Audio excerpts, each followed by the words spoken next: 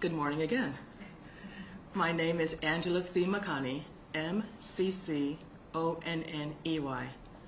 I am a commissioner for the Massachusetts Civil Service Commission.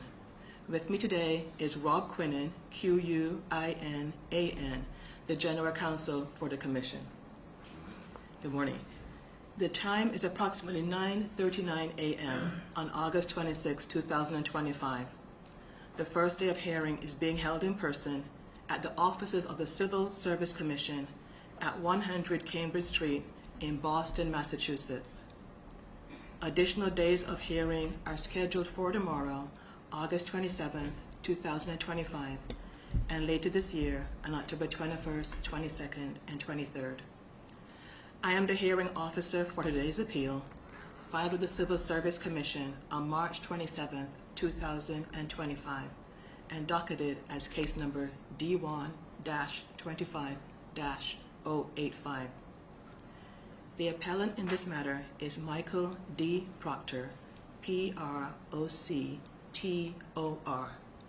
At this time, I ask that co-counsel for Mr. Proctor please stay seated, introduce yourselves, and spell your names for the record. Good morning, Madam Commissioner. Attorney Daniel Moynihan, M-O-Y-N-I-H-A-N, on behalf of Michael Proctor. Good morning, Attorney Mark Russell, R-U-S-S-E-L-L, on behalf of Michael Proctor. And my name is Zachary Green, Associate for Attorney Moynihan, on behalf of Michael Proctor. Thank you very much, Mr. Moynihan, Mr. Russell, and Mr. Green. The respondent in this matter is the Massachusetts Department of State Police. At this time, I ask that counsel for the department again, please stay seated, introduce yourselves, and spell your name for the record. Good morning, Commissioner McConney, Attorney Quinan. My name is Stephen Carley on behalf of the respondent, Department of Massachusetts State Police. It's spelled S-T-E-P-H-E-N-C-A-R-L-E-Y. With me is my associate, Pamela Rautenberg. Ma'am? R-A-U-T-E-N-B-E-R-G. Thank you very much, Mr. Carley and Ms. Rautenberg. This appeal was filed by the appellant pursuant to the provisions of Section 13 of Chapter 22C, which applies to state police disciplinary matters, and Sections 41 through 45 of Chapter 31, known as the Civil Service Law. The appellant is contesting the department's decision to terminate his employment as a state trooper. Under the applicable law, the burden is on the Department of State Police to show by a preponderance of the evidence that the appellant engaged in misconduct that warrants discipline. If the state police meets that burden, then the burden shifts to the appellant to show why termination, as opposed to a lesser penalty, was not the appropriate level of discipline. This hearing is conducted in accordance with the standard adjudicatory rules of Practice and Procedure 801 CMR 1.01, formal rules, with provisions of Chapter 31 taking precedence over any conflicting rules. To ensure clarity, this is not a jury trial. This is an administrative hearing being conducted by a hearing officer. As such, it is my responsibility to make rulings on the admissibility of evidence and then determine what weight, if any, that evidence deserves, and to make credibility assessments as necessary regarding the witnesses that appear before me. Pursuant to Section 43 of Chapter 31, the Commission has deemed this a public hearing, while reserving the right to close portions of the hearing if warranted. Members of the public are present in the courtroom today, as well as an adjacent overflow room where the hearing can be viewed live. The media has been permitted to set up a pool camera for audio, video, broadcasting, and recording. Prior to the hearing, the media and public have been provided with a summary of hearing room protocols that must be adhered to at all times. This hearing is also being audio and video recorded by the Commission via the WebEx platform. A court reporter is also present to transcribe the hearings, and that transcription will be the official record of this hearing. At the conclusion of this proceeding later this year, the parties will be given the opportunity to submit post-hearing briefs, at which time the record will close. Any final decision issued by the Commission regarding this appeal will be sent to the parties via email only. The Commission's decision will also be published on the Commission's public website at mass.gov/CSC. All final adjudicatory decisions of the Commission are subject to judicial appeal under Chapter 30A of the General Laws. Before we begin, a few housekeeping matters. First, in a final ruling sent to the parties yesterday, and after considering the objections of both parties, I have entered into evidence 36 exhibits from the Department of State Police and 58 exhibits from the appellant. As those exhibits have already been entered into evidence, there is no need to request that they be entered prior to referencing them at today's hearing. Second, I accepted the department's participant list, indicating that the department at this time has only one witness, and we will hear from him shortly. The department has committed to completing direct examination of this witness today. It is the Commission's expectation that the appellant will complete cross-examination tomorrow, with the option of recalling this witness in October if necessary. I urge counsel for both parties to use your time wisely and make adjustments accordingly as the day goes on to ensure conformance with these time allocations. Third, I hereby order the sequestration of witnesses. Any individual who is a potential witness in this matter may not attend or view any part of this proceeding until the conclusion of their testimony. Fourth, counsel for both parties have been allotted 15 minutes for opening statements. Since the audio is being captured by the table microphones, I'm asking counsel as well as witnesses to please stay seated while speaking, to speak loudly and clearly, and avoid any crosstalk. Please allow questions to be completed before objecting. At this time, I ask that counsel for the Department of State Police proceed with an opening statement, to be followed by an opening statement by counsel for the appellant. I will ask Mr. Quinnen to please keep the time. Commissioner McCartney, may I just make a statement for the record regarding procedure? Is this something separate from the motions that I allowed yesterday? No. Yes, it is. Yes. Can this wait until after openings? It can. It concerns the sequestration order. If anyone is going to testify, or you think they will, they shouldn't be in this room. No, the difficulty is the fact that we're here at the request of the Commission to start this process today, despite the fact that we're awaiting discovery from the department, as you know.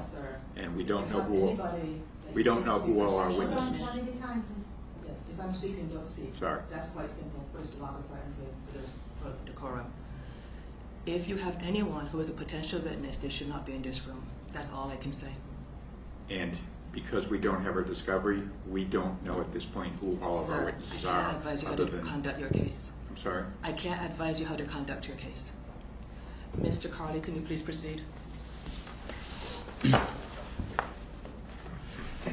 Thank you, Commissioner McConney and Attorney Quinnen. Distasteful, unprofessional,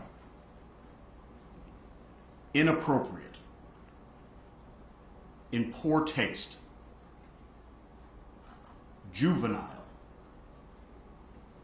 sexist, disgusting, dehumanizing. This selection of words does not come from a public comment section on the website, an op-ed columnist, or a protester outside the Norfolk County Courthouse. No, indeed, one would be forgiven for not immediately recognizing that these words are Michael Proctor's accounting of his own conduct in this case. Conduct in which Michael Proctor, tasked with the immense responsibility of acting as case officer for the investigation into the death of John O'Keefe, consumed alcohol and then operated his cruiser while on duty, released confidential information to individuals outside of law enforcement, and called suspect and eventual defendant Karen Reed a babe, a nutbag, retarded, a whack job. She's got a leaky balloon knot, leaks poo, a woman who shits herself with no ass. She's fucked. A cunt.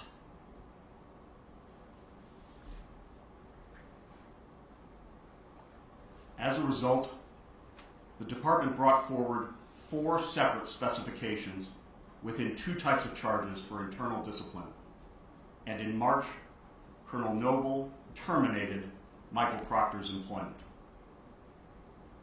In support of the just cause for doing so, beginning today, the department presents for your consideration its evidence of the appellant's guilt under the charges and specifications described as follows. Charge 1, Specification 1, unsatisfactory performance, sending derogatory, defamatory, disparaging, and inappropriate text messages about a suspect. Charge 1, Specification 2, unsatisfactory performance, provision of sensitive and confidential information about a homicide victim, potential witnesses, and potential investigative steps to non-law enforcement personnel.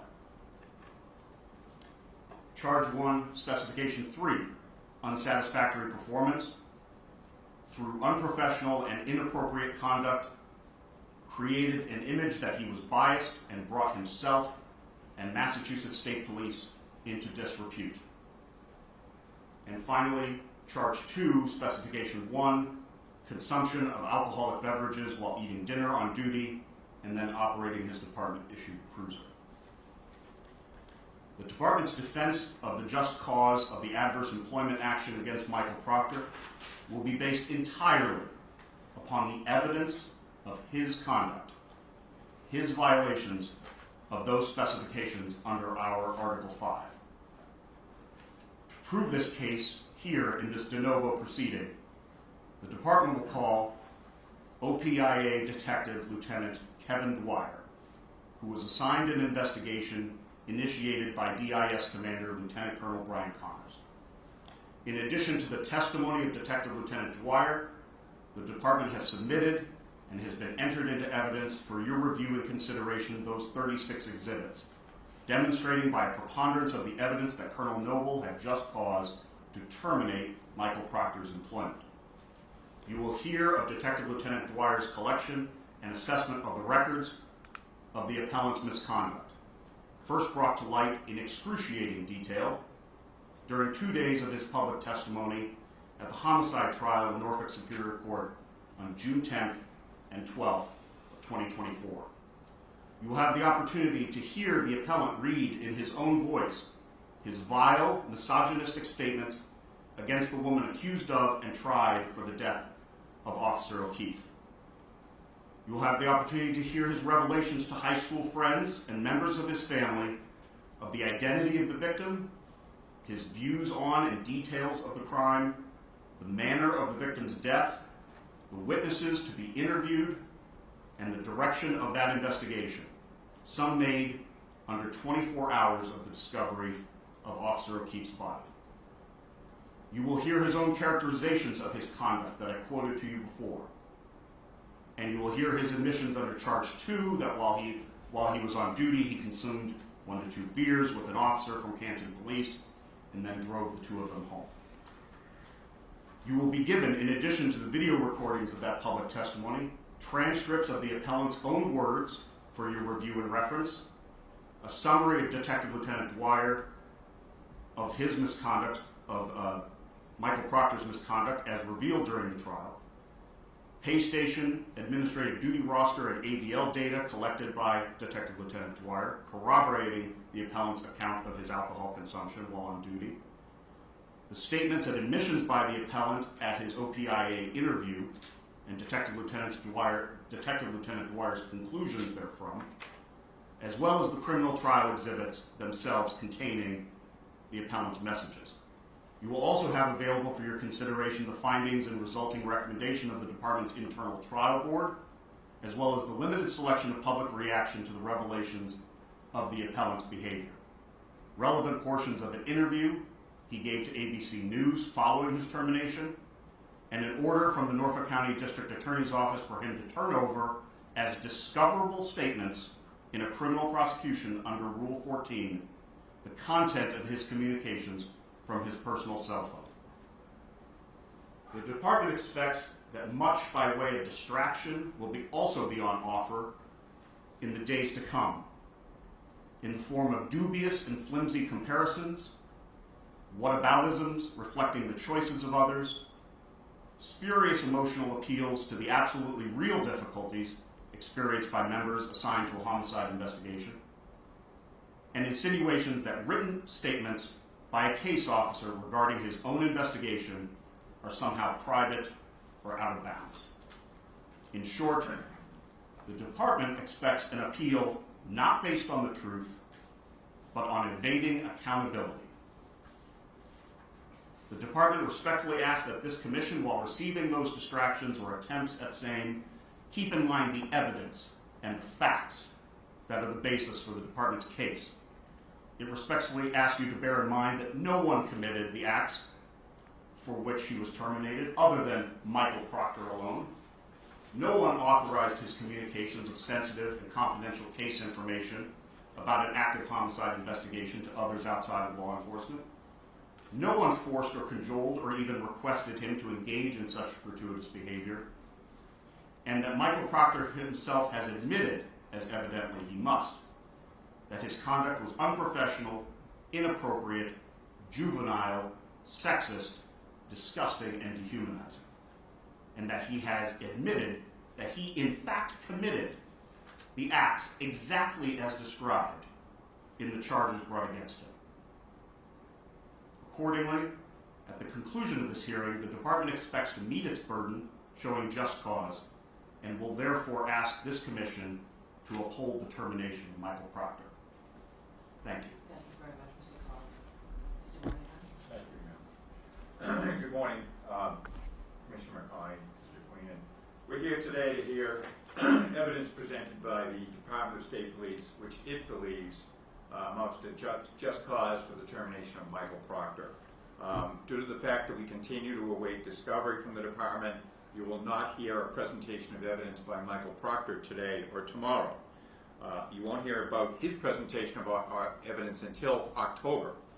Nevertheless, we will, through cross-examination, get to the truth behind this case.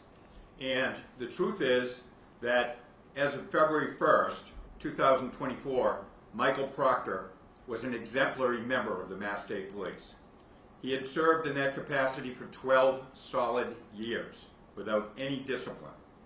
He had risen to the level of the ranks of detective for the Norfolk County DA's office as a young trooper and served in the role as detective and was a very well-respected member of that unit.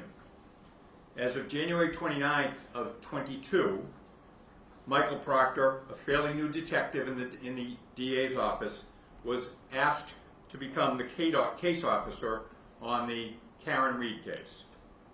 You will hear what his duties were as case officer, and you will hear all that he was not responsible for as case officer in this case.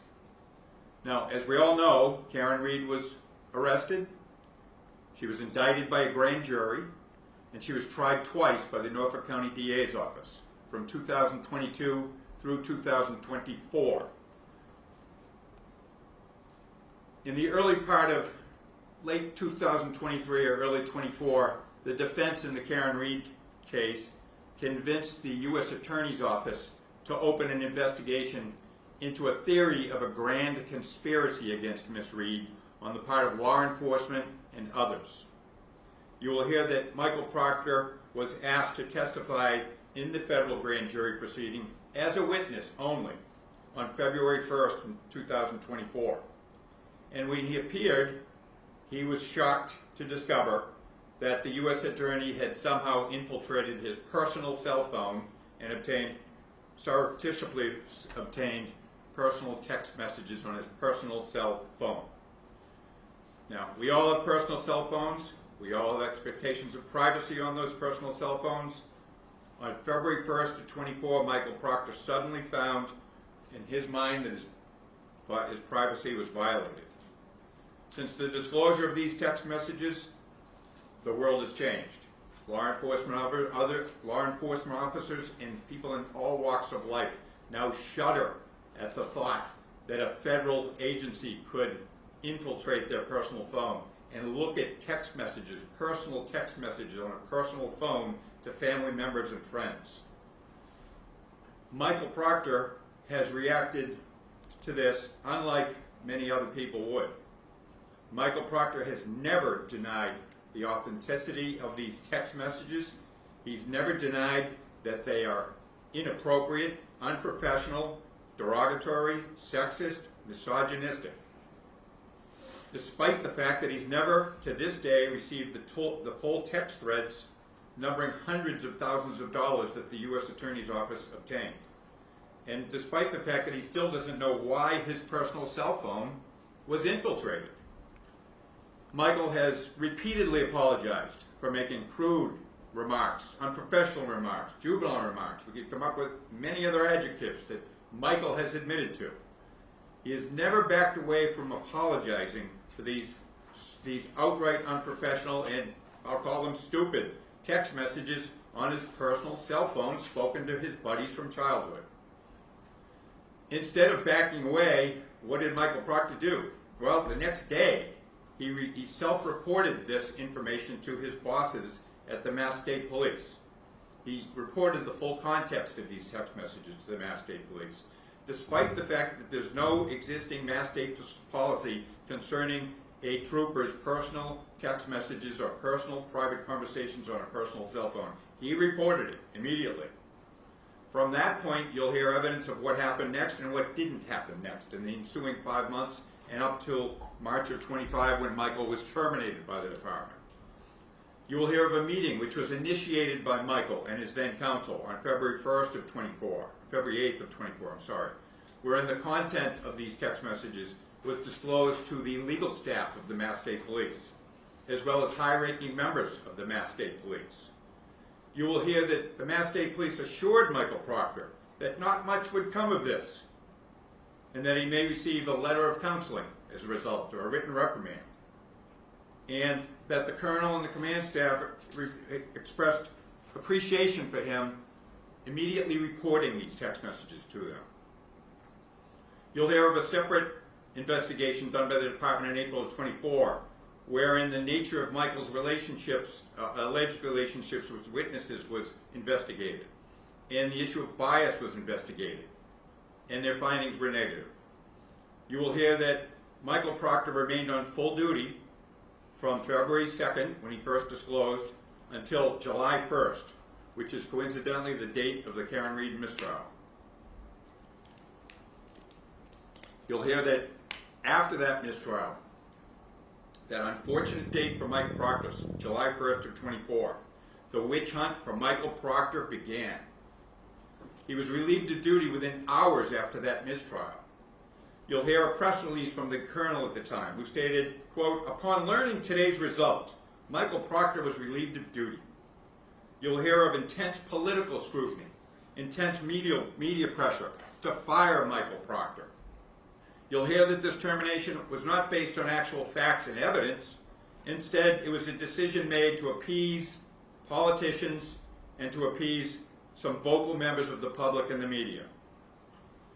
You'll hear of the so-called internal trial board process of the Mass State Police and how flawed that process is and how unfair it is and lacking in due process. You'll hear that despite the flawed process of that internal trial board, this decision to fire Mike Proctor was made on July 1st of 24, within hours after that mistrial. Most important, you'll hear evidence from the trial board in this hearing that Michael Proctor's personal feelings did not influence the evidence in the Reed case. Michael Proctor did not act with the intent to affect the outcome of this investigation. You'll hear that there's no evidence to show that the integrity of the investigation in the Reed case was compromised. In other words, the personal cell phone text did not affect his performance of his police duties. And that the Mass State Police investigation into Michael was solely about personal cell phone messages and not about his job performance in the investigation. And that the charge of unsatisfactory performance of his duties is a misplaced charge. It's a charge that was designed as a Class A offense simply to appease the masses and fire Mike Proctor. In summary, Mike Proctor was a very good trooper, an exemplary trooper, a detective who has been made to be a scapegoat as a result of the Mass State Police caving in to public pressure. Michael Proctor did not commit a crime. Michael Proctor did not violate any specific policy prohibiting personal conduct on a personal phone, because there is no specific policy. Those are two very important facts to remember in this case. Does his unprofessional conduct on his personal phone possibly warrant some discipline? Probably. Unbecoming conduct? Possibly. In October, we will demonstrate, when we have our discovery, that the termination of Mike Proctor, the firing of Michael Proctor after 12 exemplary years, does not comport with previous standards of discipline for the Mass State Police, and that is disproportionate with discipline meted out by the State Police over the years.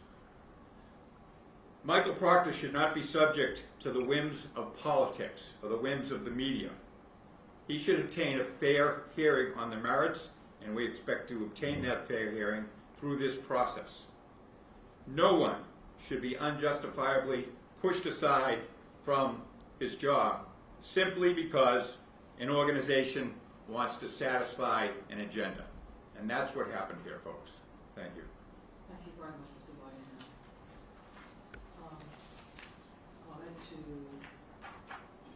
issue a supplementary ruling on your earlier request about the sequestration order. I understand it's a long time from now to October 21st. I will be asking each witness in October if they have previously observed any part of this proceeding. If their answer in the affirmative, I reserve the right to take that into account in my fact finding. Also, any individual, however, who anticipates being called as a witness should not be watching today's proceedings. May I? Yes. My only concern, Commissioner McCartney, is that many of the witnesses on our pre-hearing list are not under our control. They're State Police employees, number one. So we don't have authority to tell them not to watch this proceeding. Number two, after we obtain discovery in mid-September, we may have additional witnesses who we just don't know about yet. Right. Like I said, as I just stated, I will ask each person before they testify. Right. Thank you. And again, I'll take that into account. Thank you. Thank you so much.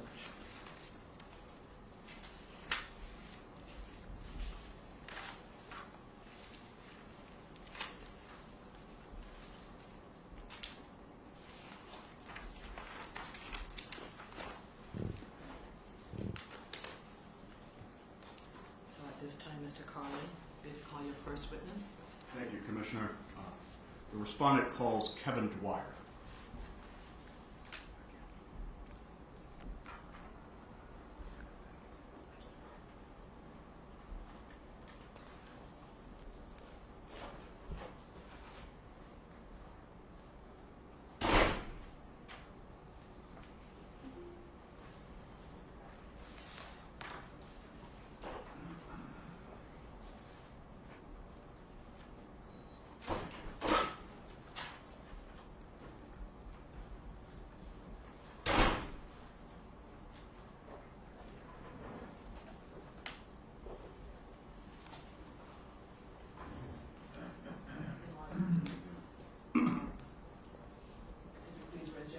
sir? Do you swear or affirm the testimony you are about to give to the Civil Service Commission is the truth, the whole truth, and nothing but the truth, subject to the pains and penalties of perjury? I do. Thank you. I would just like to impart some information to you. First of all, that your testimony is being recorded, and both parties will receive a copy of the recorded testimony. Your testimony included the decision issued by the Civil Service Commission in this matter, which will be posted on the Commission's website. I may make credibility assessments about your testimony, which may also be included in the Commission decision. Please listen to the questions carefully and answer only the questions that are asked of you. If you cannot hear the question, you may ask for it to be repeated.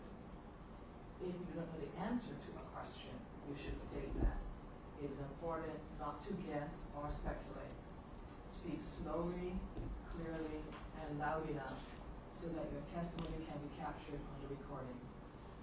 Please avoid any crosstalk by waiting for the question to be asked before you answer. And if there are any objections, please wait for my ruling before answering the question. And again, if you turn your body away, you'll miss some of the recording, so please face forward and speak into the microphone at all times. Thank you very much. Mr. Carley? Thank you again, Commissioner. Good morning, sir. Good morning. In a loud, clear voice, could you please state your full name and spell your last? Detective Lieutenant Kevin Dwyer, D-W-Y-E-R. You're employed by the department? I am. How long have you worked with the state police, sir? Over 20 years. And what is your, well, you mentioned your rank. What is your current assignment, sir? I'm assigned to the Office of Professional Integrity and Accountability. And could you please briefly describe to the Commission your duties and responsibilities in your current assignment? My current responsibilities are as an internal affairs investigator. All right. And do you have training and experience specifically with respect to OPIA investigations? I do. Can you summarize any training or experience you have in that regard, sir? Yes, I've attended multiple trainings on internal affairs investigations, plus my experience in the unit for almost 5 years. I'd like to draw your attention, sir, to the time frame of March of 2024. Did you have occasion to receive an order to open an investigation into alleged misconduct by Michael Proctor? I did. What specifically was your role in that investigation, sir? As the primary investigator. All right. And how did you specifically come to be assigned to that particular investigation? I was summoned to a meeting where I was told the allegations. And coming out of that meeting, was the investigation into, or the investigation that you ultimately conducted, was it assigned a number by the Office of Professional Integrity? And Yes, it was. What was the number, sir? It was IAS 2024-0014. And how was it formally initiated? How was the investigation formally brought into existence? There was a request for investigation that was authored by Lieutenant Colonel Connors. All right, sir. And if you could turn in your binder, please, to Respondent's Exhibit 1. Have a look at Exhibit 1, please. Is Exhibit 1, as before you, sir, is that the personnel investigation or the order to initiate the personnel investigation from Lieutenant Colonel Connors that you just referenced? It is. All right. And did you ultimately have occasion to organize, author, and submit a report and several exhibits documenting your findings in this investigation? I did. And as part of those exhibits, did you include a copy of Lieutenant Colonel Connors' request for investigation dated March 4th as your Exhibit 1 to your report? I did. Now, following up on Exhibit 1, in the body of the document, Lieutenant Colonel Connors references a criminal investigation. Is that correct, sir? He did. Would that be the criminal homicide prosecution of Karen Reed into the death of Boston Police Officer John O'Keefe? Yes, it was. Fair to say that Officer O'Keefe's body was located on January 29th, 2022 at a residence in Canton? Yes. And as specified by the general laws, the Norfolk County District Attorney's Office, and specifically the department members who are assigned there, they're assigned to lead that investigation? Yes, they are. And the case officer for that particular investigation was Michael Proctor, is that not so? Yes, sir. Now, at a certain point during that investigation and prosecution, did some information come to light about a related federal proceeding? Yes, it did. How did you describe that in your report, sir? The department was notified by the Norfolk County District Attorney's Office that they were advised by the U.S. Attorney's Office that there was a federal invest that involved Trooper Proctor. Okay. And how did the notification that came to the department that you just described, the notification from the Norfolk County District Attorney's Office, how did that notification take place? It was a verbal notification. All right. And at the time the verbal notification was made, was there any documentation provided by either Norfolk County or by the U.S. Attorney's Office regarding that investigation? None that I'm aware of. Okay. And did Norfolk County provide any other details about that federal investigation at that time, sir? None I'm aware of. All right. At some point, was it disclosed that Michael Proctor had his personal cell phone examined and that there were text messages of a derogatory and defamatory nature about Ms. Reed on that cell phone found? Yes. What, if any, effort did the department make around that time to learn more about those text messages? To my understanding, there were multiple conversations amongst the department and the federal authorities to get more information. I don't believe they were very successful. All right. And that was a decision made, as far as you're aware, by the federal authorities? Correct. Did the federal authorities place any conditions on the department with regard to this investigation? Yes. What conditions, sir? Anyone that was advised of the existence of the text messages had to sign a non-disclosure agreement.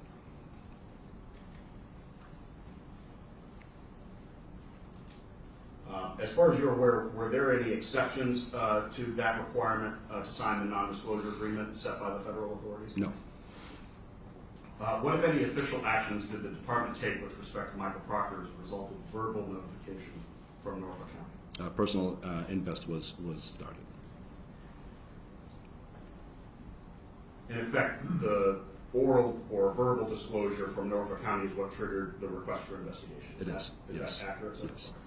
As part of the standard practice and required by department procedure and the collective bargaining agreement, was a subject notification letter issued to Michael Proctor? Yes, it was. Who first issued that and when, sir? Detective Lieutenant John Goslin on March 4th. It was Detective Lieutenant John Goslin, and that was sent on March 4th, 2024. Was Lieutenant Colonel Connor's request for investigation attached to that subject notification letter? It was. And initially, among other copied recipients, was that notification also sent to Trooper David Stewart as the spam representative? Yes. And did you ultimately attach a copy of that notification dated March 4th to your report in this case? I did. And did you attach it as Exhibit 2 to your report? Yes. Could you turn to Exhibit 2 for the respondent's exhibits in this proceeding, please?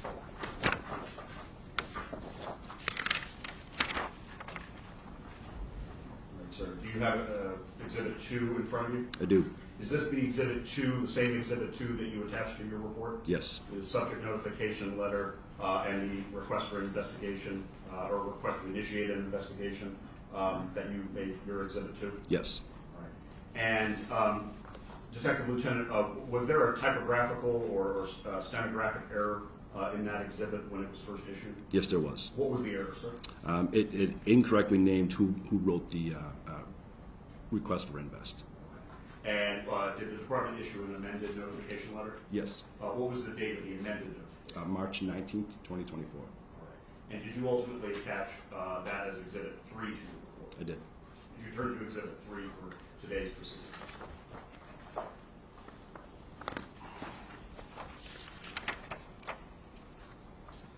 Do you recognize Exhibit 3, sir? Yes. And is that the same Exhibit 3 that you attached to your report in this case? It is. All right, sir.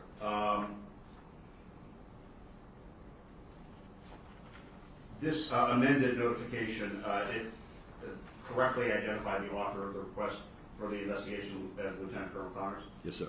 And was it provided to, this particular one, provided to, among others, Michael Proctor's spam representative, Sergeant Christopher Johnson? Yes. Okay.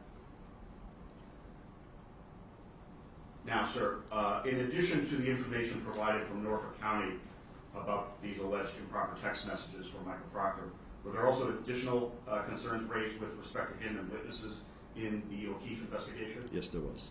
Could you just generally describe, sir, for context and the Commission's benefit, what were the concerns that you were made aware of? There was concern that Trooper Proctor had a relationship with some of the potential witnesses in the investigation. All right, sir. Did those concerns constitute any portion of your investigation into Michael Proctor's misconduct, meaning specifically OPIA case 2024-001? It did not. Okay. What, if anything, to your knowledge, did the department do regarding those concerns? There was a separate inquiry done to determine the nature of Trooper Proctor's possible relationships. And was that documented separately by separate investigators within the department? Yes. And was that given internal personnel investigation number 2024-DIS-4? Yes, it was. All right, sir. In your ultimate report in this case, IAS 2024-0014, did you ultimately note in general what you learned about that separate investigation? Yes. Okay. Can you summarize what you conveyed in your report, please, for the Commission, sir? So it was learned, while Trooper Proctor may have known some of the witnesses, the relationships were not substantial, and they were consistent with how he had represented them. All right, sir. Given what you understood about that investigation, and given the consistency that you mentioned with regard to his statements about those relationships and them being not substantial in nature, did any suggestion of misconduct on that matter have any impact on your findings, investigation, or recommendations in IAS 2024-0014? No. Detective Lieutenant Dwyer, I'd now like to ask you about your review of evidence regarding Michael Proctor and the text messages in particular. To begin, when did you first learn of or have made available to you the substance of the messages that were the focus of your investigation? When Trooper Proctor testified in the criminal trial. All right, sir. And on what day or days did he testify in the trial that you just mentioned? June 10th and June 12th, 2024. Up to that point, the department did not have any documentation nor admissions from Michael Proctor regarding the content of the disclosure of his, the content of his personal cell phone. Correct.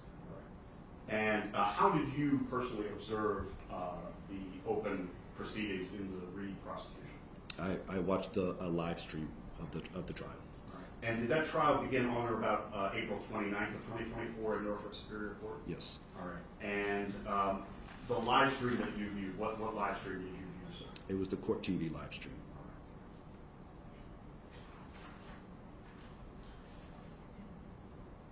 Was there any testimony, you mentioned June 10th and June 12th of 2024, was there any testimony on June 11th? No, there was not. All right. As part of your investigation, were you able to obtain copies of the video broadcast from both June 10th and June 12th for inclusion in your ultimate report? I did. And were those copies of the video recordings ultimately made exhibits 4 and 6 respectively to your report? Yes. All right. I'll note for the record that exhibits 4 and 6 to the witness's report are reproduced as exhibits 4 and 6 in the respondent's exhibits here today. In addition to the previous exhibits that I just mentioned of the video broadcast footage, did you also have occasion to obtain any transcripts of those same 2 days of trial testimony? Yes. And specifically the testimony of Michael Proctor, the transcripts focusing on his testimony? I did. Okay. And did those ultimately become exhibits 5 and 7 respectively to your report? They did. All right. I'll note for the record that those exhibits are attached as 5 and 7 to the exhibits here today. Thank you. Detective Lieutenant Dwyer, did you also personally take notes during your viewing of trial footage in conjunction with the transcripts of the video? Did you also want to take notes on the content of Michael Proctor's testimony? I did. All right, sir. And did you include the substance of those notes as part of your report in this case? I did. And did you ultimately attach those notes to your report as Exhibit 8? Yes, I did. All right, sir. Could you carefully, and it's the number of pages, but could you go to Exhibit 8, please, sir?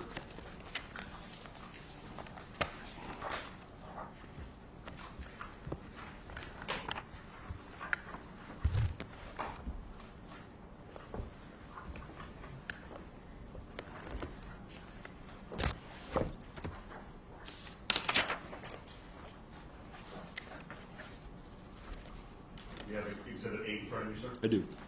All right, sir. The Exhibit 8 that's in front of you, these are your notes from reviewing Michael Proctor's live testimony in the first Karen Reed trial. They are. And they are the same as the Exhibit 8 that's in front of you as part of the respondent's set of exhibits. Yes.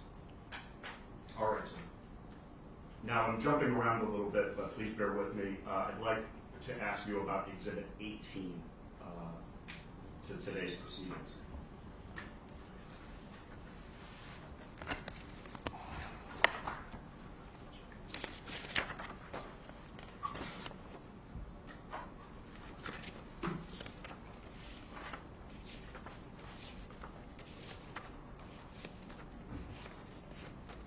All right, sir.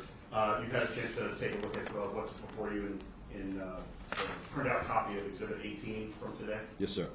Is that a copy of the ultimate report that you authored and submitted in this case as the conclusions of your investigations, the findings and conclusions of your investigations in IAS 2024-0014?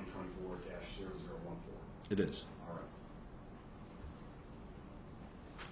All right, I'd like to ask you now a series of questions about the categories of allegations. Do you have a portion of your report that sets out the allegations into separate categories or organized by letter? I do. Okay. And would that be categories A through K, allegations A through K? Yes, they would. All right, sir. Please turn to base stamp respondent 504. That would be the 14th page of Exhibit 18. You have 504? I do. Yes.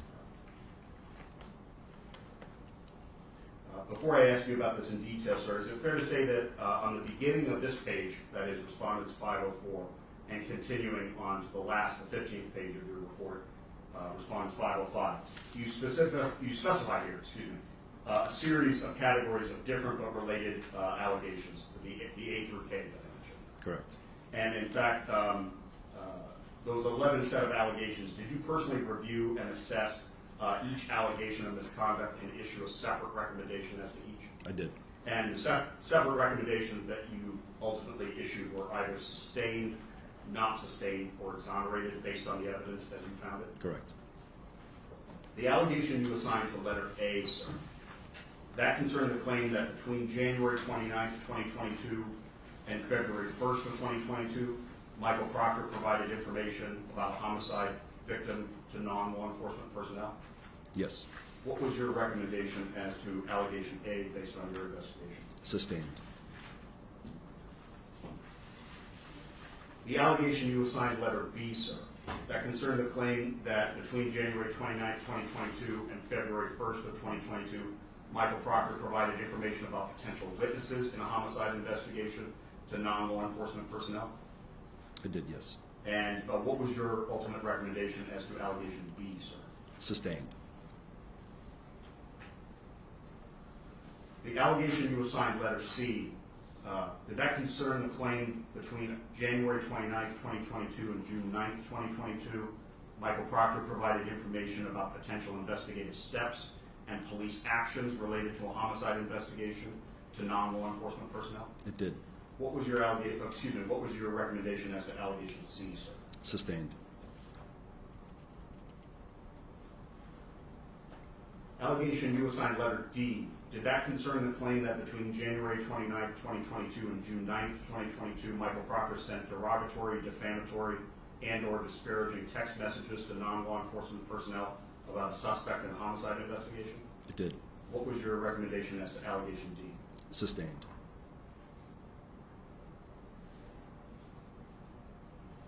Allegation you assigned letter E, sir, did that concern the claim that on February 1st, 2022, Michael Proctor engaged in behavior to accept a reward, gift, or gratuity on account of his official services?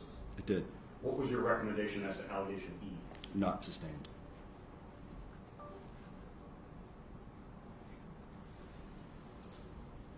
The allegation you assigned letter F, sir, did that concern the claim that on dates between June 9th, 2022 and August 17th, 2022, Michael Proctor sent derogatory, defamatory, and disparaging text messages about a suspect in a homicide investigation to other law enforcement personnel? Yes. What was your recommendation as to allegation F? Sustained. As to assignment, allegation assigned letter G, sir, did that concern the claim that on August 17, 2022, Michael Proctor looked for nude photographs of a suspect in the homicide investigation? It did. What was your recommendation as to allegation G? Not sustained.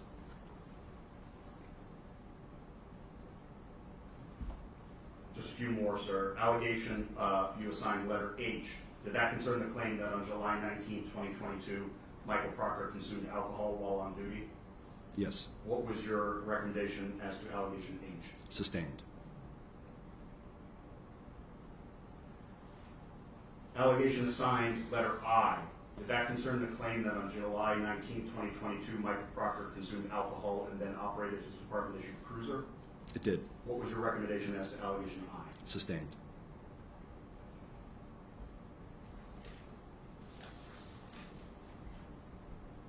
Allegation assigned letter J, sir. Did that concern the claim that on July 19, 2022, Michael Proctor received overtime pay while not engaging in official duties? Yes.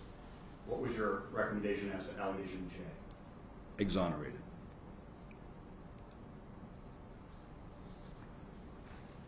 Finally, sir, the allegation assigned by you, letter K, did that concern the claim that on dates between January 29, 2022 and August 17, 2022, Michael Proctor engaged in behavior that brought himself and the department into disrepute? I did, yes. And what was your recommendation as to allegation K? Sustained.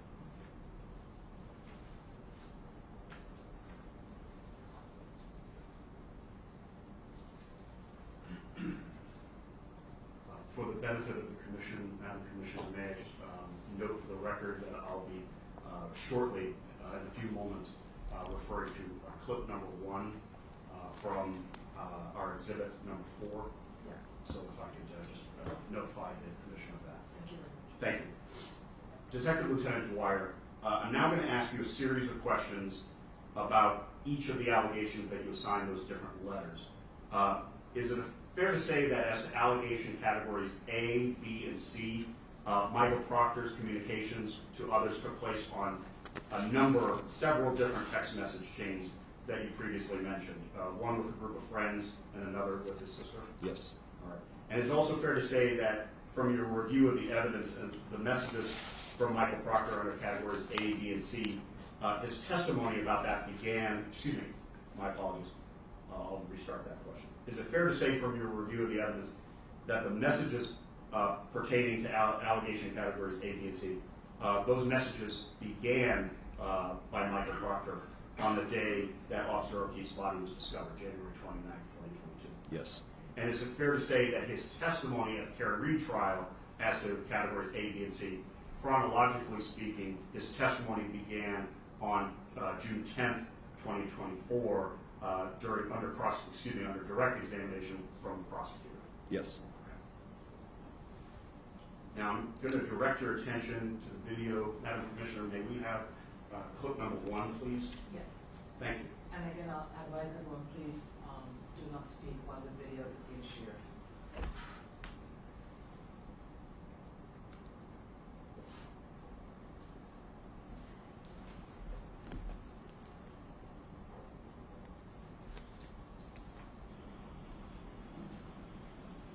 Madam Commissioner, could you pause, please?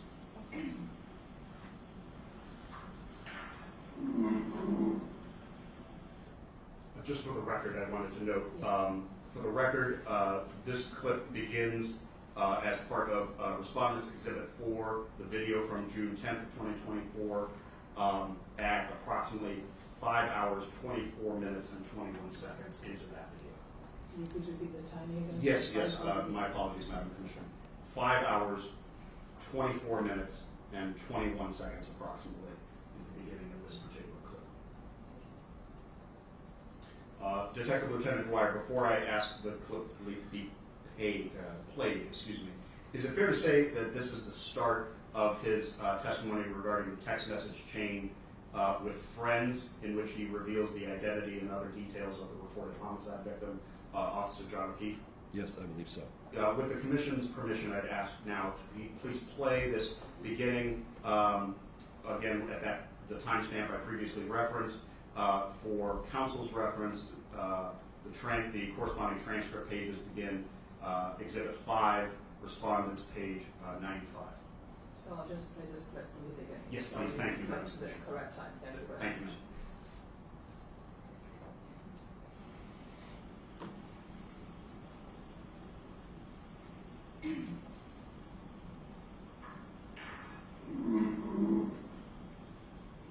Where I'm showing you the document, do you recognize that? Yes. And what do you recognize it to be? It's a text message thread labeled Proctor Friends. Now, over the course of your investigation, over the course of this case, you're aware that there were iCloud data that was obtained from your personal cell phone. Yes. And different text strings from that iCloud data from your personal cell phone, correct? Correct. And with respect to what has just been placed before you, is that an excerpt or piece from those particular messages? It is. And from the front page of that, can you tell the jury who are sort of the participants in this particular text communication? There's several numbers that aren't identified. The three that are under kind of nicknames me and my buddies have for each other. And generally speaking, just as far as the participants in this text communication, who are these people to you, and how do you know them? How long have you known them? Who are they? The members on this text thread are close friends from junior high, first grade even. So people you've known for years, is that correct? Correct. And do each of them live, or do any of them live within the general area at this time? Some of them do, yes. And so when some of them do, some of them do not, is that correct? Correct. And the ones that do not, how far away do they live? As far away as Tennessee. Now, with reference,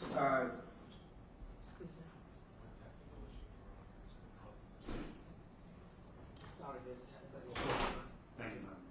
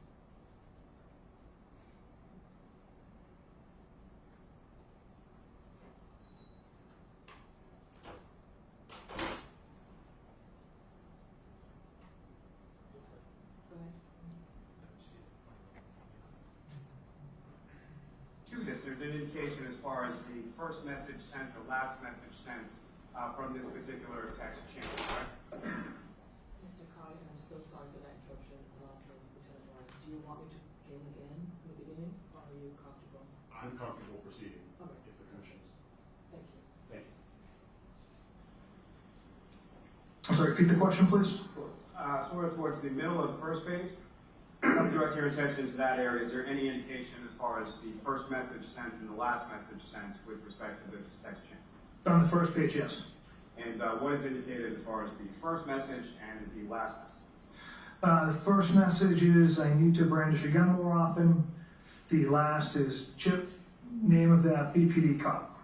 No, I'm sorry, sir. If I could direct your attention to the first page of this packet, page 2527, you see conversation details.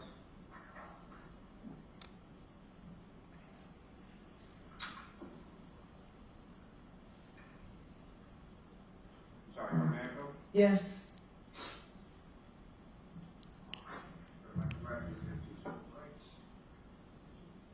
Okay, You see what I was talking about now? I do, sir. And from that area labeled conversation details, there's a first message sent, date, and time, and the last message sent, date, and time, correct? Yes. What is the first message sent, date, and time? It's 10/18 of 2021 at 8:48 a.m. The last message sent is 8/31/2022 at 11:19 p.m. Is there also within that conversation details an indication as far as the number of messages over that time frame within this communication? There is. And what does it list for number of messages? It's 38,707. It's fair to say the packet that you have before you does not contain all 38,707 messages, correct? That's correct. The first message that you had, I believe, alluded to in reference to the first one listed within this communication. What date and time is that? That was January 29th, 2022 at 10:36 p.m. And who is that message from? My friend who lives in Tennessee. And what, if anything, did he send to the I need to brandish a gun more often. And if you know, what is that in reference to? He just recently moved to Tennessee, and he was kind of, I think, making a joke as kind of the lifestyle down there where guns are more prominent or more common to be carried around there. So I interpreted that as a joke in that nature. And the next message, sir, from that same page, 2527. The next one is it's bold. And is there a name associated with that number that's in these? No, Do you know who that person is? I don't. And the next message, sir, Yeah. from 10:52 p.m. Chip, name of that BPD cop. And Chip, who is that referring to, sir? That is one of my nicknames I've had since maybe high school. So a nickname that would be familiar amongst these group of friends in particular? Yes. And this time period when these text messages begin, sometime after 10:30 or 10:50 p.m. on January 29th, where are you and what are you doing in reference around that time period? At this point in time, on the 29th, I'm home. And that last text message, do you respond to that at approximately 10:53 p.m.? Yes. And what was your response? John O'Keefe. And the next message down from there, also at 10:53 p.m.? Yes. He took custody of his sister's kids. That's your response. There's another response above that, is that correct? Yes. And what does that say? How old? And you respond as far as he took custody of his sister's kids, correct? Correct. Skipping down a couple, do you see an entry at 10:53:49 p.m.? Yes. And that's from a 617 number, is that correct? Correct. And what is the response there? Oh man, that's rough. And following that, do you respond to the earlier query as far as age? I do. And what did you say? Mid-40s. Thank you, Madam Commissioner. Thank you. Vote, please. For the record, Sir. I apologize. Yes, ma'am.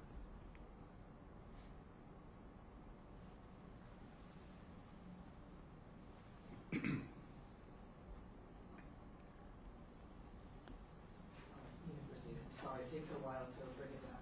Thank you, Madam Commissioner. Understood completely. For the record, that was played, that portion of Exhibit 4, the video from June 10th, 2024, was played until approximately 5 hours, 30 minutes, and 50 seconds.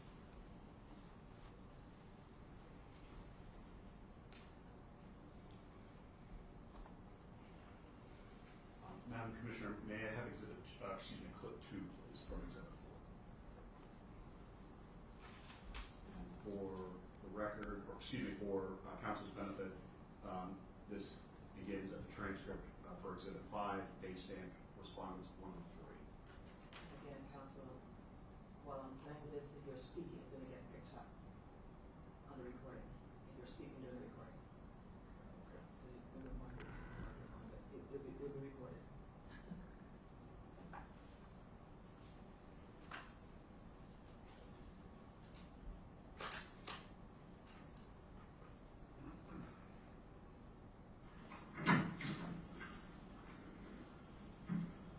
Top of the page, sir, if you could read through that page as far as who's texting and what do they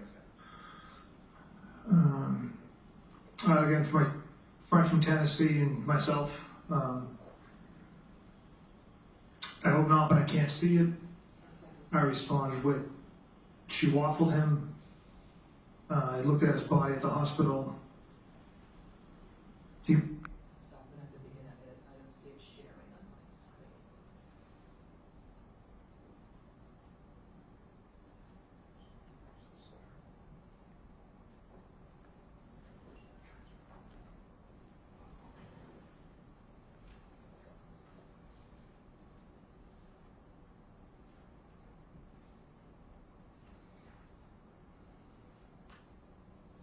Sorry about that.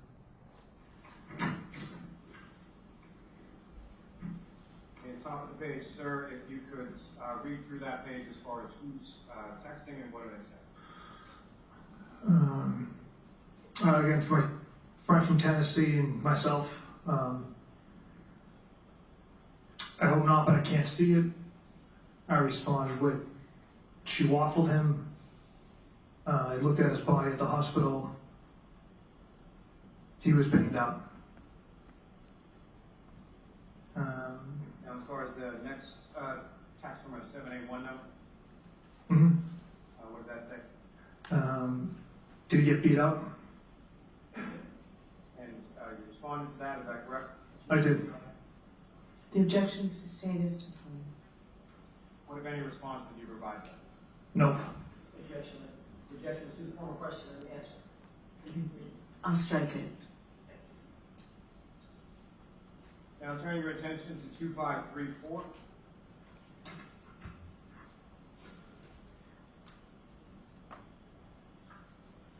And from this page, sir, if you could again just read through as far as indicating to the jury who's speaking and what is being said. From the start of the first text, so the owner of the house? Yes. So the owner of the house was a woman cop that beat him? That's what I initially thought after talking to the can paramedic. Then I saw the guy. And those last two are your responses, is that correct? Yes. Now, the following text messages are from your friends, is that correct? Yes. What do they say? Here, let's focus. What does she waffle to mean? What's the story? I responded, she hit him with her car. And the she that you're referring to there, who is that? Miss Reed.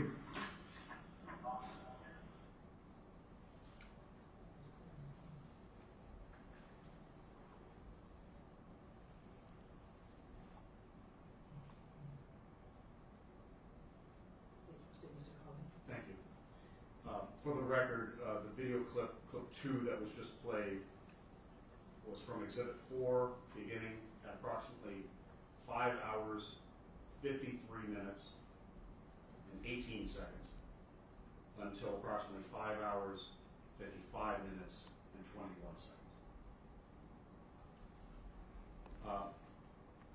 Detective Lieutenant Dwyer, fair to say that concluded Michael Proctor's testimony as to allegations A, B, and C with regard to June 10th, and he did not testify on those subjects again until June 12th. Correct. Correct. May I please have clip 3 now, Commissioner?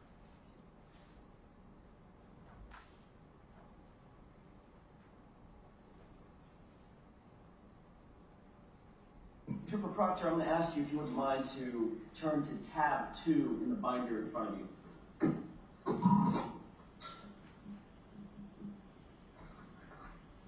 Can you take a look at the face page of what's under tab 2 and tell me if you recognize that? Yes, sir. It's a private text thread with high school friends. And this includes 9 participants, 9 chat participants that you engaged with? That's correct. Those participants include people by the name of Bird, Whitey, and Doc, correct? Correct. And then there's some other folks in there that are identified by at least the last 4 digits of their phone number, correct? Yes. So this is a group text or a group chat with you and 8 of your high school friends about this investigation, correct? Yes. Trooper Proctor, you never thought when you were engaged with these other 8 individuals that this particular set of chats would ever become public, did you? No, I did not. I want to take a look at page 2527, if you can turn, that's on the bottom right of the document in tab 2. Do you recognize, do you have that page in front of you? Yes, sir. You recognize that this group chat was taking place on January 29th at about 10:52 p.m., correct? Correct. And the person that I'll identify as 5051, that's the last 4 digits of that phone number, indicates Chip, name of that BPD cop, correct? Correct. First of all, you indicated on Monday that you're Chip, is that right? Yes, sir. You responded at 10:53 p.m., John O'Keefe, is that right? Yes, sir. So you were willing to tell, just a few hours into an investigation of the death of a Boston police officer, you were willing to tell a bunch of high school buddies details about the investigation, including the name of the victim, correct? At this point, it was 16 hours later, sir. Not a few. 16 is a few hours, correct? I'm not talking about days later. It was about 16 hours later, sir. Correct. And you identified John O'Keefe as the Boston police officer who was fallen in the yard at 34 Fairview, correct? Correct. You also informed, if you will skip to page 2529.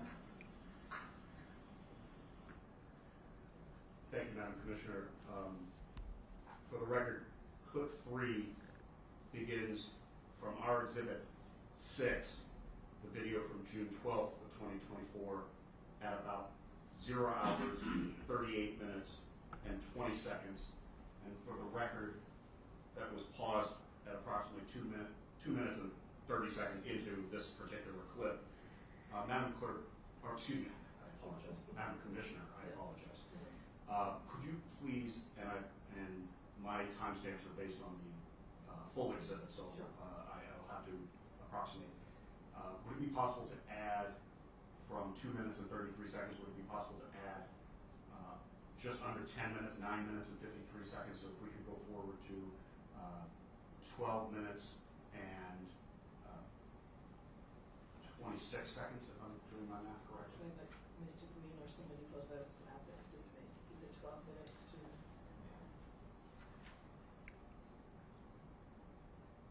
We Is that have 4 four? minutes, yeah. Okay. 5, 6, That's 7. 7, yep. 8, 9, That's 10. no, it's 9.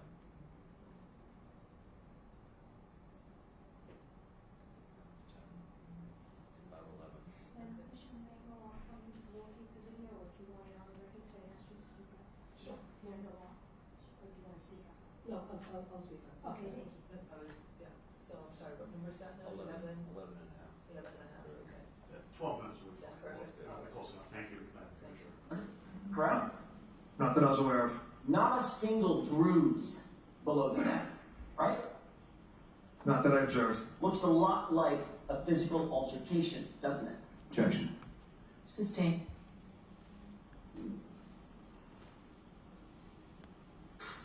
Bird writes, Bear, let's focus, correct? Yes, Who's Bear? that's another nickname I have.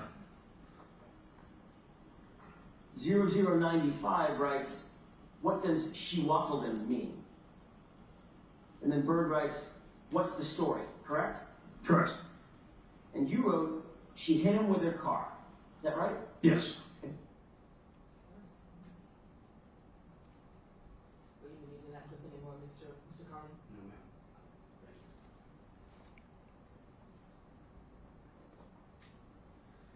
All right, please resume your questioning. Thank you. For the record, what was played, as I mentioned before, it began at approximately 0 hours, 38 minutes, and 20 seconds.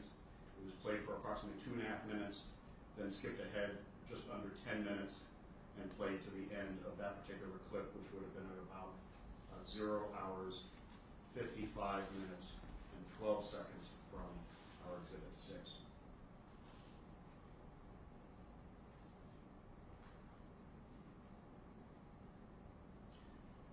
All right, sir. You just saw the 3 clips that were played, is that correct? Yes. The first 2 being Michael Proctor's sworn testimony under direct examination from Prosecutor Adam Lally, and the third under cross-examination by Defense Attorney Alan Jackson. Yes.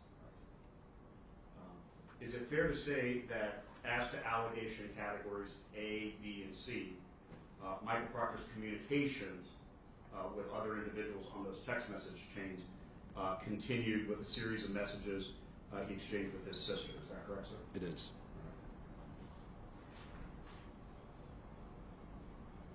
If I may just have one moment, please. Of course.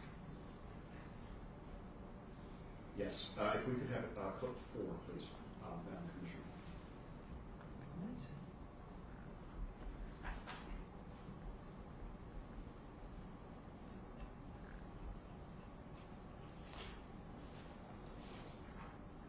I'm sure we would have documented that, you recognize that. Yes, I do. What do you recognize that to be, sir? Text communications between my sister and I. That's your sister Courtney, is that correct? That's correct. And similar to what I asked you about the prior packet, as far as the first message sent, date and time, last message sent, date and time, what is indicated on this first?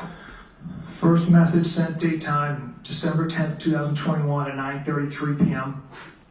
Last message sent, 8:30, 2022 at 8:48 p.m. At 8:30, that's August 30th, is that correct? I'm sorry, yes, August 30th, 2022. And similar to the other messages, is there an indication as far as how many number of messages were sent between yourself and your sister over that time period? 2,865. And fair to say that the documents in front of you do not contain 2,865 messages? Correct. Now, just in reference to the first message on page 2662, the first page in this packet, do you see that from December 10th of 2021 at approximately 9:33 p.m.? Yes. And what does that indicate? A text message from my sister. And what does it say? I called earlier, Dolph earlier, and Mom was puking in the background. And do you recall what that was in regard to? From the sounds of it, my mother had a stomach bug.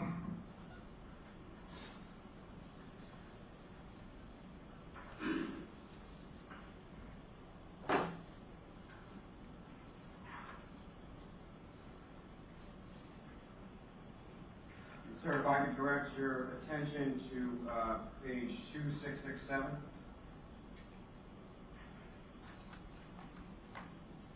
And these are text messages from January 29th, 2022, between yourself and your sister Courtney. Correct. And if you could read from the top of the page through the end, and please indicate to the jury as far as who's talking and who's saying what. So I texted my sister at work, "What's up?" She responds, "What? Why?" I respond, "We just found it frozen to death on a front lawn in Canton this morning. Actually just interviewed Jen McCabe, said she knows you." And the knows you, who are you referring to? My sister. And how did your sister respond to that? Cut the shit. I responded you. It was a typo correction with my response to you. She responded, yeah, she knows Jack very well. She's really good friends with Julie. My sister continues on. Her sister is married to Brian Albert. My sister asks, you still working, question mark. I said, yep, gonna be out for a while, homicide. As far as your answers to those questions, or as far as your communications that you had with your sister at this time, on the afternoon of January 29th, what were those in regard to, or why were you communicating that to your sister? At that time, it was just kind of in the news. I was just kind of letting her know I was out working. She didn't share anything specific. I wouldn't share anything specific on cases with my family or anyone. It was just kind of an overall innocent conversation. Now, turning your attention to the next page, 2669. Again, if you could read from that page as far as who is talking and what the content is.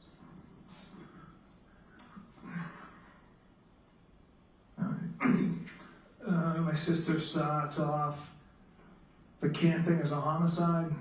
I respond, this is at 3 in the afternoon on the 29th. Don't say a word to anyone. She said, of course not. I respond, and at the very least it's suspicious. She responds, this is your livelihood. And then I would never miss with that. 3:07, I respond, Julie and Chris were at the bar with the victim and girlfriend. Got to interview them.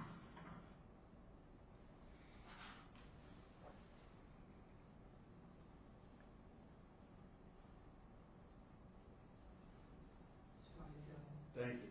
For the record, that was clip 4, extracted from Exhibit 4, the video from June 10th of 2024, beginning at 6 hours, 5 minutes, and 48 seconds approximately, and played till approximately 6 hours, 10 minutes, and 42 seconds. Detective Lieutenant Dwyer, did Michael Proctor's testimony about the messages he sent with his sister relevant to allegations A, B, and C, did that testimony continue under cross-examination on June 12th of 2024? It did. May I have clip 5, please, Madam Commissioner?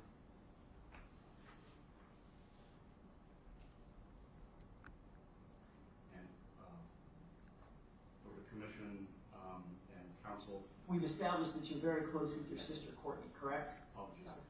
Apologies. Just for reference, I'll be asking the Commission to pause the video. There's a break in the testimony so that we can skip ahead. I'll be asking for this particular clip, the Commission to pause the video at 3 minutes and 57 seconds, and then skipping ahead approximately 2.5 minutes. So please repeat that, sorry, you want me to play it till 3 minutes? And 57 seconds. And then advance it to? And advancing it 2 minutes and 29 seconds, so approximately 2.5 minutes. I know, to what number? To about 6 minutes. 6 minutes and 20 seconds. Yes. Thank you. Thank you for the quick conversion. Attorney. We've established that you're very close with your sister, Courtney, correct? Correct. You provided your sister with updates on important advancements during the course of your investigation into this case. Did you not periodically? I made her aware of newsworthy stuff. That started as early as January 29th, 2022. Isn't that right? Don't have the exact date or content. Well, the day of the incident, you began letting her know that you were involved, that you had been assigned, what the status was, Yes. the nature of the case, that Correct. it was a homicide, correct? Yes.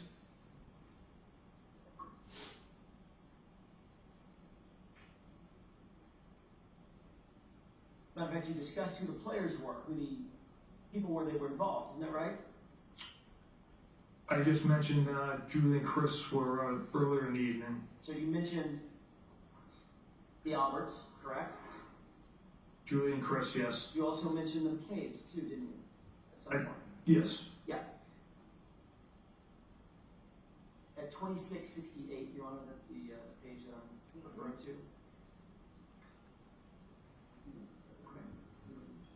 This one. You write homicide, correct?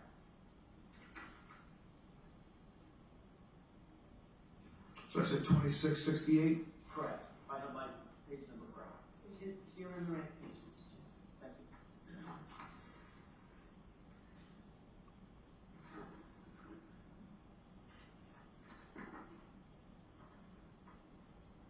Okay, go ahead, sir. You wrote the word homicide, is that right? Yes, You were describing to your sister the nature of the case that you are now assigned, is that right? correct. She wrote the Canton thing is a homicide, and you wrote don't say a word to anyone, correct? Correct. And then she wrote of course not, is that right? Yes. And then you wrote what? In the very least, it's suspicious. In the very least, it's suspicious, correct? Correct. So at that time, at least at the time that you wrote that text on the 29th, at 3:05 in the afternoon, you believed that the case was suspicious, right? It was before we found significant pieces of evidence. So you believed that it was suspicious that it may involve the albums, right? Absolutely not. She then writes, this is your livelihood, didn't she? She did. Meaning, this kind of case could make or it could break your career, right? Objection. She then wrote, I would never mess with that. Is that right? Yes. Your sister, Trooper Proctor, was warning you that you shouldn't be investigating a case in which close friends or family members were involved. Objection. Did you take her text? This is your livelihood. I would never mess with that. As a warning from her that you shouldn't be investigating a case that involved close friends. Objection. I'll allow it. Absolutely not. That was in response to don't say a word to anyone. And that was how I interpreted this is your livelihood. I would never mess with that. A couple of minutes later, 3:07 on January 29th, you told your sister, quote, Julie and Chris were at the bar with the victim and girlfriend. Got to interview them. Is that right? Yes. So you were telling Courtney, your sister, updates on what your investigation advancements were, correct? Just that part. Interview, why are you going to interview him? Yes. She wrote, you got to be kidding me, correct? Correct. Did you? All right, advance it to the 6 minutes and 20 seconds or so. Yes, please, thank you.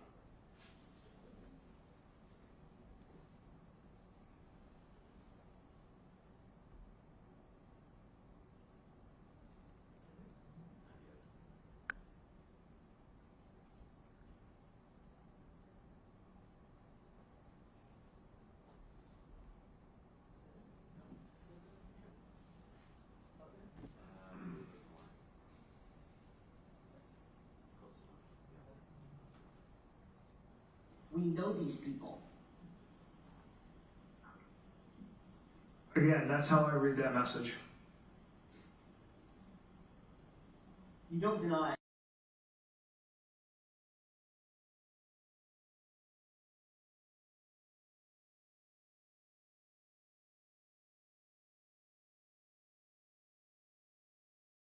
Well, Too specific. newsworthy, would you have gone to the news at this point in the investigation? Would you have gone to the news and said, Julie and Chris were at the bar, I gotta go interview them?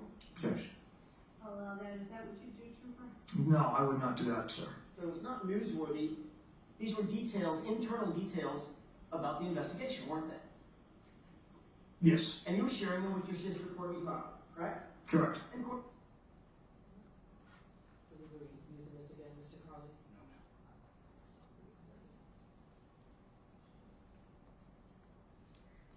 Please go ahead. Thank you. For the record, that was, again, Respondents Exhibit 6, the video from June 12th of 2024. Playback began at approximately 1 hour, 50 minutes, and 43 seconds. It was played till approximately 1 hour, 54 minutes, and 40 seconds. And then it was skipped ahead to approximately 1 hour, 57 minutes, 9 seconds, and played to the end of that particular clip 1 hour, 57 minutes, and 51 seconds.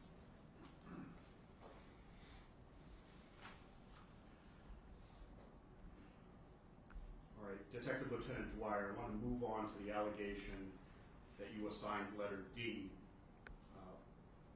for the commission's benefit. Again, that was the allegation you categorized as D, was that Trooper Proctor allegedly sent derogatory, defamatory, and disparaging text messages to non-law enforcement personnel about a suspect in a homicide investigation. Is that true? Yes. Is it fair to say that as to allegation category D, sir, Michael Proctor's communications were also on multiple text message chains, one with the same large group of friends, another with his sister, and a third with his spouse? Yes.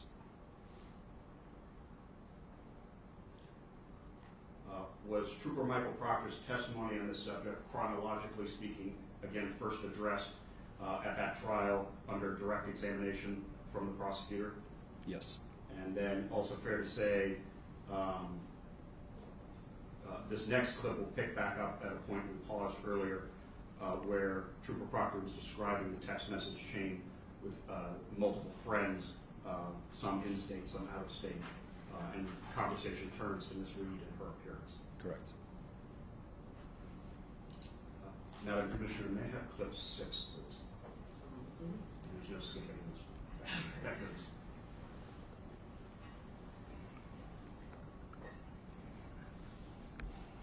Counsel's reference. Second response, same number. She Hartley. Apologies. For counsel's reference, this is transcript exhibit 5, respondents exhibit 5, being stamped beginning on approximately page 108. Thank you. Second response, same number. She Hartley. And turn your attention to the next page, 2538. At the top, if you could just read a series of responses from yourself, correct? Yes, sir. No, sir. Yeah, so these came from me. From all accounts, he didn't do anything wrong. She's a whack job. C-U-N-T. Objection. So don't spell it, you have to, so these are your words, Trooper Proctor? Yes, Your Honor. Go ahead and say them. Cunt. Yes, she's a babe. Weird Fall River accent, though. Though, no ass. And sir, what is it that you were referring to there, or why would you text them? These were, from all accounts, he didn't do anything wrong. Is talking about the homeowner, Mr. Albert. I had mentioned the compelling evidence against Ms. Reed at this point indicated that Mr. Albert had nothing to do with Mr. O'Keefe's death. The rest of the unprofessional and regrettable comments are something I'm not proud of, and I shouldn't have wrote in a private or any type of setting.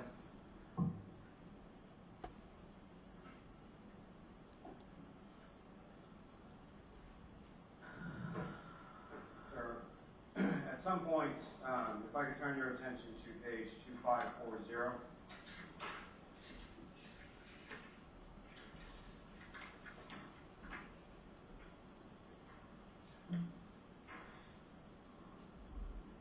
And there's a photograph that's shared within this text communication, is that correct?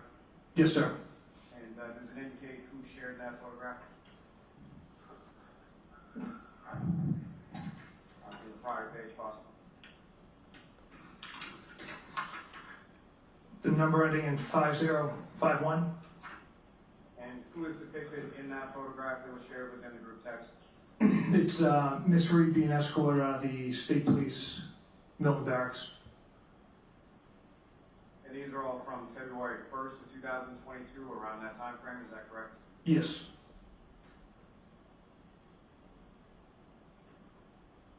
Now, sir, if I could direct you to page 2543.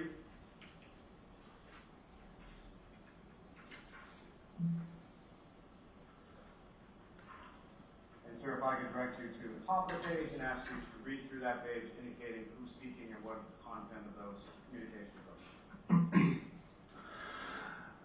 Okay. Number ending in 4146, question, is that chick a smoke? Again, 4146, question mark. I respond EH. I respond again, not bag, as chief would say.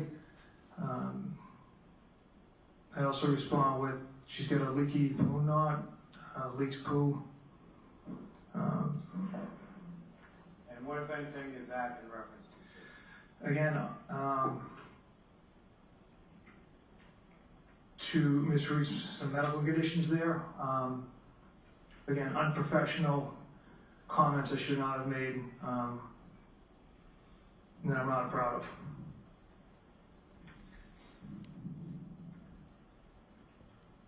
As far as attitudes expressed within these text messages and other text messages, what, if any, impact did that have as far as your investigation was concerned regarding these? These juvenile, unprofessional comments have zero impact on the facts and the evidence and the integrity of this investigation. They say these are unprofessional comments, but they absolutely do not detract from the integrity of the investigation or the facts and evidence of it.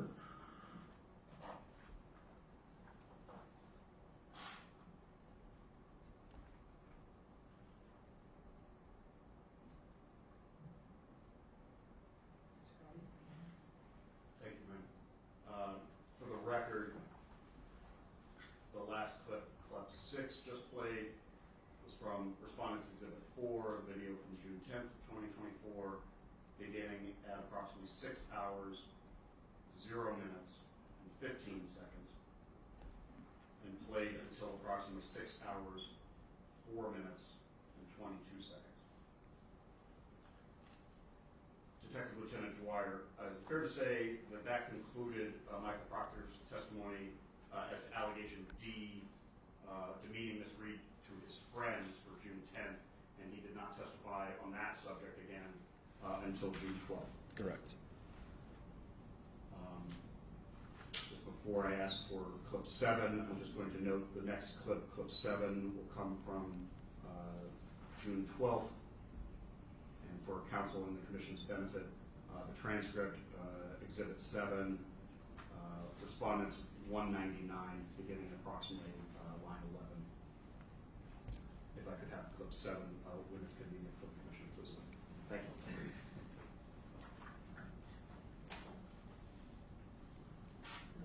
you. Yes, ma'am. Thank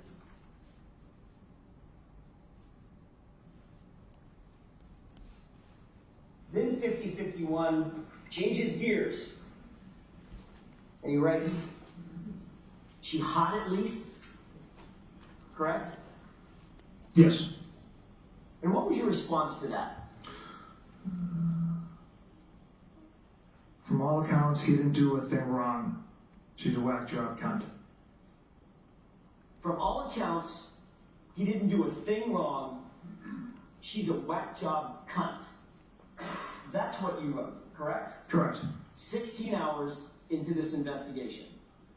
Yes. Into your objective and unbiased, thorough investigation, correct? Correct. But sir, you didn't have all accounts, did you?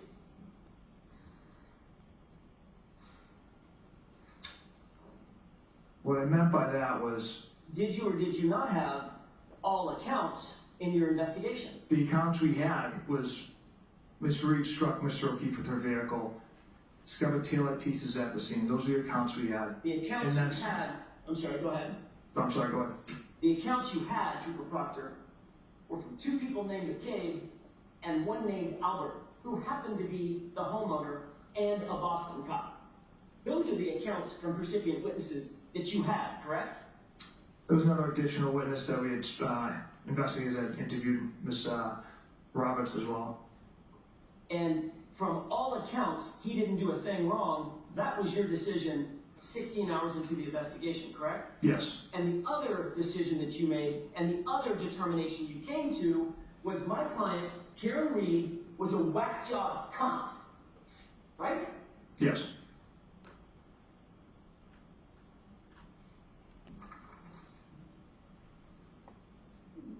else did you say in response to, she's hot at least? Or she hot at least, question mark? So following that text, I responded, yeah, she's a babe. Weird Fall River accent, though. No ass. Yeah, she's a babe. Who's the she? Miss Reed. Weird Fall River accent, though. You talking about her, the way she talks? The accent. And no ass. Now you're talking about her body, or physique, correct? Yes. You think that's appropriate? Absolutely not. Then Bird chimes in with a little comedy. Not newsworthy then, correct? Correct. In other words, well, she didn't have an ass. Nothing to see here, correct? Objection. Sustained. And then 5051 says, oh, she's skating, right? Correct. And what did you write after that? My response was zero chance she skated. And then what did you write? She's fucked. Zero chance she skates. She's fucked, right? Correct. You decided on the 29th of January, 17 hours into this investigation, you decided individually, Trooper Proctor, you're not only going to put it on the girl, you decided you're going to make sure this is cut and dry, and the way you're going to do it is to make sure that she's fucked. That's what you were saying. Objection. All right, so that's sustained. You can, the content's fine. You have to ask it differently. 17 hours into this investigation, Trooper Proctor, you made the decision that you were going to put it on Miss Reed, didn't you? Put the case on Miss Reed. She was going to catch the case, correct? No, absolutely not. What did you mean then when you said she's fucked? After the day's investigation with multiple troopers conducting multiple tasks and a debriefing at Canton PD amongst detectives in my office, we went through the overwhelming amount of evidence against Miss Reed that she struck Mr. O'Keefe with her vehicle. That's what I meant by that comment. What you meant by that comment, Trooper Proctor, was you were going to make sure, because 5051 had said she's going to skate. She's skating. When you said zero chance she skates, she's fucked. What you meant was, I'm going to make sure, I am going to make sure Ms. Reed doesn't skate. She's fucked. That's what you meant. Objection. Sustained. And then Bird decides to chime in, good, no ass bitch, right? Yes, that's what he wrote. And how did you respond to Bird saying, good, no ass bitch? I laughed. Thought that was funny, did you? Trooper Proctor? Thought that was funny? It was unprofessional of me. That's something I shouldn't have done. Well, I think we all know it was unprofessional. It was a lot of things. I'm asking Yep. you, did you think it was funny? According to my response at the time, apparently. Then you sent a picture, just to add to it, to pile on, of Miss Reed being arrested, correct? I don't.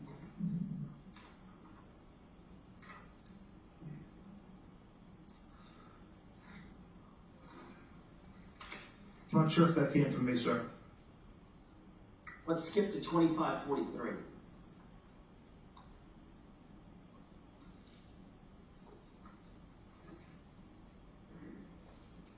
you there, Trooper Proctor? Yes. The date is now February 2nd, 2022. A person by the name of Doc writes, is that chick a smoke? Correct? Correct. Who's the chick? Miss Reed. And you write E-H, right? Yes. And then you write nutbag, as Chief would say, correct? Correct. Who's Chief? A friend of mine. And then you write what? She's got a leaky balloon knot. Trooper Proctor, explain to the jurors what a balloon knot is.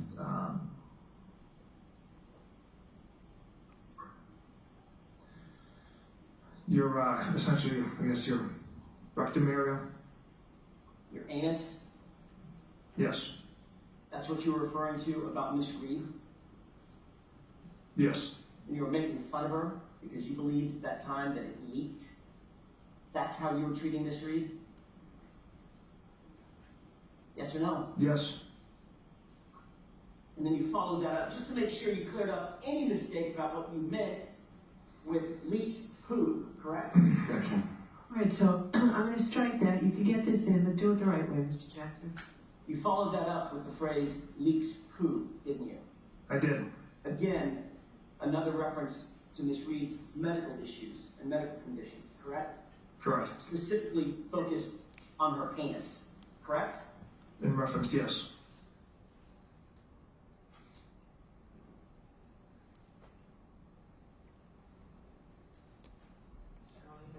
Thank you. For the record, what was just played, clip 7, came from Respondents Exhibit 6, beginning at 1 hour, 1 minute, and 29 seconds approximately, and was played until approximately 1 hour, 9 minutes, and 38 seconds. Detective Lieutenant Dwyer, further as to allegation D of demeaning messages sent about a suspect sent to non-law enforcement, is it fair to say that Michael Proctor's communications also included messages he exchanged with his sister? Yes. Specifically, on February 4th of 2022, did Michael Proctor send a message reading, quote, hopefully she kills herself? He did. And according to his testimony, Michael Proctor's testimony, to whom was he referring in that message, hopefully she kills herself? Karen Reed.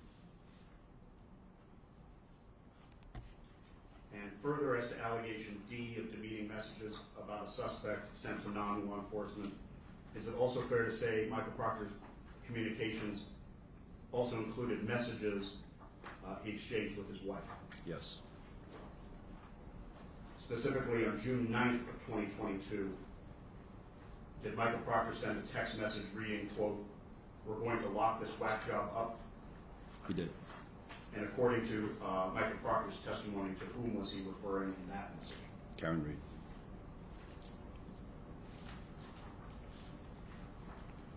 All right, Detective Lieutenant, I want to return to the subject of your allegation E at a later point in your testimony. Right now, I want to ask you a series of questions and play a couple of clips with regard to the next allegation that was sustained according to your investigation, allegation F, namely that Michael Proctor sent derogatory, defamatory, and disparaging text messages to other law enforcement personnel about a suspect in a homicide investigation. Specifically, I'll be asking for the next clip, which is in sequence clip 8. Before I do, however, I'd just like to direct counsel and the commission's attention. The page reference for the transcript is Exhibit 5, bait stamped, Respondents 125. That I have at the commission's convenience, clip 8, and this one unfortunately does have a jump in the middle of it. Do you plan to want to request it as you put it in charge? There's a skip of about 7 minutes and 15 seconds in the middle of the tape, so, or the middle of this particular clip, just for efficiency and administrative economy here. You'd like it to run for how long? If you could please have it run at the beginning for the first 2 minutes and 1 second, and then skip ahead 17 minutes and 15 seconds to 9:16. Play to the end. 1916 or 916? 9:16. 916. Okay.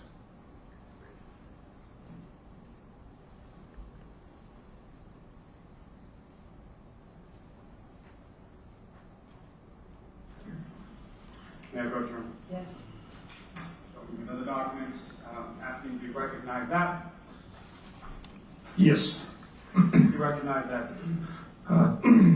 Text messages between myself and Trooper DeChico. And again, what is the first message sent, date and time, last message sent, date and time, and number of messages contained therein? First message sent, date and time, April 28th, 2022 at 1:09 p.m. Last message sent, date and time, April 28th, 2022, 4:45 p.m. And the number of messages, sir? 4. And if you could read the contents of those messages contained therein. Please indicate who's speaking. So I started out, of course it's undetermined. She was a whack job.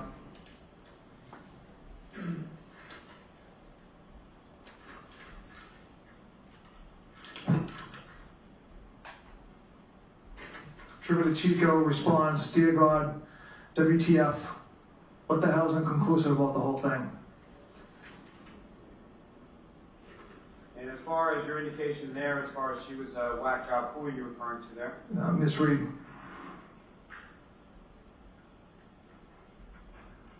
Now, as far as the undetermined or what you're talking about, what is sort of the content or the context of this conversation? That would be the manner of death was determined to be undetermined by the medical examiner's office.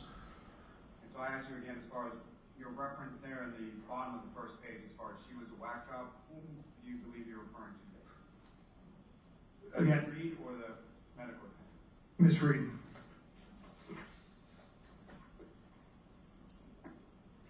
May I approach Charles? Yes.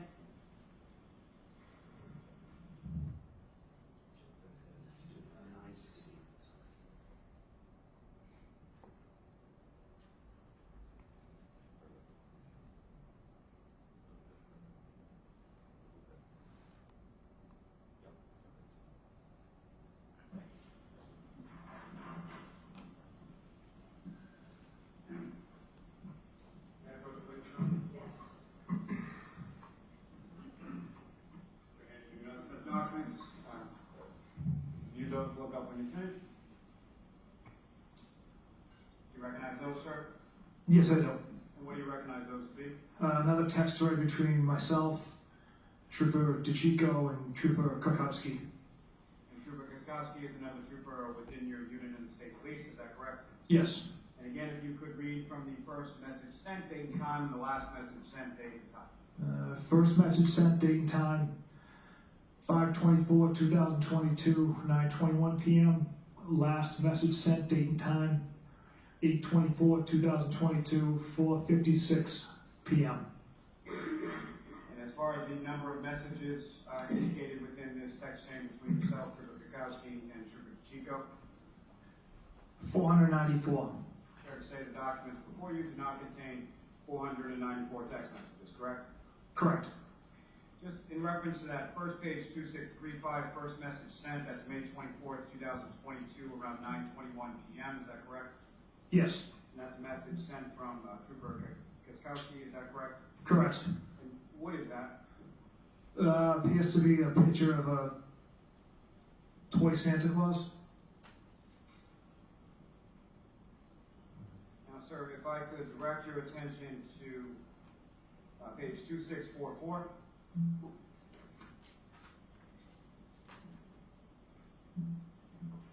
If I could direct you to the bottom of the page, sir, and see the text from yourself at June 9, 2022 at 11:19 p.m.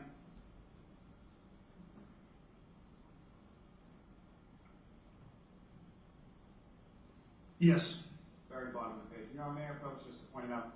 Yes. Yes, yes, sir. Okay. If you could read what you wrote on June 9, 2022, around that time, sir. Do you like women who shit themselves? Again, sir, what is it that you're referring to there? Again, a regrettable comment I made about Miss Reed's medical condition. Now, if I could direct you to the following page, 2645.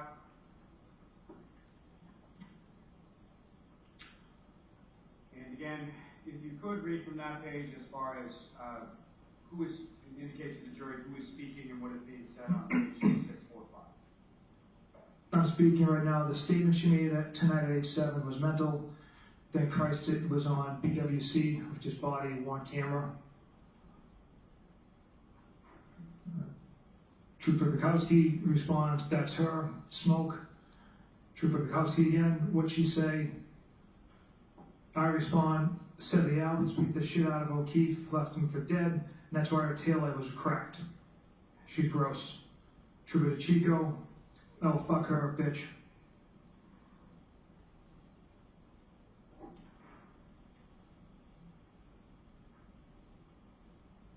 Okay, so can I approach your retreating arm?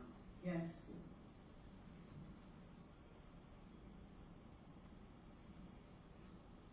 Sir, with reference to that last bit as far as June 9th, 2022, what was going on that day in reference to this matter again?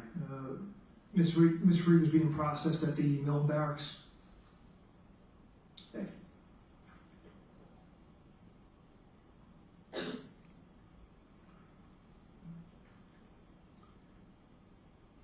I may have just a moment, Your Honor. Yes.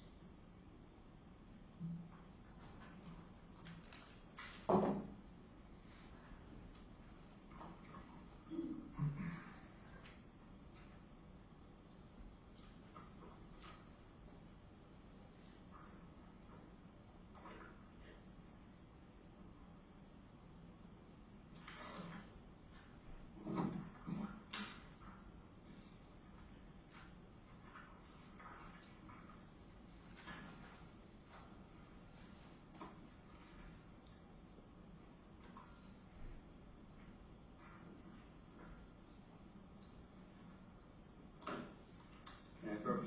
Yes. Another documents to recognize those. I do. What do you recognize those to be? Another text thread with members from my office, troopers. And who are the troopers that are listed within that?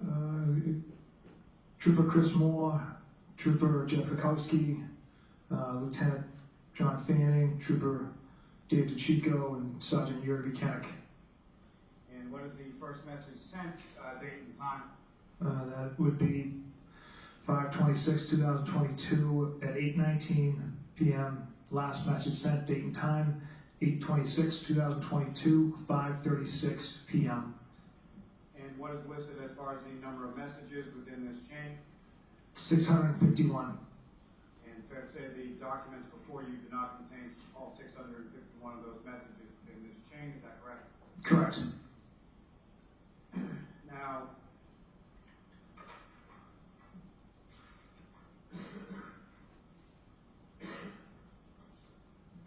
sir, if I could direct your attention to page 2682.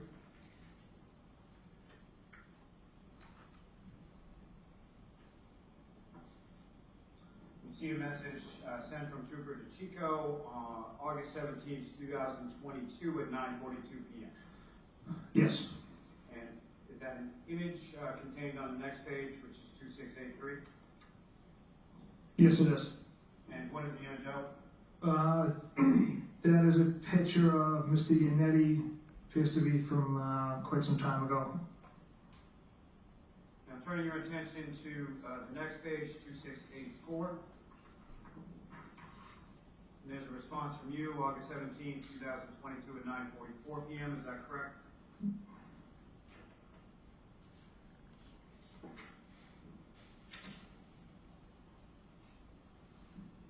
Sorry, what the date and time again, please?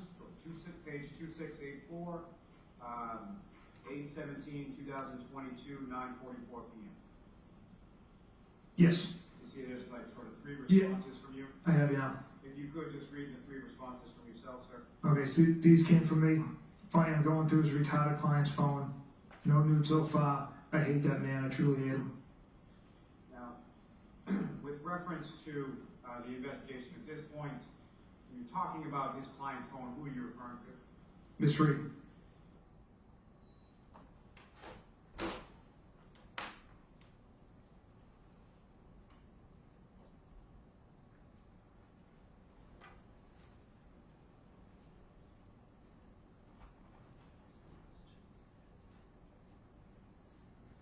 Carly, I'll ask you to please question the head of the employer about this particular clip right now, and then we'll take a break after. Yes.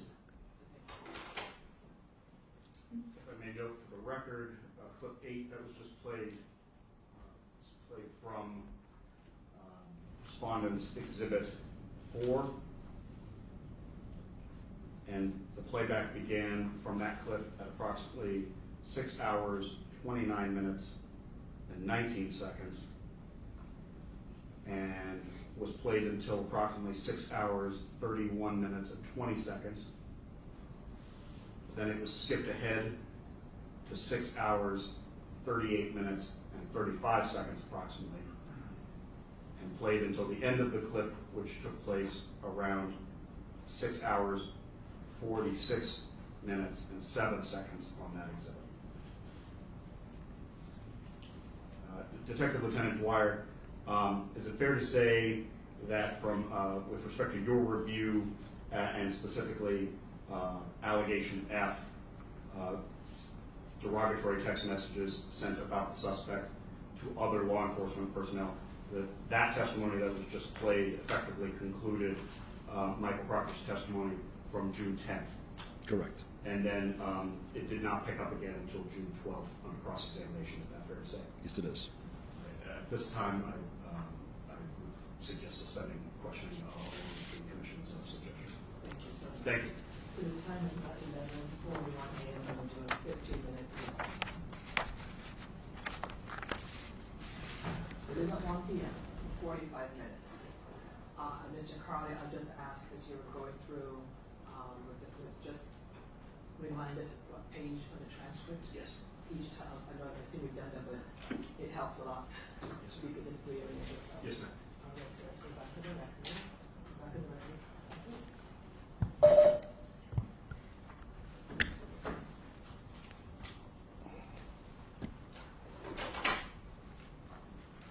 Good afternoon. We're now back on the record. The time is 12:03 p.m. And I've informed the parties that we'll be taking a lunch break at 1 p.m. for 45 minutes. Mr. Carly? Thank you, ma'am. Thank you. For the record and for the Commission and Council's benefit, I have one last clip to play on this topic before I move on to other subjects. The next clip will begin, the transcript reference is at Respondents 136 for Exhibit 5. And for the Commission and Council's benefit, this will be clip 9. Unfortunately, there is a skip in it, but I have the timestamps ready. For clip 9, if we could play for the first 3 minutes and 8 seconds. And then pause. Trooper Proctor, in the summer of 2020. Go ahead. No need to go back. I interrupted you. I apologize. I'm so sorry. 3 minutes and 8 seconds. Play for the first 3 minutes and 8 seconds, and then move ahead to 8 minutes and 3 seconds, and play to the end. And that will be the last time I ask for a jump in the video playback. Thank you.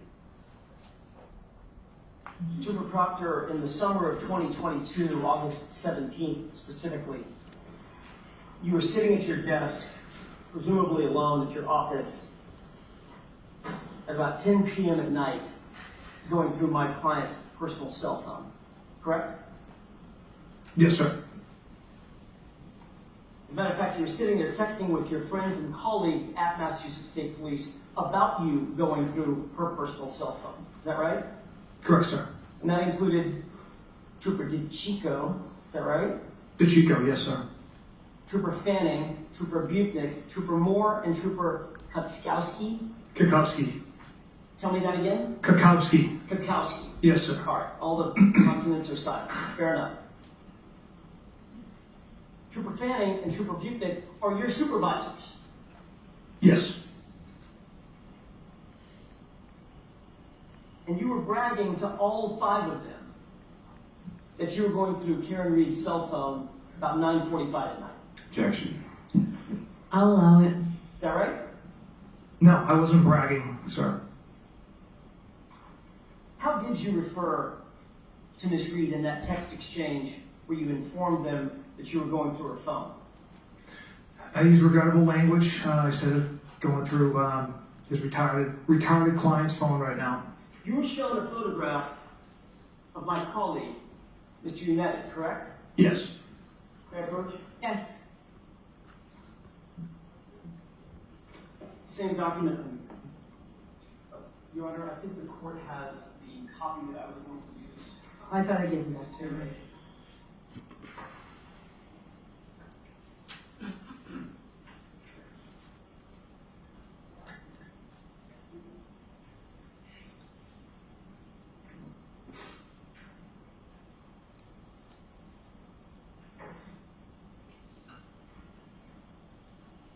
You received a photograph.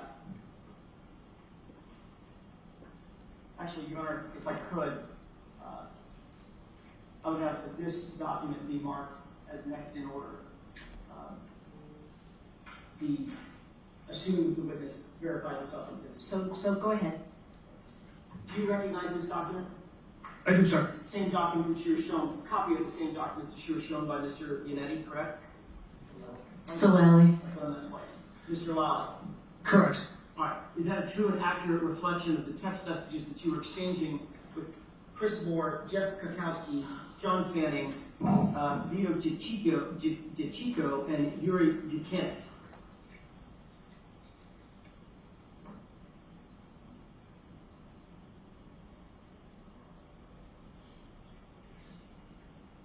Yes. I'd ask that this be marked. Any objection? Yes, Your Honor. All right, I'll see you with my gun. May I have that, please?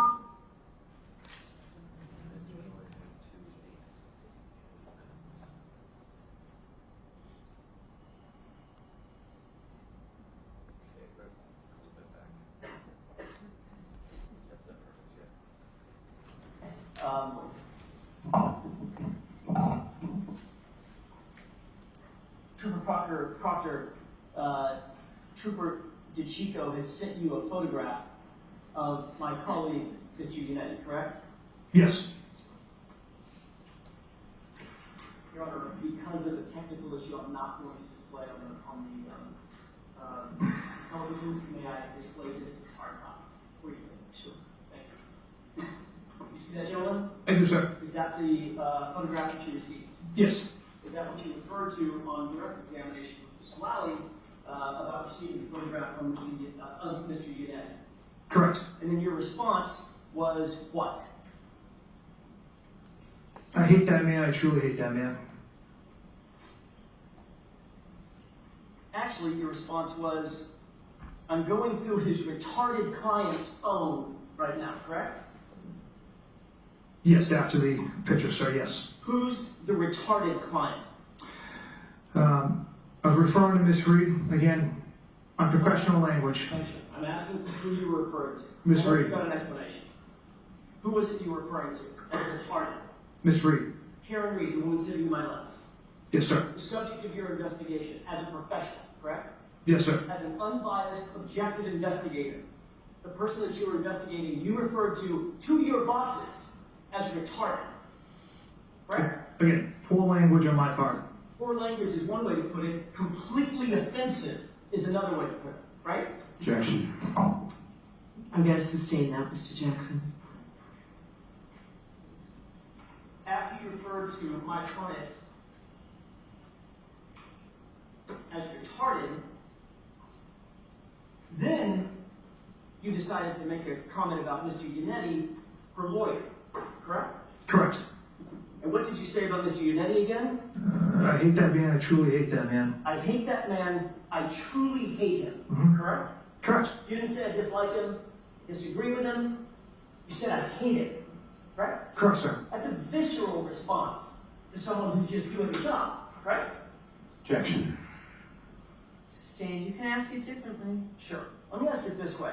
Were you upset or annoyed or pissed off that Karen Reed had gotten representation, legal representation, to represent her?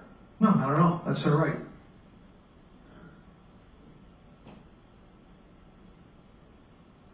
Well, let me ask you this. In August of 2022, you said you absolutely hate it, correct? No, if we use absolutely. Yeah, I didn't use absolutely, sir. You used truly, correct? Truly, yes. How do you feel about it now? You're sitting right there. I still don't care for him now. I'll let it stand.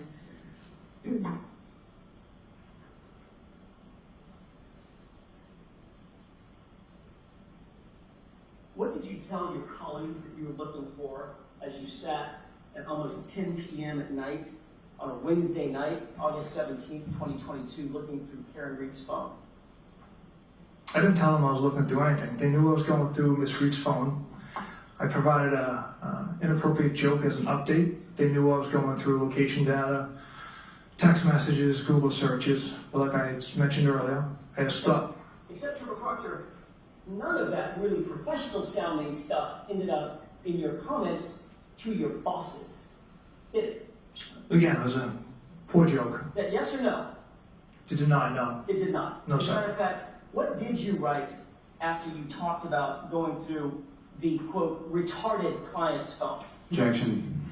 I'll allow it. No news so far. No nudes so far, correct? Correct. When you sent that to your bosses, Yes, sir. you were looking for naked photographs of Miss Reed on a Wednesday night as you sat in your office at 9:44 p.m., correct? No, not correct. Let me ask you a question. Have you ever looked for naked photos of a male suspect that you were investigating? I don't look for naked photos on anyone's phones. But you said you were looking for nudes of Miss Reed. Like I said, Mr. Jackson, it was an inappropriate joke. So this is a citizen. She's a woman. You were supposed to be objectively investigating. Does your text message to your colleagues at Massachusetts State Police reflect an objective investigation of a citizen? Objection. You can get part of that question and ask it again. Do you believe that your text messages were reflective of an objective investigator? Objection. I'll allow that. Do you believe that, Trooper Proctor? I believe poor jokes have, in unprofessional language, have no bearing on the integrity and the facts and physical evidence of this case. It's not that they don't have any bearing on the facts and integrity, it's that they have no place in a professional investigation because it shows bias, right? Objection. So I have to sustain that as asked. Go ahead and ask it differently, Mr. Jackson. You weren't so much as objectively investigating Karen Reed as objectifying her, correct? Objection. I'll allow that. Is that right? Rephrase the question, please. You weren't so much as objectively investigating her as objectifying her in those moments, correct? Again, Mr. Jackson, it was a poor choice of words and a joke that I should not have texted out, but from the start of the investigation, we didn't know what we had. And your, Trooper Proctor, your point in saying no nudes so far to your colleagues in Massachusetts State Police was to suggest that you were looking for nudes and you'd update them when you found them, correct? Incorrect.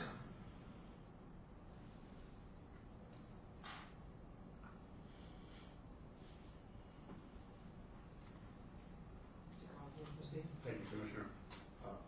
For the record, that last clip 9, came from Respondents Exhibit 4, the video from June 10th of 2024, beginning at approximately 6 hours, 56 minutes, and 56 seconds. It was played until approximately 7 hours, 0 minutes, and 4 seconds. And then it was skipped ahead to approximately 7 hours, 4 minutes, and 59 seconds, and played again until approximately 7 hours, 11 minutes, and 35 seconds. Thank you, Mr. Carly. Thank you. Detective Lieutenant Dwyer, as I indicated, I'm going to divert us from the video clips for the time being and ask you a series of questions about your investigation's findings and recommendations for 2 additional allegations. Namely, I want to ask you about allegation that you lettered E, that Michael Proctor accepted a reward, gift, or gratuity, and allegation G, that he searched for nude photographs of suspect Karen Reed. Just to remind the Commission, sir, is it correct to say your recommendation as to both such allegations after your review of the evidence in this case was both were not sustained because of lack of sufficient evidence to prove them? Is that correct? That is correct. All right, beginning with allegation E, sir. What was the basis for the claim you investigated about Michael Proctor allegedly accepting a reward, gift, or gratuity? He testified that in a text exchange with his sister, she had texted him that a potential witness in the investigation wanted to get him a gift. All right. And based on your review of Michael Proctor's testimony at the Karen Reed trial, the first Karen Reed trial in the summer of 2024, what, if any, response did he give to that suggestion in that particular exchange?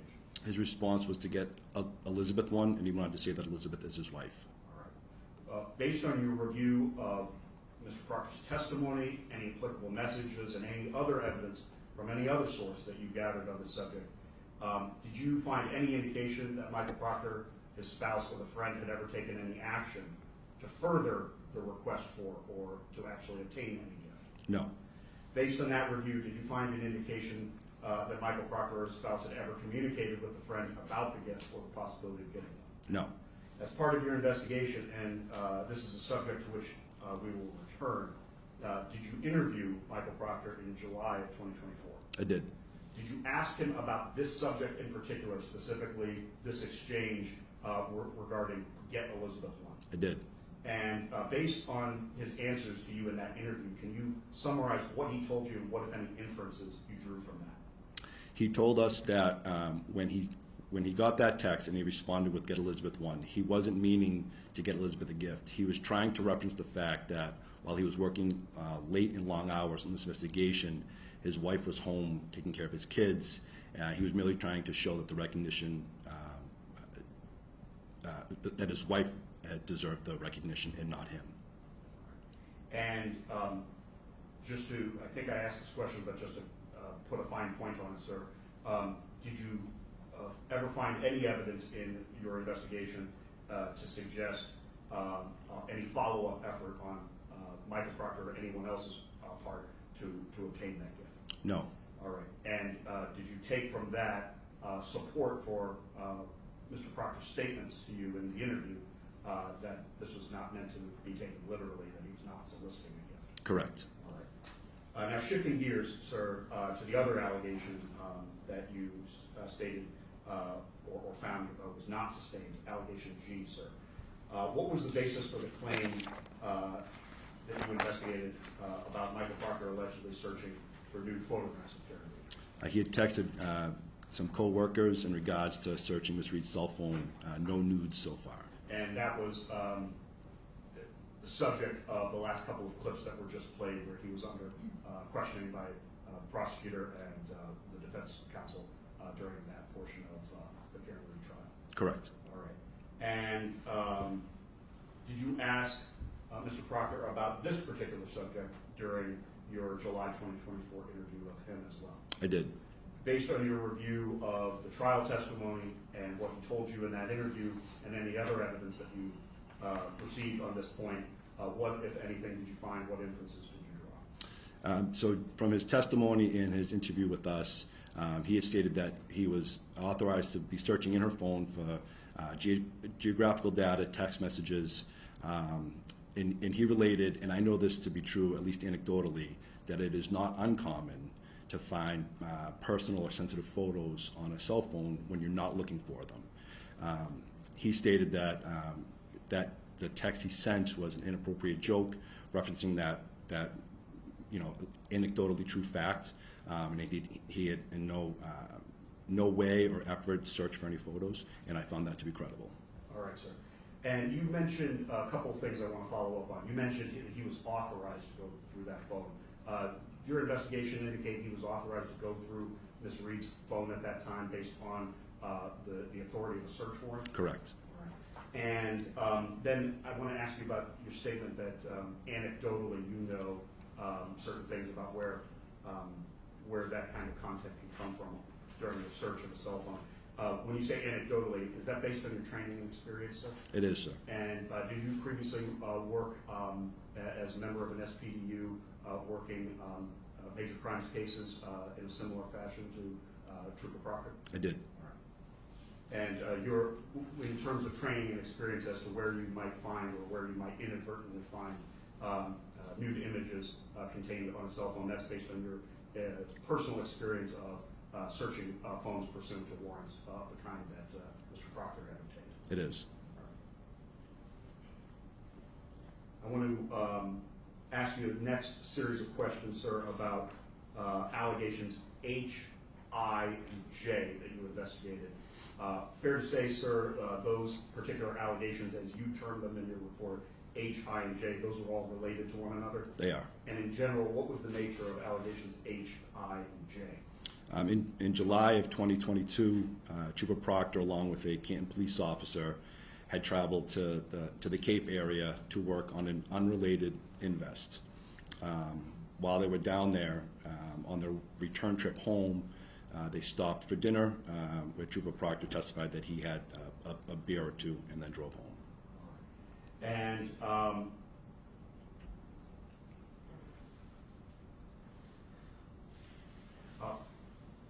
did you receive information from Mr. Proctor either during his public testimony at the trial or during your interview with him that he was operating his department-issued cruiser on that occasion? Yes, he was. Okay. And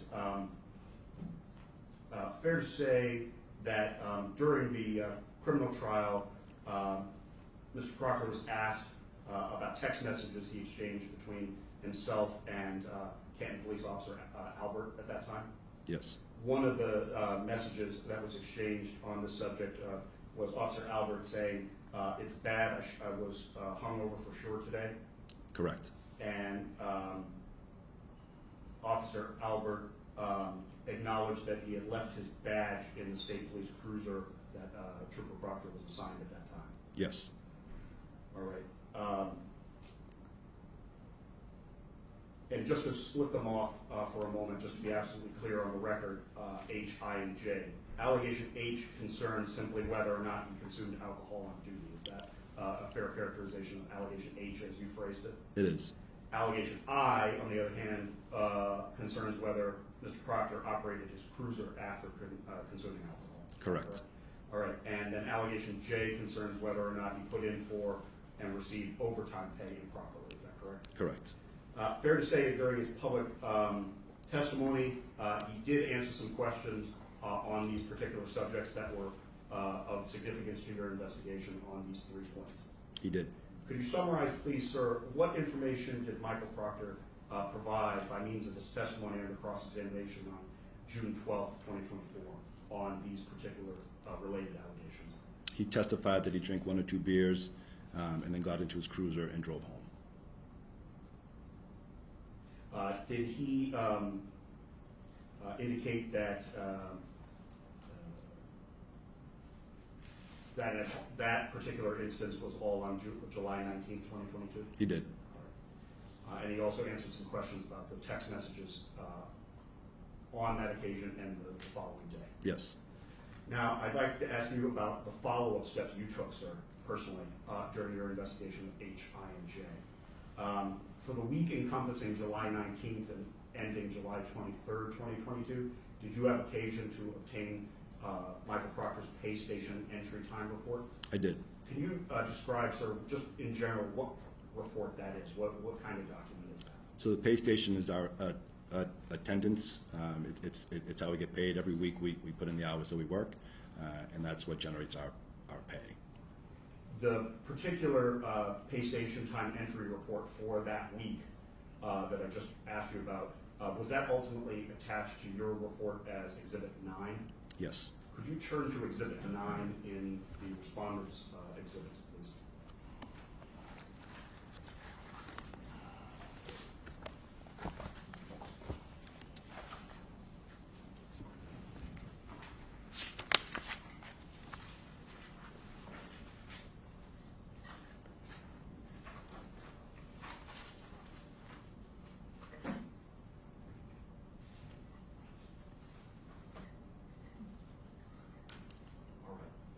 Is Exhibit 9 in front of you now, sir?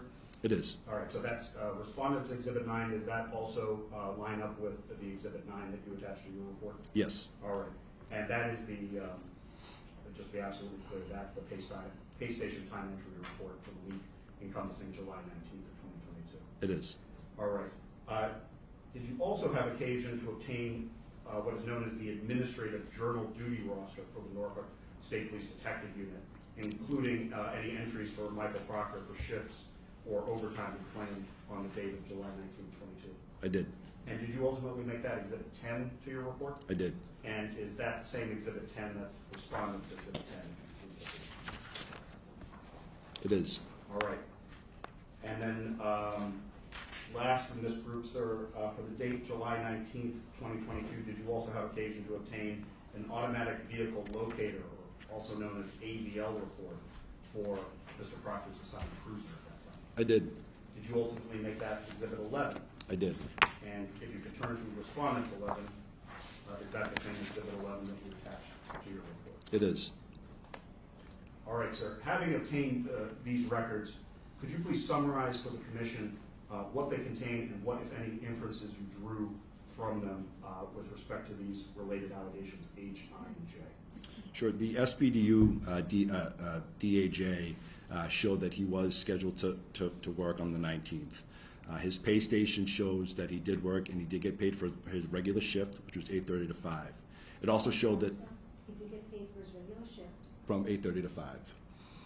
It also showed that he also got paid overtime from 5 till 10:30 at night. The AVL logs confirmed that he was working. He did work he started work at 8:30 and he did return home at the time that was consistent with what he put in for his overtime. And when it came to the AVL logs, because those are linked to the department-issued cruiser he was assigned at the time, those AVL logs indicate that in terms of his operation, he was operating that department-issued cruiser on that occasion. Correct.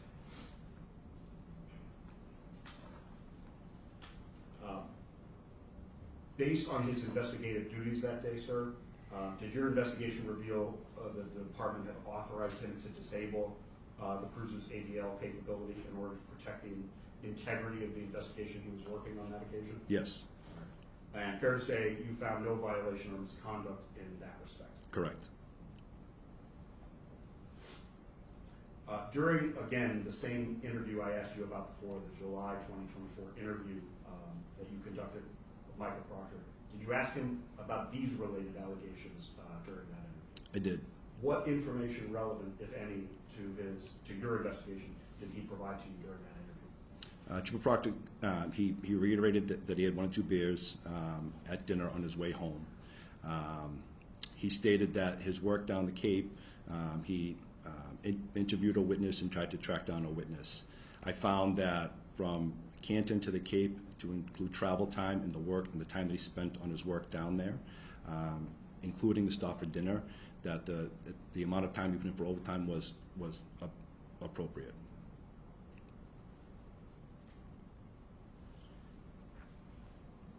Could I ask you, please, to go to Respondents 18 in your report, please.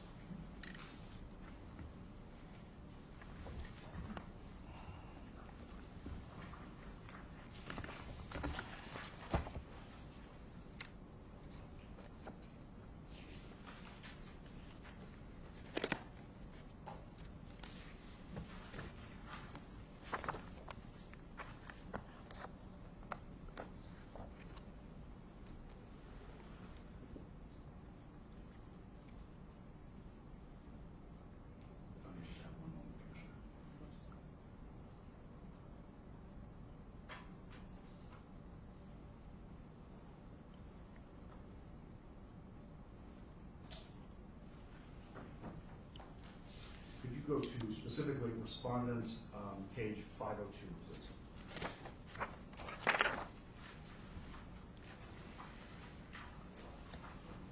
You see paragraph 27 there on 502? I do. All right, sir. Looking at toward the bottom of 27, paragraph 27 on the respondent's 502. 6 lines up, in about the middle of the line, 6 lines up, do you see the sentence that begins, while there has been nothing found? Yes. Could you read just that one sentence, or excuse me, just those 2 consecutive sentences, starting with while there has been nothing found? While there has been nothing found in this investigation to support the notion that Chico Proctor was intoxicated, department members are not allowed to consume alcohol while working. His testimony, combined with his statement provided to investigators, confirmed that he consumed alcohol and then operated his department-issued cruiser on July 19, 2022. Right, sir. As a result of your entire investigation, and specifically your findings and the evidence gathered on this point, did you recommend sustained findings for both allegations H and I, consumption of alcohol and operation of a department cruiser after having consumed alcohol? Yes. And based on, again, the same information,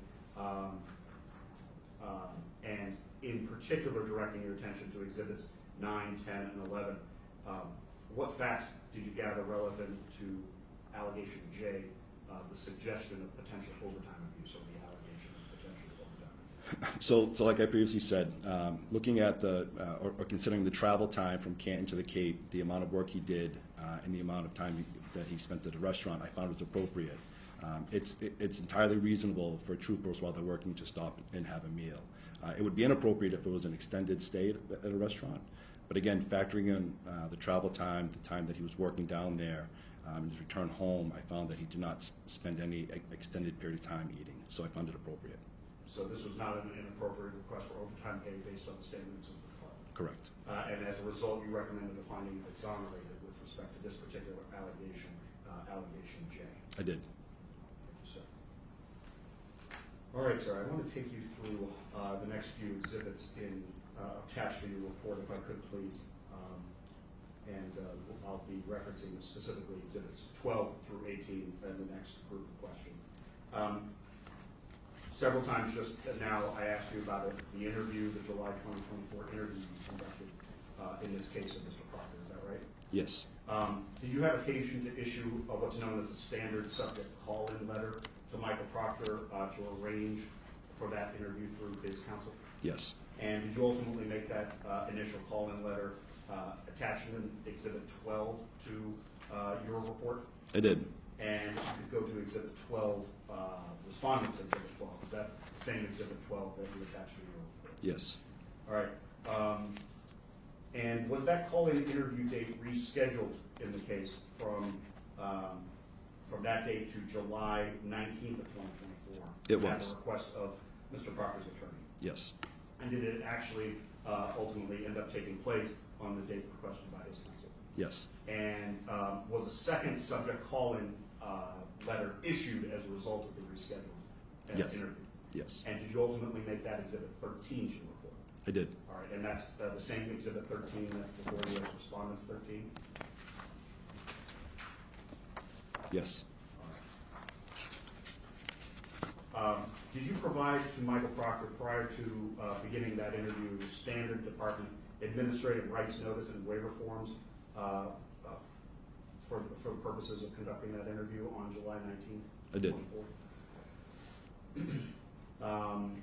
Were Michael Proctor and his counsel given full opportunity to read and execute those forms prior to beginning the interview? Yes. And were those forms constituting a total of 3 pages ultimately made exhibit 14 to your report? Yes. And is that the same exhibit 14 that's respondents 14?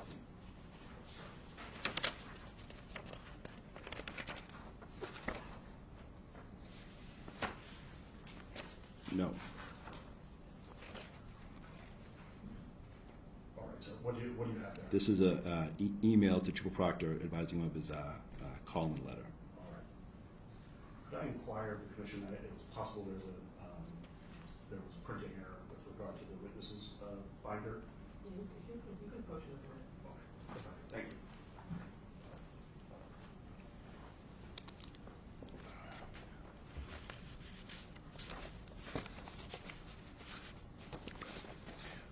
could I inquire of the commission with respect to, there appears to be a printing error with regard to Exhibit 14, and I apologize to the commission. Is there a way to refer to the Exhibit 14 in the commission's copy? Yes, do you have a question? Hold on a second.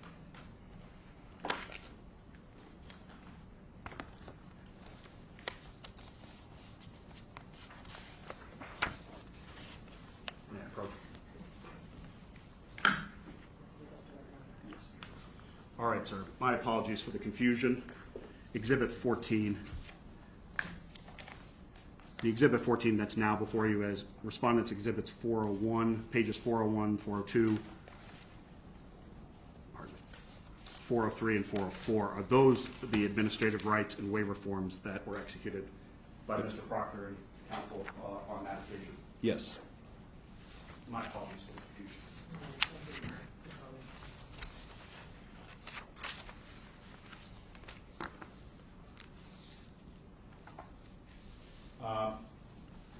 The interview of Michael Proctor on that day, was that taken in the presence of counsel?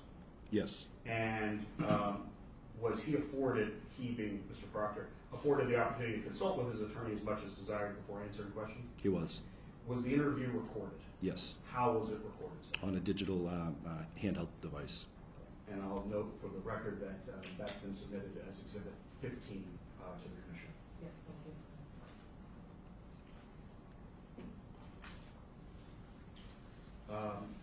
Detective Lieutenant Dwyer, ultimately, just to round out this particular series of exhibits in this portion of your report and the respondents' exhibits, did you ultimately include what's known as a concise history, which is essentially a disciplinary history for Michael Proctor, and include that as Exhibit 16 to your report? I did.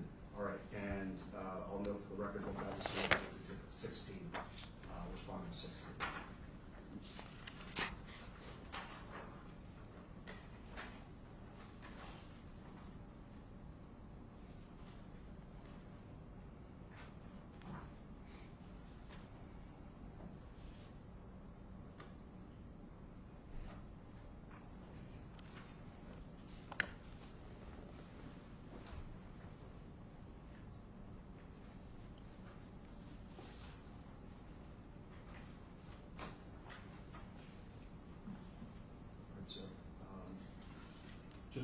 Just to be absolutely clear on the record, Exhibit 15 is the transcript of the testimony by Michael Proctor during that interview, and 17 is the audio.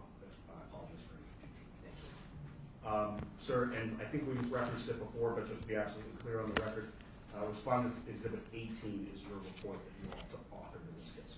It is.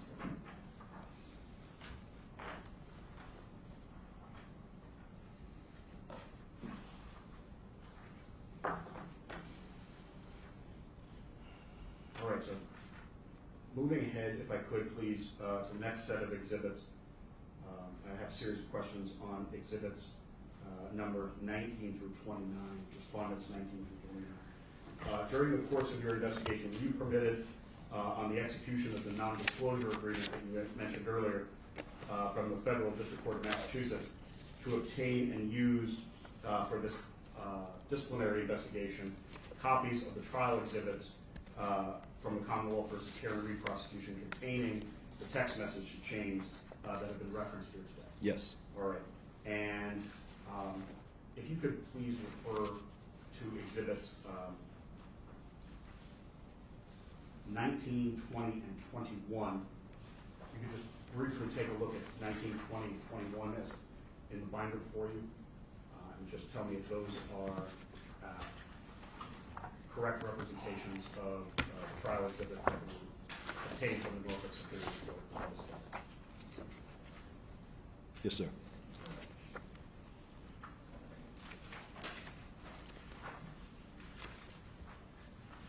Now, I'd like to ask you a couple of questions about exhibits 22 and 23. Could you turn to 22, please, sir? Respond to 22.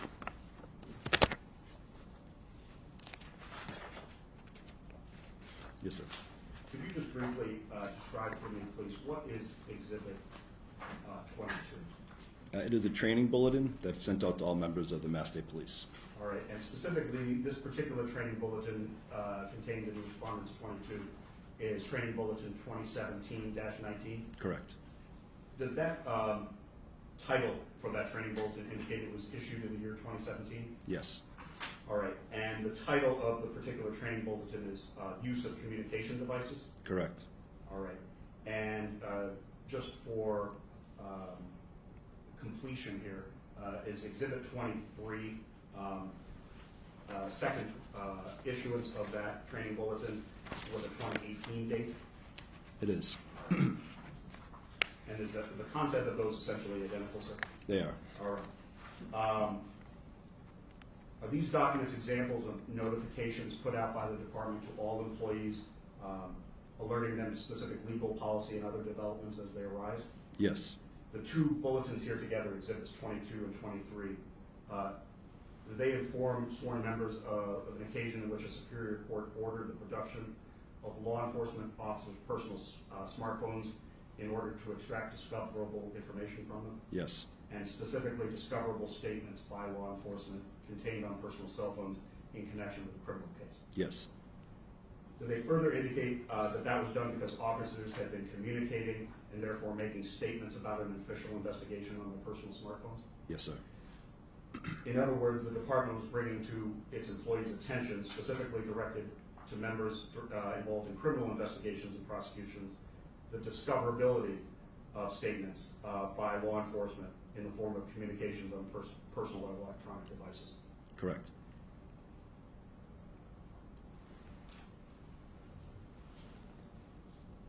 If you could now refer, sir, to Exhibits 24 and 26, 24 through 26, 24, 25, and 26.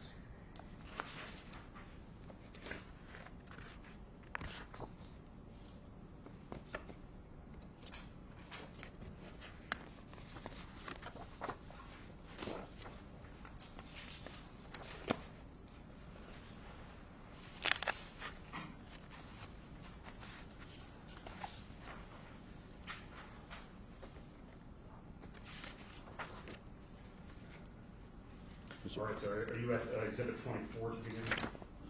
Yes, sir. Is that a copy of Article 5 with an effective date of December 6th of 2023? It is. And Article 5 is one of the department's rules and regulations, specifically its rules of conduct applicable to all sworn members. It is. All right, sir. And with respect to Exhibit 25, is that also known as Department Rules and Regulations Article 6? Yes. All right, sir.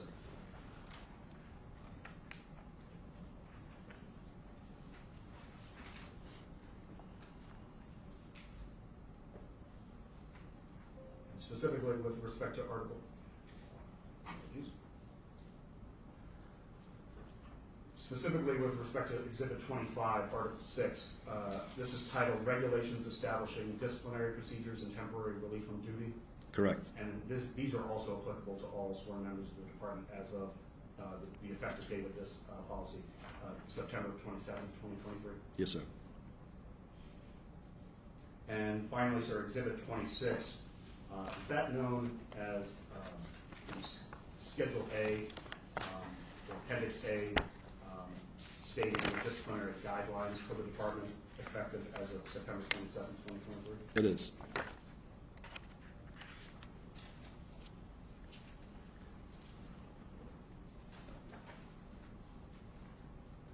And with respect to the specific charges and specifications that came about as a result of the findings of your investigation, can those be found on the internal charge sheet for Mr. Proctor's trial board and the accompanying charge summary? Yes, sir. Could you go to Exhibit 27, please, sir?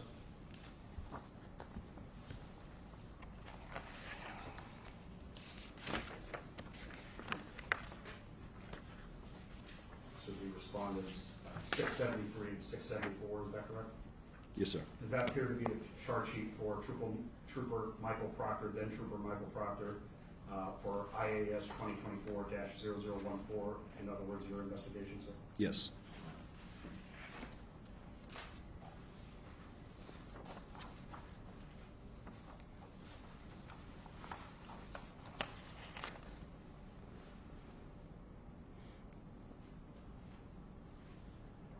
Madam Commissioner, at this time, I'd like to ask Detective Lieutenant Dwyer a series of questions regarding Respondent's Exhibit 35, and specifically the 3 clips that I provided to the Commission.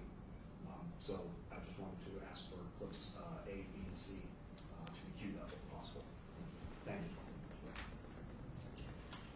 And sorry, are you going to play them in their entirety? They will be played in their entirety. There is no skipping. Thank you.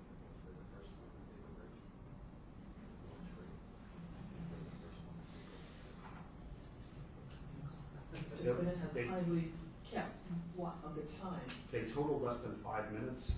Okay. If it's the Commission's inclination, I'd suggest playing through those clips and then breaking for lunch if that's It's up to acceptable. you. We could do one, then questioning the one that we do need to stop at 1 o'clock. Thank you. I won't be sure to end before 1 o'clock. Before we play clip A from Exhibit 35, Detective Lieutenant Dwyer, if I could just ask you, sir, following the termination of the appellant from the department, did you have occasion to learn of public interviews that he provided to news outlets that was broadcast in June of this year? Yes. Was one of them the ABC News program 2020? Yes. And did that air on June 17th? I believe so. Okay.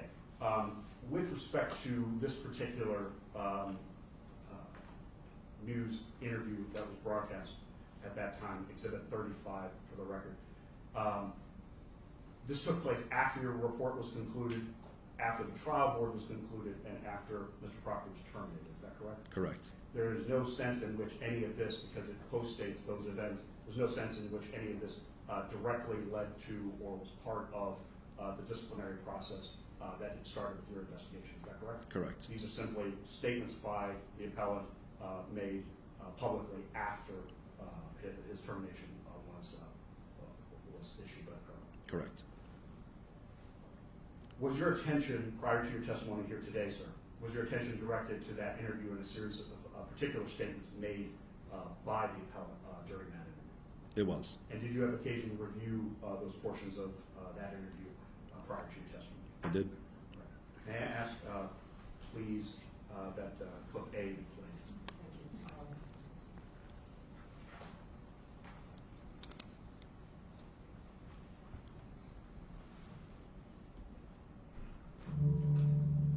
The murder mystery just outside of Boston, sparking some explosive accusations against law enforcement. Do you think Proctor will testify, Karen? I don't believe so.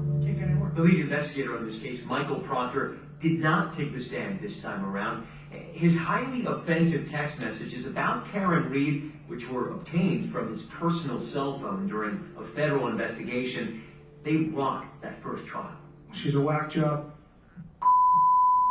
Yes, she's a babe. Weird Fall River accent, though. No ass. No nude so far. She's gross. During the retrial, the defense once again accuses him of running a biased investigation. You'll learn there's not a single part of this case, folks, not a single part, that he didn't touch, that he didn't direct, that he didn't orchestrate personally. Michael Proctor went far beyond just insulting Karen Reed. He dehumanized this woman.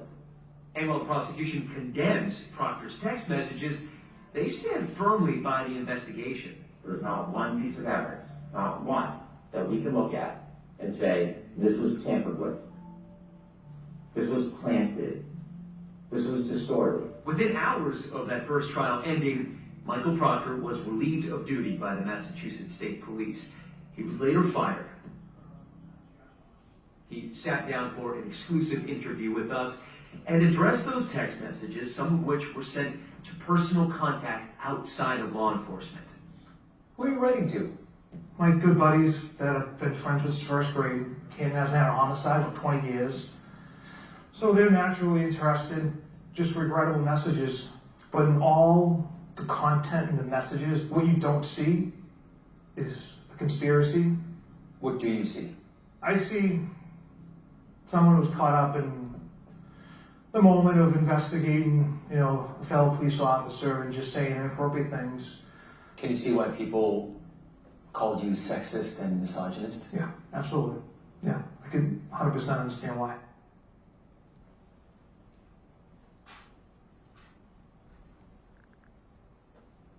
Commissioner, at this time, if we could have clip B played, also from Exhibit 35.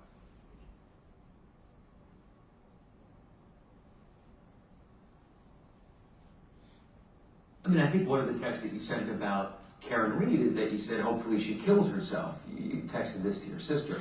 Right. That seems incredibly unprofessional for a homicide investigator speaking about his suspect.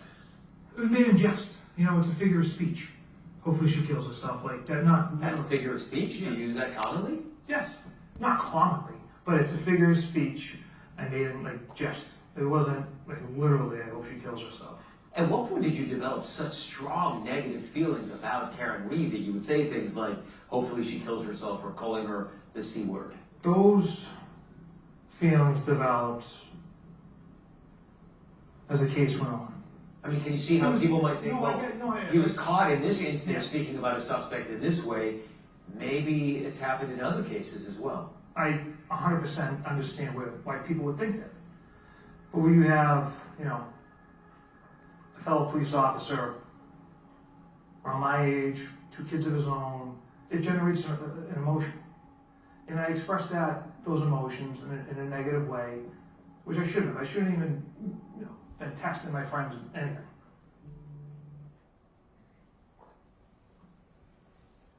Do you want to put your last? Yes, please, if we could have one final clip, it's only it's less than 30 seconds.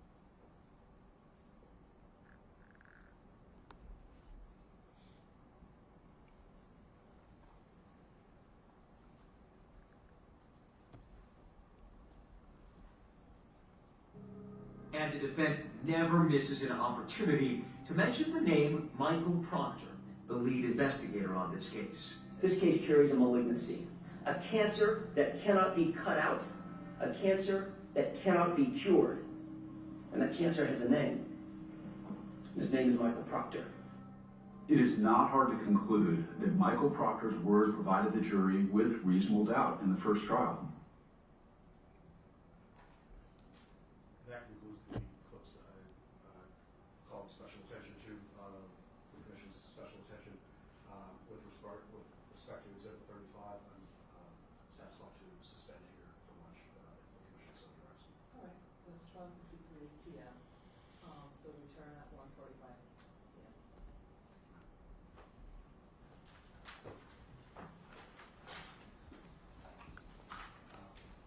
With the Commission's permission, I'd like to return Exhibit 14 to Counsel's finding.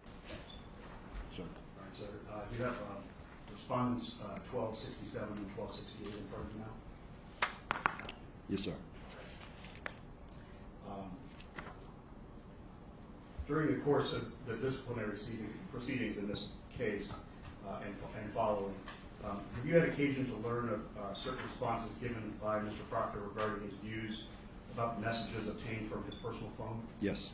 And are you aware of his answers given, for example, during your interview with him, among other places, to the effect that he believed he maintained an expectation of privacy with regard to all messages on his personal phone? Correct. Prior to your testimony here today, did you have occasion to learn of a document issued by the Norfolk County District Attorney's Office on this subject? I did. For the Commission's benefit, for all homicides and unexplained unattended deaths in a given jurisdiction in the Commonwealth, who or what entity has the legal authority under state law to direct the investigation? The DA's office. So in terms of homicide investigations, the legal authority in charge is the local district attorney and his or her office? Correct. Directives from those offices to Massachusetts State Police personnel assigned to the homicide units within those offices are orders for those members to carry out. Is that not so? Yes, sir. All right. Now, showing you specifically or referring you specifically to Exhibit 36, you recognize the document as something you've seen prior to today? I do. All right. And it purports to be from the Office of the District Attorney for Norfolk County in the Commonwealth of Massachusetts. Yes. And it's issue 2 specifically, Massachusetts State Police assigned to the Norfolk District Attorney's detective unit. Yes, sir. And that would be equivalent to what we've referred to previously, the State Police Detective Unit, or SPDU, assigned to Norfolk County, where Michael Proctor worked in early 2024. Is that correct? Yes.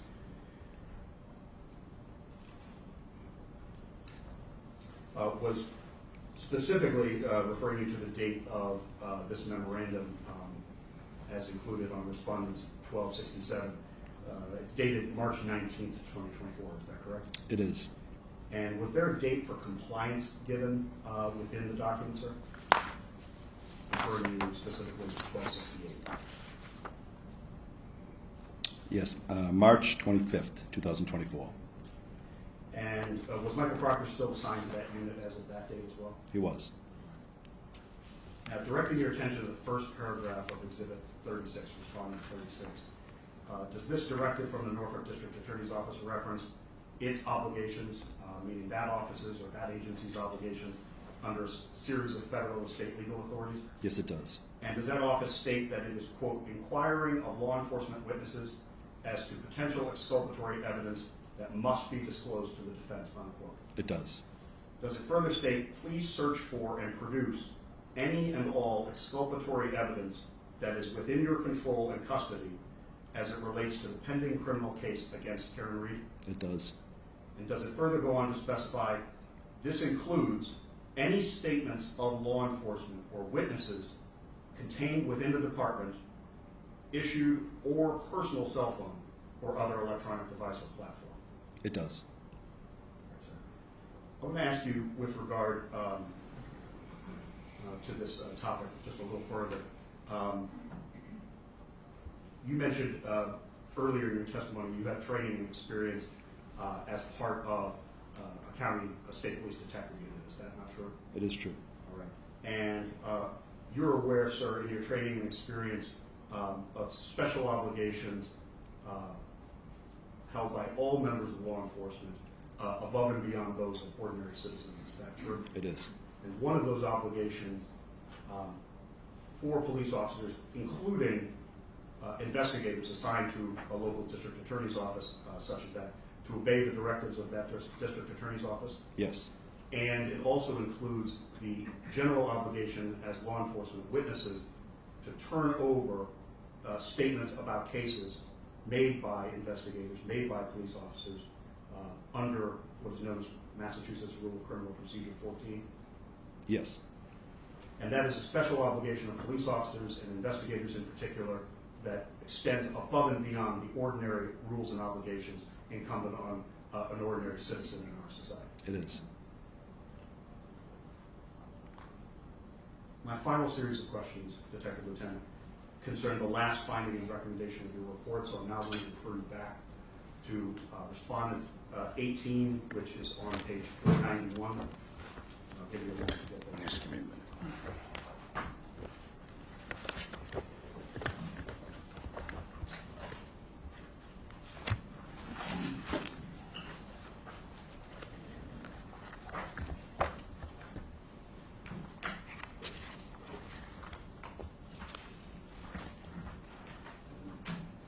Specifically directing your attention for this next question to page 505, Respondents 505. That's the last page. I'm there. I'm there. Thank you, sir.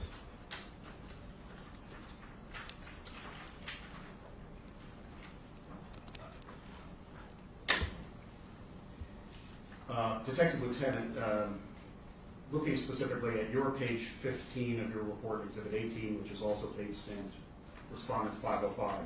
Specifically, I want to ask you now about Allegation K, the only one I haven't asked you about yet here today. This Allegation K states, regarding the allegation that on dates between January 29, 2022 and August 17, 2022, Trooper Michael D. Proctor, number 3863, engaged in behavior that brought himself and the department into disrepute. You indicated thereafter the incident is supported by sufficient evidence to prove employee misconduct. Is that correct, sir? Yes. And it's marked then sustained for that particular allegation? Yes. All right, sir. Now, if I could ask you to go back a few pages in your report to paragraph 21. This is your conclusion section, sir. It would be on page Respondents 499, starting on 499. I'm there.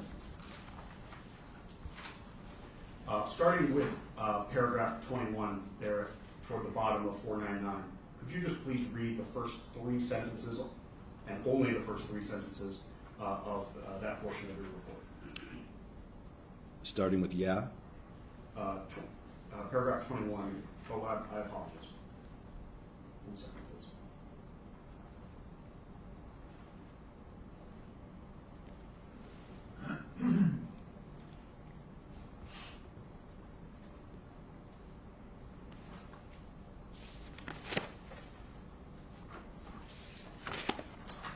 I have an error here, so apologies for the confusion. Paragraph 21, yes, beginning with Trooper Proctor at the top of paragraph 21, if you could read the first 3 sentences. Trooper Proctor testified that he sent text messages to friends whom he described as people he grew up with and who lived in different parts of the country. Trooper Proctor sent multiple text messages to this friend group that contained sensitive information about the active homicide investigation. He also sent text messages to this friend group that contained inappropriate comments about Miss Reed's medical conditions, as well as other derogatory and defamatory statements about Miss Reed. All right, sir. Is it fair to say that in addition to bringing himself and the department into disrepute, these specific messages, the ones referenced in paragraph 21 immediately thereafter, those specific messages are also evidence of violations of allegations A, B, C, and D, as you categorize them in this investigation, sir? Correct. And it's found and related here, sir, the text that Trooper Proctor sent specifically included the following, if I can ask you this. The victim's name, that is John O'Keefe. Yes.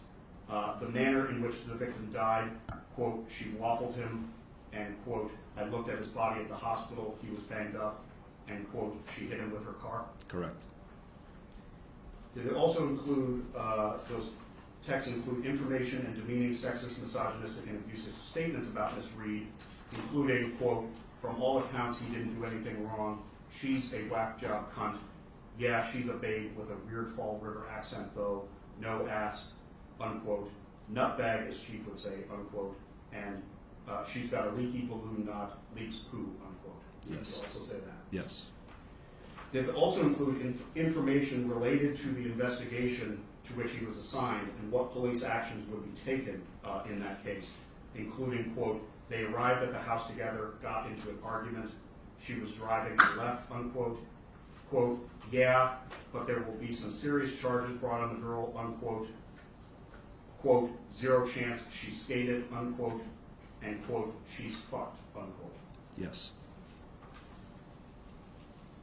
Detective Lieutenant, is it also fair to say you obtained evidence that some of those messages were sent during the investigation's earliest stages, even some on the day it began, that is January 29th, 2022, before facts and information have been released to the public? Is that correct? It is. And as the authority in charge, the legal authority in charge of all homicide and unattended death investigations in their jurisdiction, who or what is the entity in this particular instance that had the legal authority to determine what information to put out publicly in connection with this investigation? It would be the DA's office.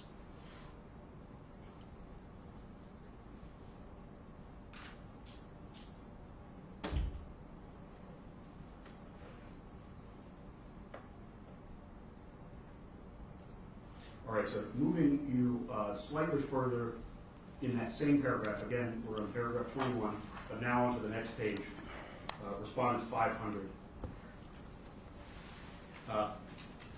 Did you note and include in this portion of your conclusion section a summary of Mr. Proctor's statements to you during your interview, including his explanation that he, quote, did not provide specifics, unquote? Yes. All right. You further stated, is it not true, sir, quote, while he may not have provided other specific case information to this friend group, he still provided information, including the cause of Mr. O'Keefe's injuries that had not been released publicly. Do I have that right? You do.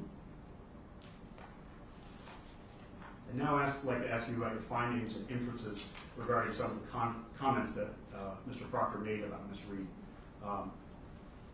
In your conclusion, is it not the case, sir, that you know the comment Michael Proctor sent about Ms. Reed being a, quote, whack job cunt, unquote, is an inappropriate and derogatory comment that shows Michael Proctor had a personal dislike of Ms. Reed? Yes. You acknowledge also in your conclusion section, sir, you acknowledge that Michael Proctor testified, quote, that his comments were partially due to the emotions getting the best of him, unquote. Is that correct? Yes. Even so, what are, in your training and experience as an assigned investigator to the Office of Professional Integrity and Accountability, what are the professional obligations of a sworn member in Michael Proctor's position when experiencing and confronting emotional difficulties concerning an active case investigation? So it's understood that police officers are humans and natural feelings and emotions are going to develop. But as a police officer, it's important that any actions taken are based on reason and fact. Referring you specifically to your words in your report, sir, did you include the following sentences and make sure I quote these correctly, sir? On this point, police officers have to act impartially and not based on emotion. However, police officers still experience emotions based on what they are exposed to. While this is understood, it is also understood that the emotions of a police officer, the emotions a police officer may feel about an individual are kept in check, and their actions are based on reason and fact. Yes. You also made some findings and inferences with respect to comments about Ms. Reed's physique, specifically with regard to the appellant's comments about Ms. Reed having, quote, a weird Fall River accent, though, and no ass. Were those appropriate, sir? They were not. Why not? There were comments on her mannerism and her physical appearance. In addition to being offensive comments about her physical appearance, are they also an indication or created the appearance that Michael Proctor, on behalf of the Department of State Police, was not an impartial investigator? Yes. With respect to his comments, quote, she's got a leaky balloon knot, unquote, and, quote, leaks poo, unquote, were those found to be a commentary on Ms. Reed's medical condition or conditions? Yes. And in fact, Trooper Proctor so testified that those were comments on her medical conditions. Is that not so? Yes. Did Michael Proctor acknowledge in his interview with you that those comments were, quote, unprofessional and regrettable? He did. What else did you conclude or determine about those particular comments as indicated in your report, sir? He was sharing medical information with people who were not privy to that information, and it was also an issue that was irrelevant to the criminal invest. Is it fair to say, sir, that in addition to bringing himself and the department into disrepute, again, allegation K that I'm describing or questioning you about generally, these particular messages regarding Ms. Reed and her medical condition are also evidence of violations, evidence of violations of allegations D and F, as you categorize them? Yes. Returning to your conclusion, sir, now specifically directing your attention to paragraph 22 on page 500, response 500. Did you also find evidence to conclude that Michael Proctor had sent text messages to his sister that conveyed sensitive and previously unreleased information about the active homicide investigation? Yes. What specifically did you identify in that regard, sir? The location of the crime scene and potential witnesses.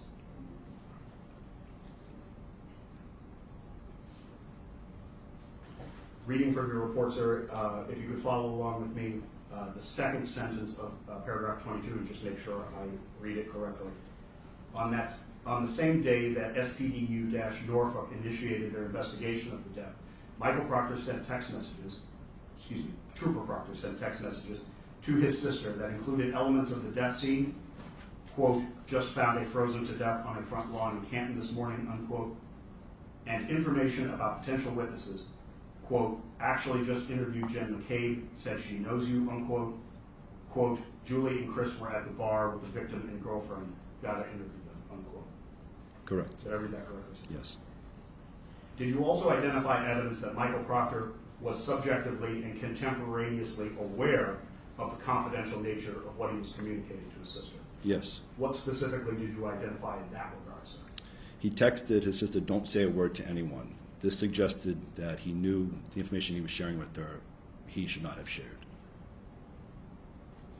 Is it fair to say, sir, that in addition to bringing himself and the department into disrepute as to allegation K, these particular messages, the ones we've just been referring to, shared with Michael Proctor and his sister regarding the active homicide investigation, are evidence of violations of allegations A, B, and C, as you also categorize them, sir? Yes.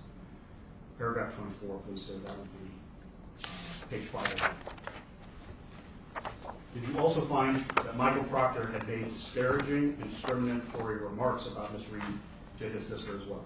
Yes. Can you tell us what specifically did you identify in that regard? He texted her, hopefully she kills herself. All right, sir.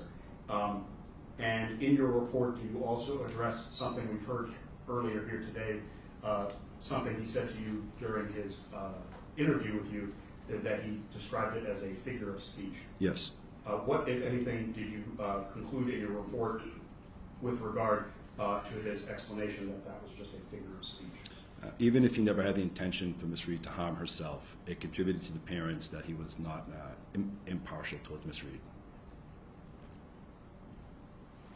Is it fair to say, sir, that in addition to bringing himself and the department into disrepute, his statement to his sister about hopefully she kills herself regarding Ms. Reed was also evidence of a violation of allegation D, as you categorized it? Yes. Paragraph 25, please, sir, same page.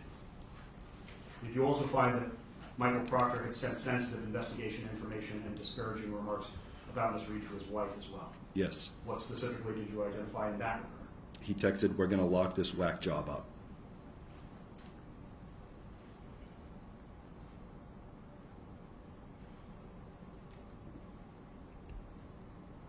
Is it fair to say, sir, that that particular text message, in addition to bringing himself and the department into disrepute, also was evidence of violations of allegations C and D, as you categorized them, sir? Yes.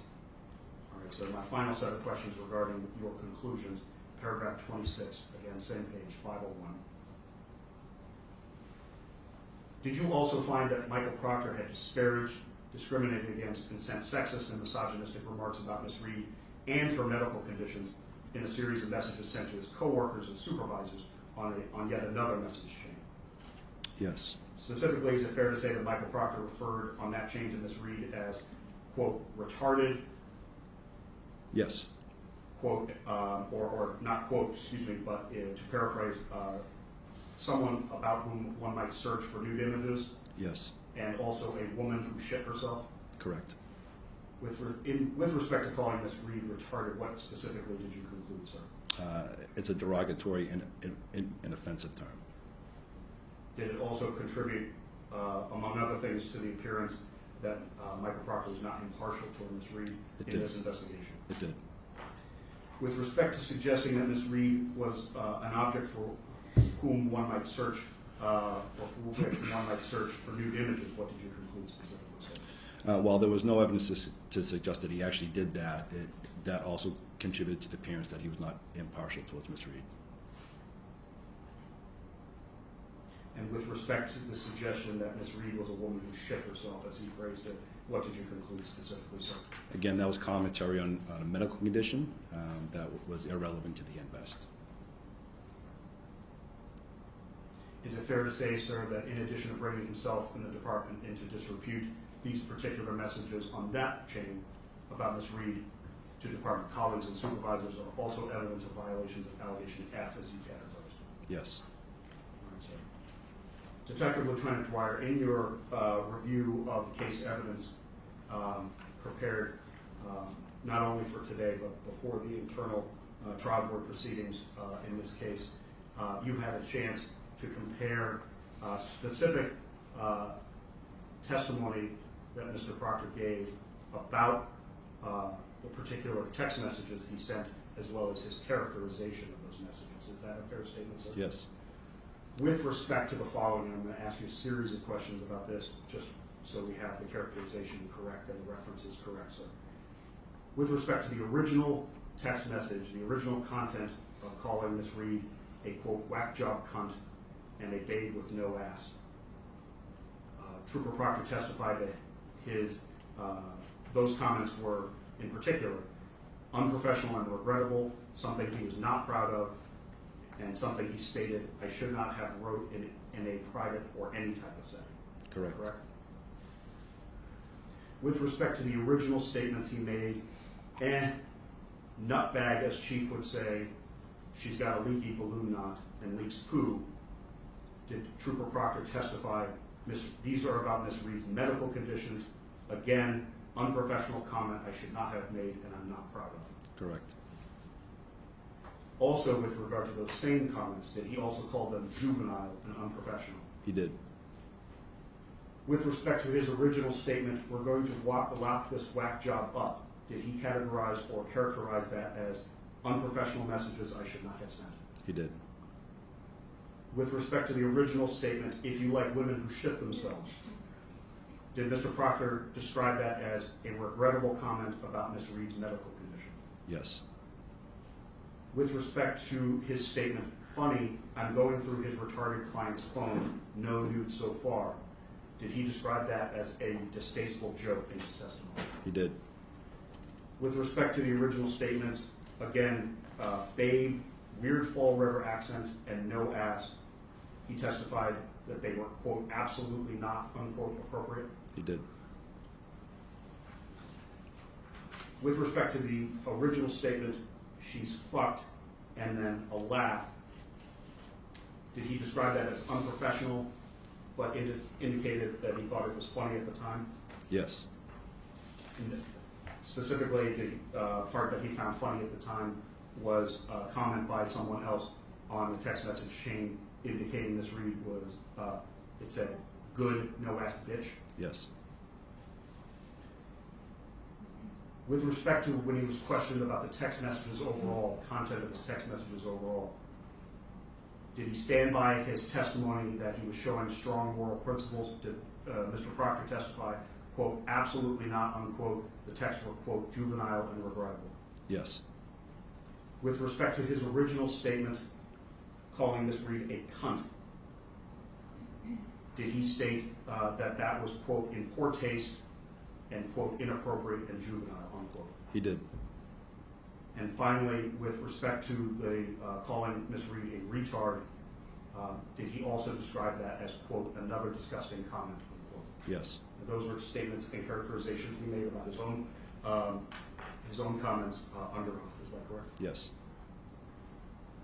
I have only one more clip to play, Commissioner McConaughey. Could I have clip 10? There are no skips. Is that a long one? It is not. It is about 1 minute.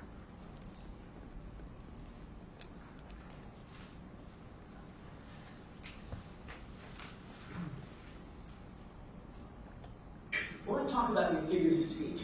During the course of your investigation, your figures of speech include the following. She's a bitch. Objection. Is that right? Yes. A whack job, correct? Yes. A retard, right? Yes. Her balloon knot leaks, right? Yes. No ass, correct? Yes. She's fucked, according to you, right? Yes. Ass leaker. That was the word you used, a figure of speech, right? Correct. A girl who shits herself, right? Correct. And then fuck her, correct? Correct. Would you agree, Trooper Proctor, that you have dehumanized Karen Reed during the course of your investigation with comments and words like this? Objection. I'll give you this one, Mr. Jackson. Would you agree with that? I would say based off that language,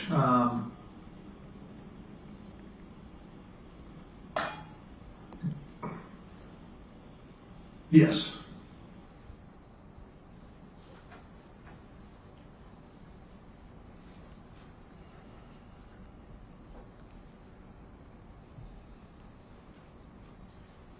The respondent has no further questions for this witness at this time. I'm going to pause the recording and I will meet with counsel.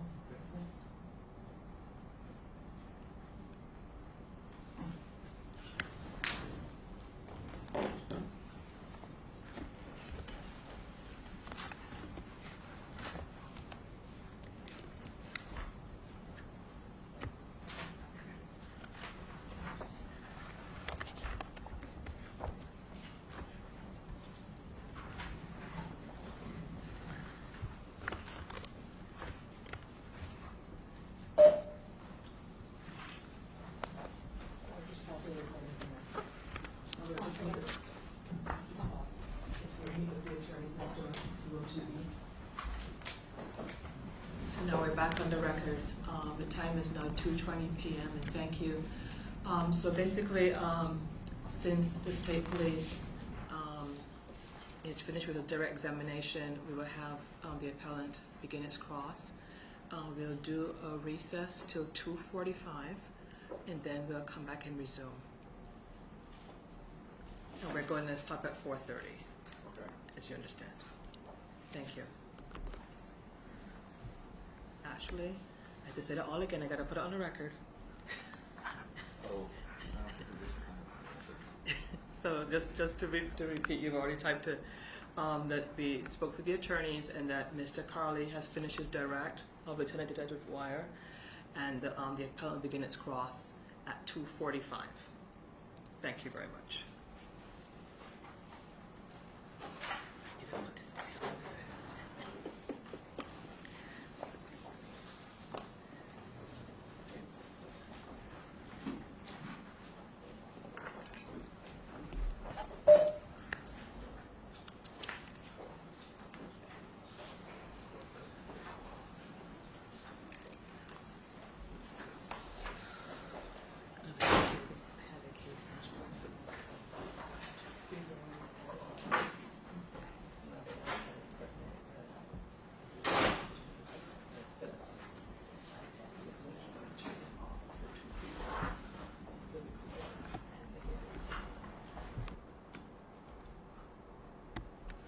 Back on the record, the time is 2:45 p.m.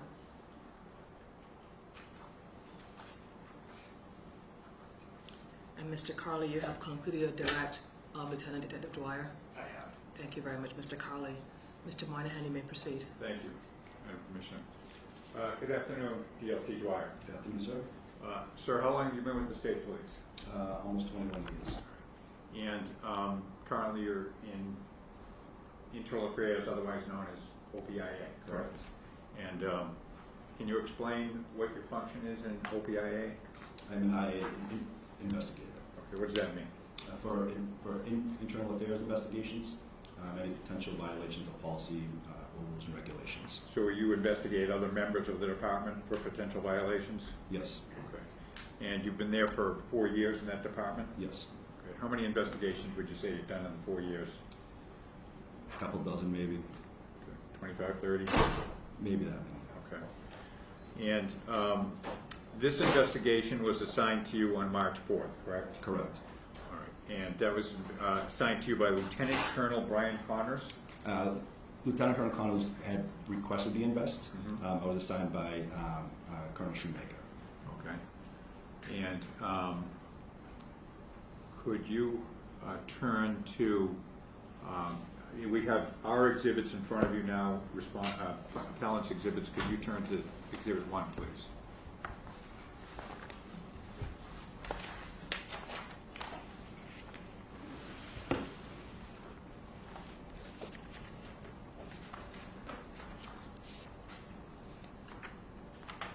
I'm sorry, we're looking at I'm sorry, I'm responding to Exhibit 1. I'm sorry, sir.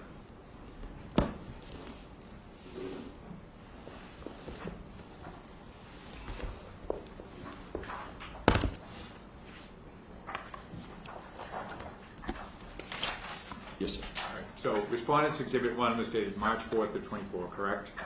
Yes. And it's from Lieutenant Colonel Brian P. Connors, correct? Correct. And he was the commanding officer of the Division of Investigative Services, correct? Correct.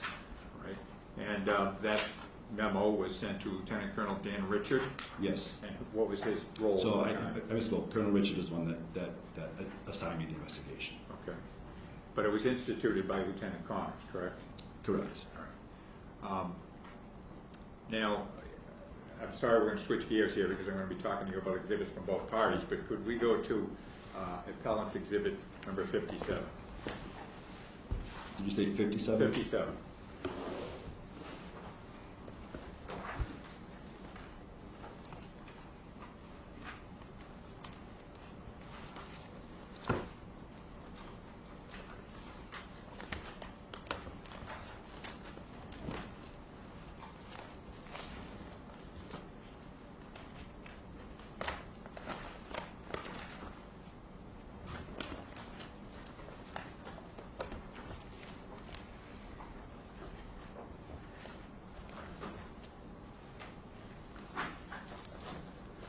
Yes, sir. Okay. Do you have that in front of you? Yes, sir. What is that in front of you, sir? It's the Rules and Regulations, Article 4. Of the Department of State Police, correct? Yes, sir. And there are many rules and regulations of the Department of State Police, correct? Yes, there are. And there are many policies and procedures of the State Police, correct? Yes, there are. And you have in front of you Article 4, I do. and it's dated, and these change from time to time, correct? They do. And the date of this is September 27 of 23? Yes, it is. Okay. And Article 4.0 is entitled what? Title and rank, payroll, promotions. And so, in effect, this rule and regulation, Article 4, sets out the ranks of every member of the state police, correct? It does. Beginning with the top order of rank, correct? It does. And 4.1 reads, the order of titles and ranks in the Massachusetts State Police shall be as follows, colon. First bullet is colonel/superintendent, correct? Correct. As of February of 24, who was the colonel/superintendent? February of 24, Colonel Jack Maughan. Okay. And the next bullet down, and I assume this is second in command, is Lieutenant Colonel/Deputy Superintendent, correct? Correct. And who was that as of February of 24? Lieutenant Colonel John Pinkham. Okay. And then the next item down is third bullet down is Lieutenant Colonel, correct? Correct. And is there more than one Lieutenant Colonel in the state police? There are. How many are there? I believe there are 5. All right. And so the order of rank, we have one colonel, correct? We have, you just have to give hands for the record. Yes, Okay. yes. One colonel. Correct. One deputy, correct? Correct. Second in command. Correct. And then we have, did you say 5 I lieutenant believe there are colonels? 5, yes. All right. And the lieutenant colonel of, strike that, Lieutenant Colonel Connors was the commander of what division? Division of Investigative Services. Okay. So is it that each division has a lieutenant colonel in charge? Yes. Okay. And then below that we have major, correct? Yes. And then on down the line, detective captain, captain, detective lieutenant, on down, correct? Yes. And you're a detective lieutenant, correct? I am, sir. All right. And so this Article 4 sets out the rank of all the senior officers of the department. For all the ranks, yes. Okay. Now, Lieutenant Connors was in the Division of Investigative Services, correct? Yes, sir. And so, and again, this is going to be a little cumbersome with the 2 books in front of you, but could you turn to Appellant's Exhibit 1? And could I ask, Madam Commissioner, if we could display Exhibit 1? We're gonna play the, Appellant's Exhibit 1, Appellant's. yes. split one, the video. Exhibit, no, it's not a video, it's just an exhibit. I'm sorry, say this again? Just Exhibit 1. I thought you had them all. Can we go? Yes. Both of you? And we can do it if we can. Commissioner, do you want to sign that law on the record? If you want to. Thank you. I can't hear you if you want to sign. We're off. We're off. So apparently it can't be displayed DLT, but could you go to Exhibit 1, please? Appellant's Exhibit 1. I'm there. And so this is entitled what? The Massachusetts State Police Division of Investigative Services. All right. And is this a chart of all divisions of the state police? It appears to be, yes. Okay. And on the second page after the emblem, the first page is entitled Massachusetts State Police Division of Investigative Services, correct? Correct. And the first name at the top of that chart is who? Lieutenant Colonel Brian P. Connors. Okay. And then below him, there are 4 names. They're not Major Leonard Copenrath, Detective Captain Gerald Collins, Major Michael Farley, and Detective Captain Eric Benson, correct? Correct. And what are their roles within the Division of Investigative Services? So each major and detective duo, if you will, they each oversee a certain set of units. Okay. And on the left side of the chart, there are numerous units and divisions listed, correct? Yes, sir. And on the left side of the chart, the Norfolk SBDU is one of the units or divisions listed, correct? Yes, sir. What is the Norfolk SBDU? The Norfolk State Police Detective Unit. Okay. Norfolk County DA's Office Detective Unit, all right. And so, just following along on the chart then, if you look back up, Detective Captain Gerald Collins would be the detective captain for the Norfolk SBDU? Yes, sir. and Major Leonard Coppenrath would be the major in charge of the Norfolk County SPDU, correct? Correct. And then above them, they would answer to Lieutenant Colonel Brian Connors, correct? Yes, sir. All right. Thank you. Now, have you, prior to investigating Michael Proctor, did you ever investigate anyone for comments, personal comments on their personal cell phone? I have not. And could we go to your report, Exhibit 18? That would be Respondent's Exhibit 18.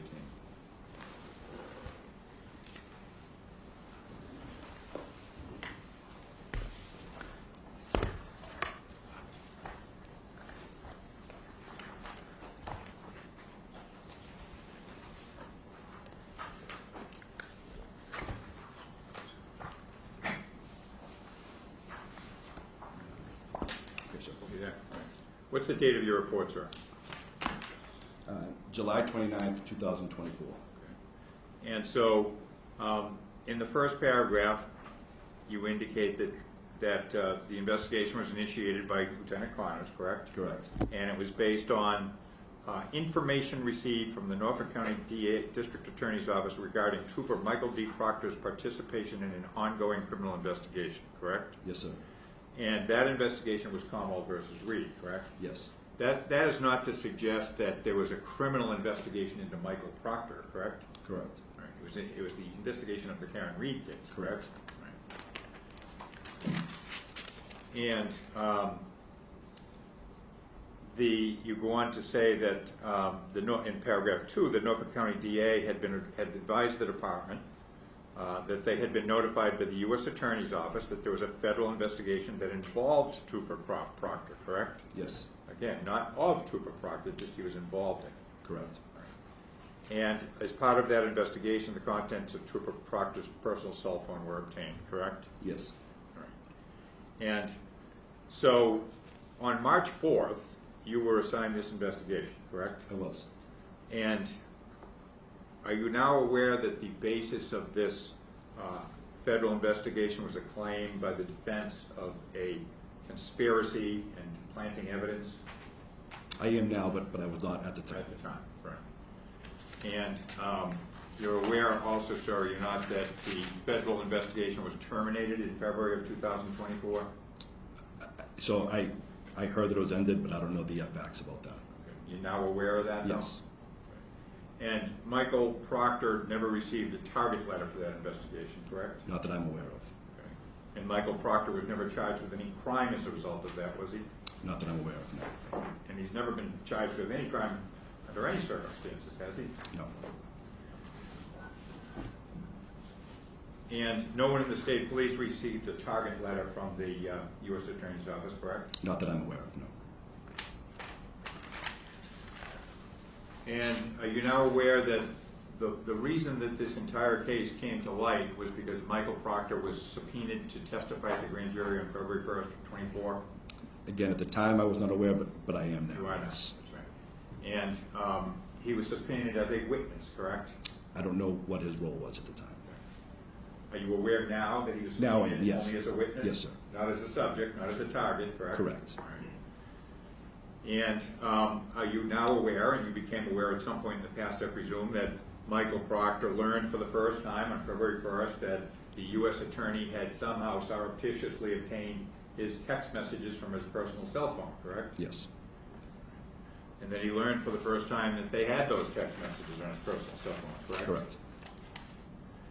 And are you now aware that do you have any idea of the basis for them obtaining those messages? I wouldn't speculate on that, sir. Now, March 4th was the day you were assigned the case, correct? Correct. And on March 4th, there was a meeting at General Headquarters, correct? Yes, sir. And you attended that meeting, did you not? I did. And who else was at that meeting? It was myself, Colonel Mon, Lieutenant Colonel Pinkham, Lieutenant Colonel Richard, Lieutenant Colonel Connors, Attorney Staples, Detective Lieutenant Goslin, and I believe that was it. Okay. So you had, I just want to go through that again. Colonel Mon was at the meeting, correct, on March 4th? Yes. And this was held at the headquarters in Framingham? It was. And was it up in the legal department, or where was it held? It was in Colonel Mon's office. Colonel Mon's office. Okay, so Colonel Mon was present. Yes. Jennifer Staples was present. Yes. She chief legal counsel. She is. Siobhan Kelly was present. I can't recall. I think she may have come later on. I can't recall. She's for deputy sure. counsel. She is, yes. Okay. And Detective Lieutenant Goslin was present. Yes. What is his role? What was his role at the time? So at the time, myself and Detective Goslin were some of this meeting. We were working the case together. Okay. And was Colonel Daniel Richard there? Yes. And Lieutenant Colonel Connors was there, correct? Yes. And Captain Benson was there, correct? He may have been there, yes. And so you had one colonel present. Yes. You had two lieutenant colonels present, correct? Three. Lieutenant Colonel Richard and Lieutenant Colonel Connors. In Colonel Pinkham. So you had a colonel, a deputy, two lieutenant colonels, correct? Yes. And you had one captain, Benson. Yes. You had two detective lieutenants, yourself and DLT Goslin. Correct. And two attorneys. Correct. All present at a meeting with the Norfolk County representatives of the Norfolk County DA's office, correct? I don't think there were any reps from the DA's office there. Okay, not at that time. No. All right. And so the topic of discussion was what? The fact that the DA's office had disclosed to the department the existence of these text messages. So, I'm sorry, say that again? That the DA's office had disclosed to the department of the existence of these text messages. Okay. And was it necessary for you to sign a non-disclosure agreement on March 4th? It was. Okay. And so in your report, you say only that derogatory and defamatory messages were discussed, correct? Correct. And you say that only an oral summary of the text messages was discussed, correct? Correct. I don't believe that the content of the text messages was discussed, but as far as I know, only the fact that these text messages had been found, but not the actual content of them. So this meeting took place after the DA's office had disclosed the text messages to the department, correct? Correct. And that had happened in late February, in early February? I'm not sure when the DA's office told the department. So who was the speaker in the room on February 8th? I'm sorry, on March 4th. There wasn't one speaker, sir. Okay, but who was the one holding the meeting? Well, Colonel Mon was a ranking member, so it was his meeting, but there was not one speaker in the meeting. Okay, and everyone in the meeting had to sign non-disclosure agreements, correct? Correct. And so all those people in the room, and you're telling us that no one asked about the specifics of the text messages? I don't know what conversations they had prior to got there, or what questions that they had for the DA's office. And so the purpose of signing a non-disclosure agreement would be so that people couldn't disclose the content of those text messages, right? The purpose of the NDA was so we could not disclose the fact that we knew that these text messages had existed. So your testimony is that an NDA, as we're calling it, was required just so you couldn't tell others that there were derogatory and defamatory messages. Correct. That's as far as you know. Correct. It's fair to say that others in the room may have known a lot more than you. I wouldn't know that, sir. Okay. But it's a possibility. It's a possibility, sure. But in any event, non-disclosure agreements were signed that day. They were. Or previous to that day. No. By others, maybe. I would assume no. I know that I signed the NDA that day. And as far as you're concerned, you signed the NDA only because you knew there were derogatory and defamatory messages. Correct. And do you know if that NDA, as we're calling it, was ever produced to Michael Proctor or myself? I do not know. But you signed one. I did.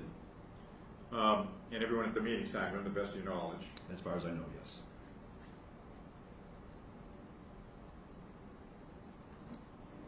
Now, could you look at our Exhibit 4? I'm sorry, hold on one second, if you would, DLT. Yeah, Exhibit 4.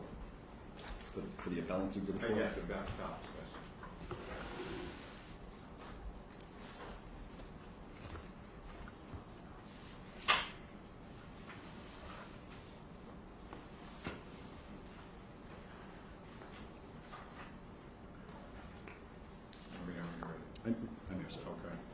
So that Exhibit 4 is an email, correct? It is.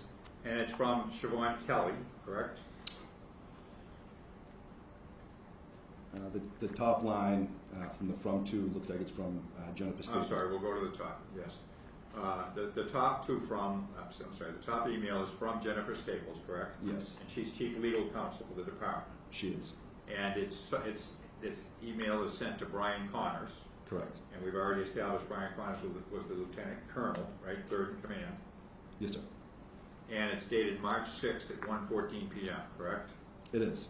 And it says a big capital FYI, correct? It does. That's the only content of the email, correct? Yes, sir.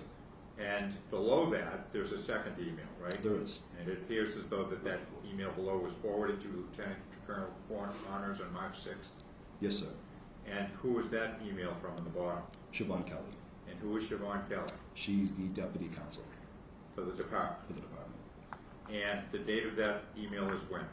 March 4th, 2024. All right, at 3:41 p.m. Yes. And who is Attorney Kelly sending this email to? To Colonel Mon and Colonel Pinkham, and she CC'd Attorney Staples. Okay. And what's the subject? The subject is proposed statement. Okay. Do you know what that means? I can surmise what it means, yes. What do you surmise it means? That they were drafting a statement for release, I would imagine. Okay. I'm sorry, sir, for drafting a statement. They were for release.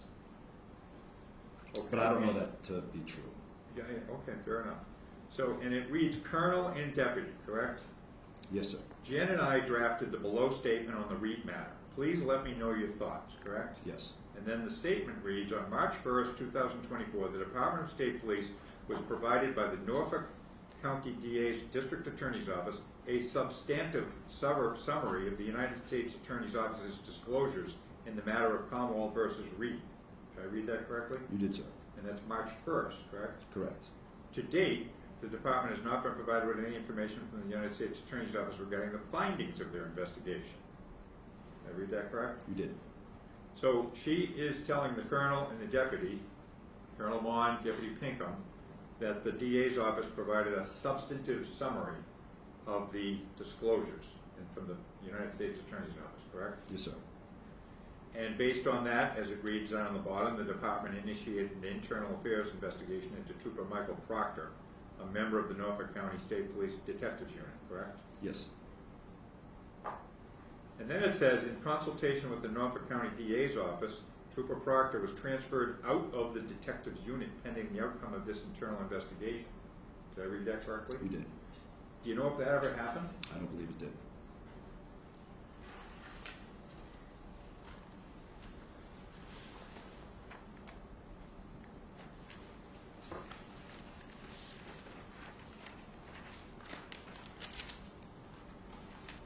Now, are you now aware that the department actually learned of the text messages before March 1st of 24? What's the objection, Mr. Cole? Suits facts, not evidence. I'll have a question. You may answer.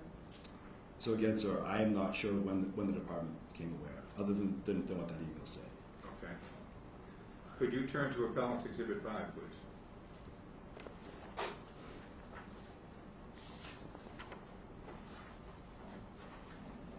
I'm there, sir. All right, and I think because it's an email chain, we'll go to the last page first. And actually, the last page is from someone, if you could, let's go to the last page. The base number of that. I'm sorry, it's APP 0052.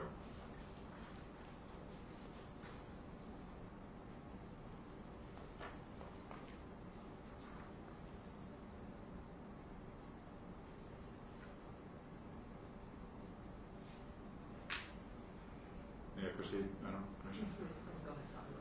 Are you ready? I am. Guilty. So the email, the email at the top is dated January 19th of 24, correct? Yes. And it's from Siobhan Kelly, Deputy Legal Counsel again, correct? Yes, sir.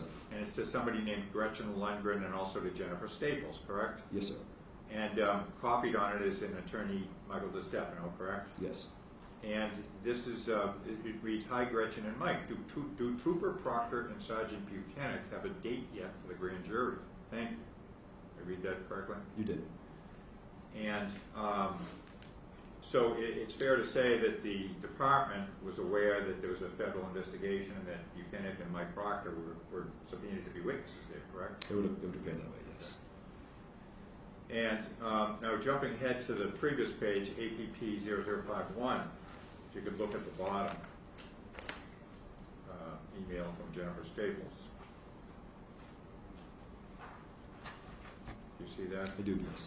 And so that's from Jennifer Staples, dated Friday, February 2nd, 2024 at 12:25 p.m., Friday afternoon, correct? Correct. To Gretchen Lundgren, copied to Michael DiStefano.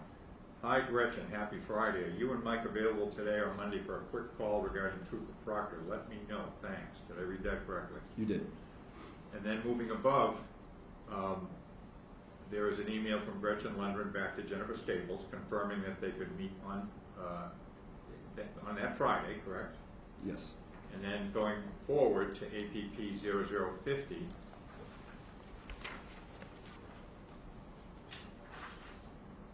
there is an email from Michael DiStefano. Do you see that? I do. On Friday, February 2nd at 4:17:35 p.m. You see that? Yes. To Jen Staples. Hi Jen, thanks for the call today. Do you have some availability to speak with me on Monday, February 5th? Thanks, Mike. And then if you go to the top, there's an email from Jen Staples to Mike DiStefano. Absolutely, I just have a 2 o'clock. What works for you? Do you see that? I do.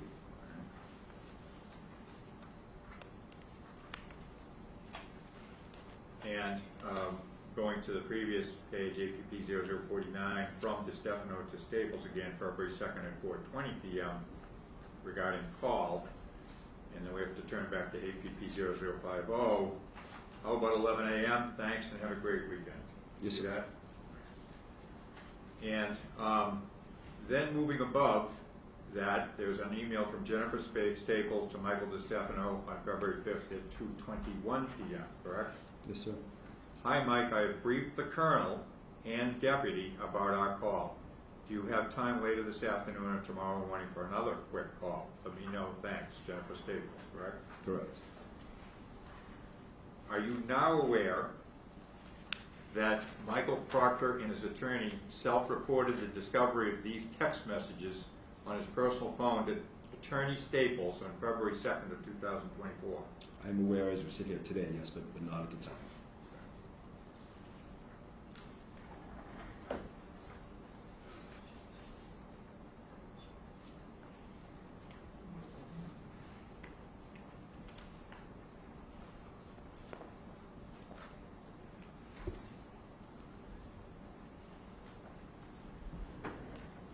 Attorney Moynihan, in looking at the exhibits,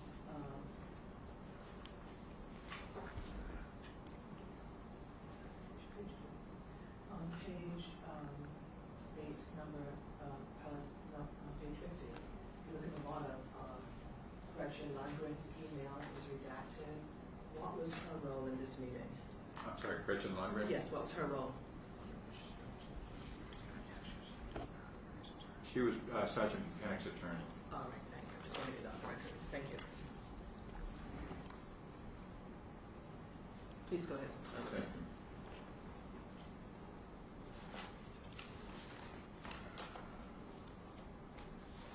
Now, DLT, are you aware of the fact that there was a meeting held on February 8th at the department, at headquarters? Only as we sit here today, yes. You know? Yes. And present at that meeting were Trooper Michael Proctor, correct? I believe so, yes. Attorney DiStefano, Siobhan Kelly. Yes, I'm. Sorry, I didn't get an answer to that question. So I'm. Sorry. The pending question was Attorney DiStefano, and I had an answer aye. So I'm sorry. who was at that meeting? So I am not aware of who was at that meeting. Okay. Are you aware now, did you learn it sometime in the past, that Trooper Proctor reported to DLT Tully the content of these text messages? Yes. And he did that on February 1st and on February 2nd, correct? I'm not sure of the date, but I do know that he did. And are you now aware that And who is DLT Tully, by the way, in the scheme of this? DLT Tully was the unit commander of SPDU Norfolk. He was Mike Proctor's boss? Correct. One of his bosses, correct? Correct. And so, in terms of bosses for Mike Proctor, at the time we had DLT Tully, correct? Yes. And what was John Fanning's title? He was the lieutenant. Okay. And who was above John Fanning? DLT Tully. Okay, and then who was above Tully? I believe that would have been Detective Captain Collins. Okay. And those were all superior officers to Trooper Proctor, correct? Yes, sir. That he would have to answer to. Yes, sir. And they would have all been part of the Karen Reed investigation, correct? I would assume they were, yes.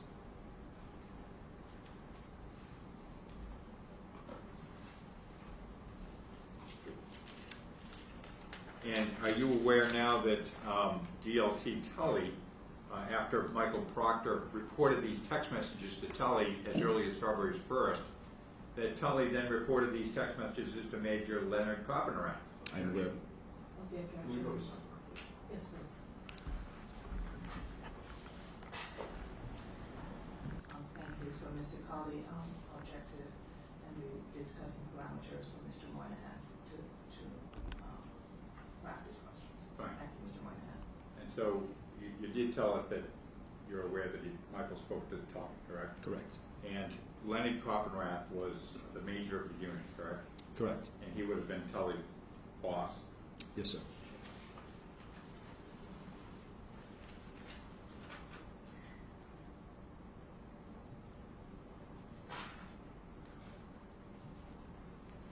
I'm going to have to ask you to repeat that question. I'm sorry? I'm going to ask you to repeat the question really quick. You're aware that Major Copenrath is Tully's boss? Correct. Yes, sir.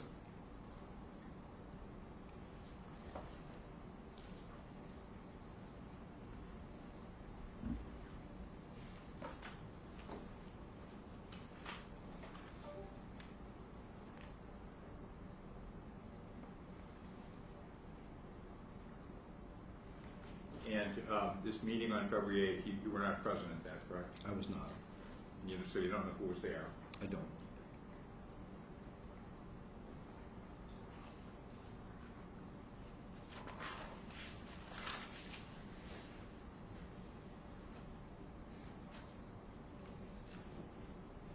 Did you ever speak to Major Copenrath between February 8th and March 4th about this matter?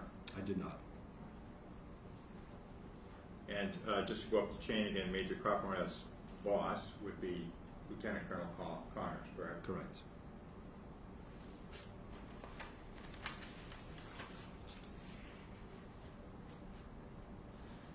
Were you aware that Colonel Mon was briefed by the DA's office in late February of the text messages?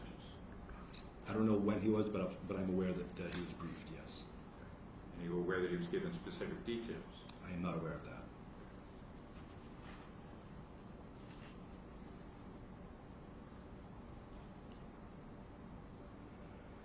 And so March 4th of 24 comes, correct? And there's a meeting with all the people we discussed. Yes, sir. And the investigation begins on March 4th of Michael Proctor, correct? Correct. And could you go to Respondent's Exhibit 25? That would be the Department's Exhibit 25.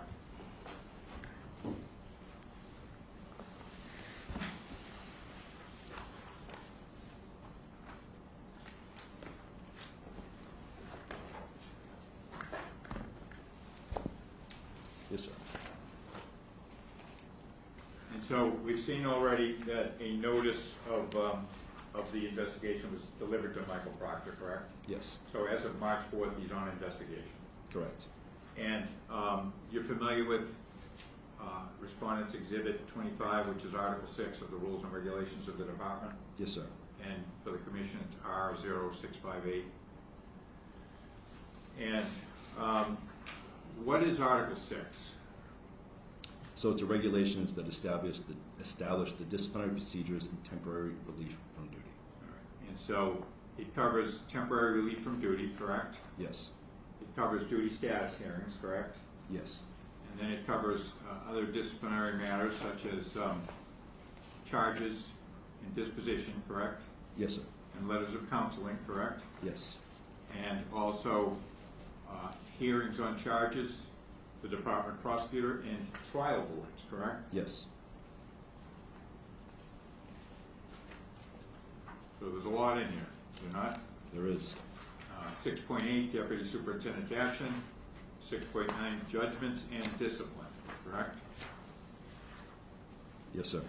And on page 0RO665, this is promulgated by John Mon, Colonel Superintendent, correct, in September 27, 23, was revised. Yes, sir. Is it fair to say another version pretty similar to this existed before September 23? I would assume so, yes. And so, if you could look at Article 6, it empowers the colonel in 6.1 to relieve a trooper from duty, correct?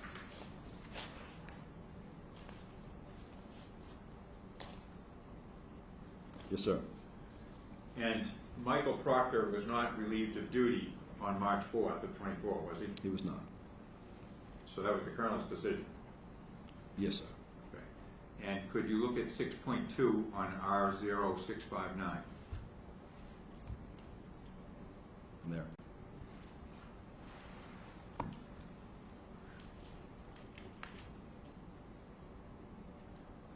Let me know when you're there. Okay. I'm there. So 6.2 reads duty status hearing, correct? It does. And it tells us 6.2.1, a division commander, with the approval of the colonel superintendent, may convene a duty status hearing relative to the member's duty status if, item 1, the member is the subject of a criminal investigation, is arrested or indicted, or if a criminal complaint or warrant is issued against the member, or 2, the member is the subject of an internal investigation. And I'll stop there. That is correct. And so a duty status hearing can be convened to change a trooper's status upon the opening of an internal investigation, correct? Correct. And the colonel has that discretion. He does. And so on March 4th, Mike Proctor was notified of this internal investigation about these text messages, correct? Correct. He was not relieved of duty. He was not. And he was not the subject of a duty status hearing. He was not. And he was not suspended without pay. Correct. Instead, he remained on full duty, correct? He did. Contrary to that email that we saw earlier, he was not transferred out of the DA's office, correct? He was not.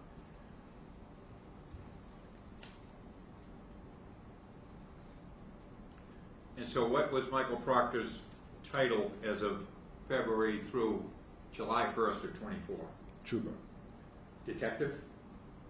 Yes, he was assigned to the SPDU, yes. Okay. And so it's fair to say, is it not, sir, that he remained on full duty, being investigating homicides from February 1st until July 1st? I don't know what his role was there, but he stayed with the unit.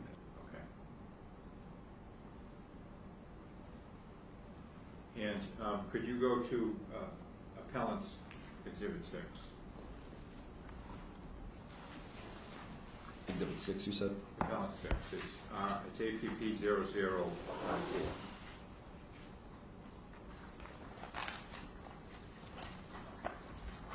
Okay, sir. And do you have that in front of you? I do. And is this an email? It is. And it's from a David Procopio. Who's David Procopio? He worked in the media section. Media relations? Yes, sir. Okay. So this is an email from him to Elaine Driscoll. Who is Elaine Driscoll? I don't know, sir. And also to, it says EPS. Do you know what EPS is? I don't. And it's also to Siobhan Kelly, who's Deputy Legal Counsel, correct? Yes. And it's dated March 13th, 2024 at 5:13 p.m.? It is. And the subject of it is statement for review, correct? It is, yes. And it says, good afternoon, does this sound okay? The MSP has opened an internal investigation into an alleged violation of department policy by Trooper Michael Proctor. Trooper Proctor remains on full duty. Dave Procopio, Director of Media Communications, Mass State Police. Did I read that correctly? You did. So Michael Proctor remained on full duty as a detective in the homicide division. The colonel could have suspended him without pay or relieved him of duty, correct? He could have, yes. But the state police found it necessary to notify the media that an investigation had been opened. That's how it appears, yes, sir. Does that happen very often, that the department notifies the media about an internal investigation? I wouldn't be. But there's another way. Mr. Conley. Objection. Another question. I wouldn't be able to speak to that, sir. Well, you've investigated 25, 30 cases, right? How many of those have been, when the investigation has started, how many of those 25 or 30 have been displayed to the media upon the opening of the investigation? I wouldn't be able to put a number on it, sir, but it has happened. Other than this case? Yes, sir. Once? Again, I wouldn't be able to put a number on it. It's not something that I'm involved in, and I don't pay attention to that.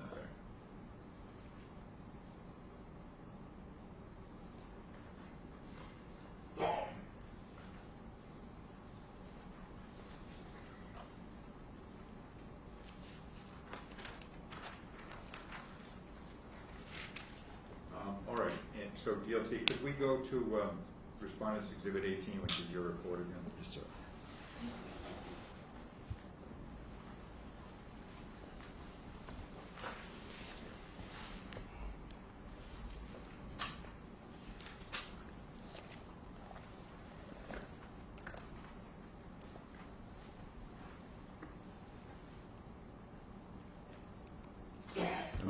And so this is Respondents Exhibit 18, looking at page 2, which is APP RO, I think it's 491, 492.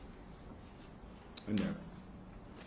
And so paragraph 4, which you discussed on direct exam, you have that in front of you? I do. And this concerned your words, in addition to the information provided concerning text messages sent by Trooper Proctor, there were concerns raised as a result of the federal investigation that Trooper Proctor had a personal relationship with witnesses involved in the investigation, correct? Yes. An inquiry was conducted by the department to determine if any substantial relationship existed between Trooper Proctor and witnesses related to the investigation, correct? Correct. So this investigation was separate from yours? Yes, it was. Why did the department choose to have separate investigations, do you know? I couldn't speak to that, sir.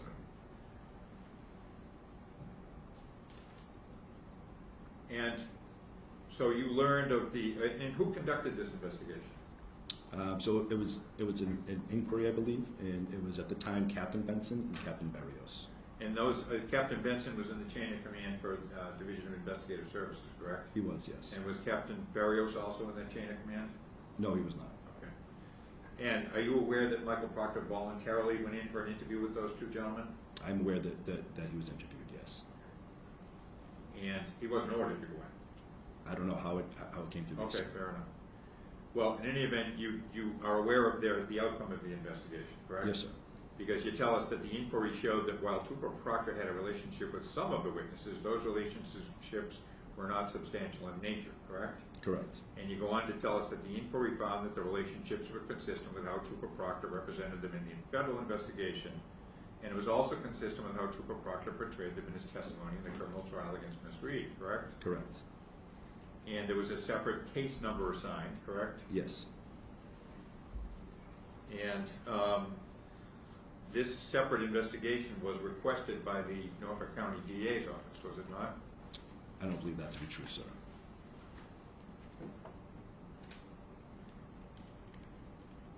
And have you ever seen a completed report on that? I have not. And are you aware that that investigation was conducted in March of '24? Yes, I believe that to be true.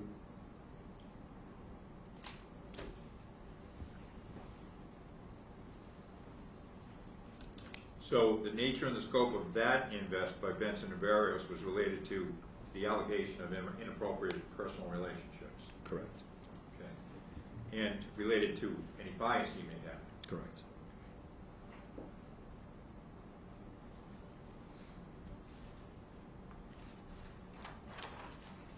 And there was no finding of inappropriate relationships or bias by those two gentlemen, was there? No, there were not.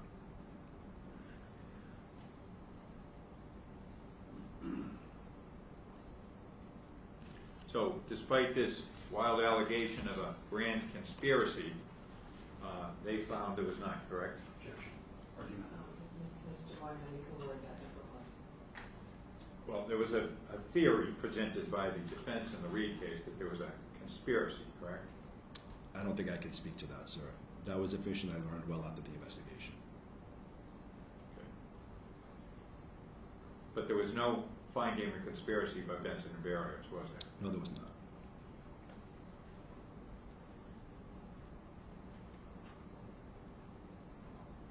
So it's fair to say, is it not, DLT, that any relationship that he had, that Mike Proctor had with any witnesses, did not affect the integrity of his investigation?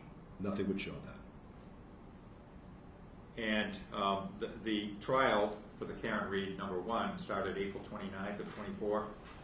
I believe that to be true, yes. And so the Benson Barrios investigation was done 3-4 weeks before the beginning of that trial, correct? Yes, sir. And did you attend the trial? I did not. You watched it on live stream? I did. And so you listened to Michael Proctor's testimony? I did. And then you saved the videos for this case? I did. That's what we've been watching all morning? Yes, sir. And you created a summary of his testimony, correct? I did. And that was one of the department's exhibits here today, Exhibit 8, correct? Yes. And so you had all of the text messages that we watched on video summarized in a neat fashion in Exhibit 8, correct? Yes. And those texts were presented initially by the DA, correct, in the trial? Yes, sir. And then they were highlighted, were they not, by Attorney Jackson? They were. In a very theatrical way? Your word, sir. Okay. And Michael Proctor admitted that the texts were unprofessional, correct? He did. Immature, Yes. juvenile, Yes. and offensive. Yes. Texts on a personal cell phone. Correct. He didn't deny his texts. He did not. Have you ever seen the full thread of text messages, the hundreds of thousands of text messages? I have not, no.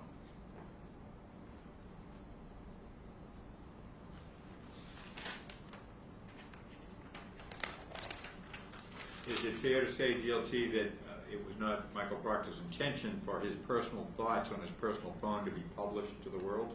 Correct, yes. And the text to his friends were sent late in the day on January 29th of 22, correct? Yes. And fair to say that they were sent after a full day of investigation into the Reed case? I would assume it was a full day. Again, I wasn't present for the invest. Are you aware he was assigned at about 6 a.m.? I don't know when he was assigned the case. Okay. Fair to say there were numerous law enforcement officers involved in the investigation during that day? I wasn't there, sir. I can assume that there were, though.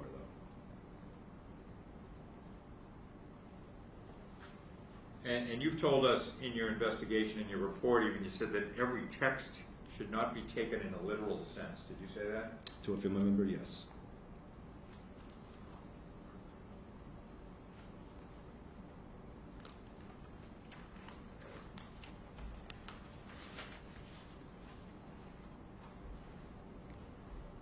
And you're aware that this Karen Reed case, right from the outset, was extremely high profile, correct? Yes, it was.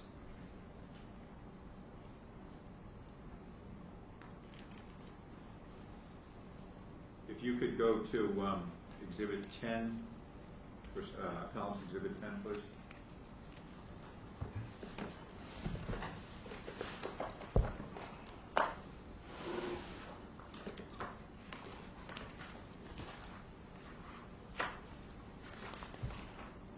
I'm there, sir.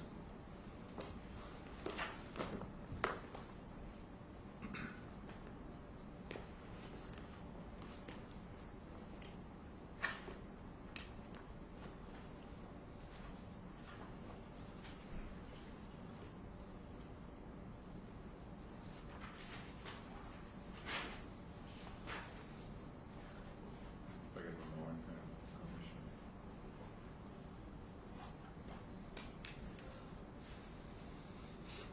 And you're aware that Michael Proctor testified on June 10th and June 12th, as you told us earlier, correct? Yes, sir.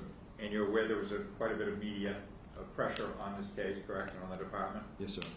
And you're aware that there was also political pressure. I wouldn't be able to answer to that, sir. Can we look at Exhibit 10, please?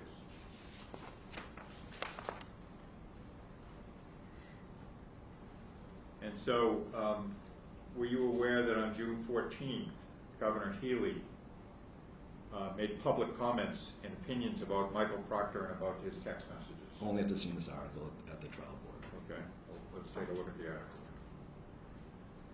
On page APP 0073, it discusses Trooper Proctor's testimony, does it not, on June 14th? It does. And Governor Healy said, it's terrible. I mean, anybody looks at that, it's completely unprofessional. So she's commenting publicly on a criminal trial at the time, correct? She is. And she's publicly commenting on Michael Proctor's text messages, correct? Correct.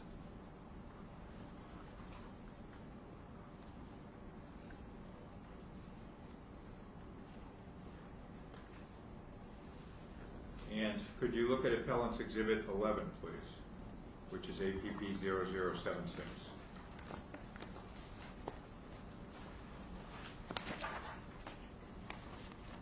I'm there, sir. Now, again, it's an email chain, so if we could go back, I believe. I'm sorry, the bottom, it works backwards on an email. The first email is from a Timothy McGurk. See that? I do. Who is Timothy McGurk? He works in our media relations section. Did he take the place of David Procopio? I'm not sure how it worked out, but he's there now. Okay. And the date of this email is Saturday, June 15th at 4:11 p.m., correct? Correct. So this would have been after Michael Proctor's testimony, correct? Yes.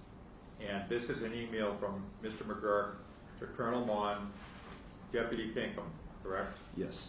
And copied on the email is Jen Staples, Brian Connors, Siobhan Kelly, Mark Wheeler. Who's Mark Wheeler? At the time, Mark Wheeler was the chief of staff to Colonel Mon. Okay. Doug Levine, copied. Who's Doug Levine?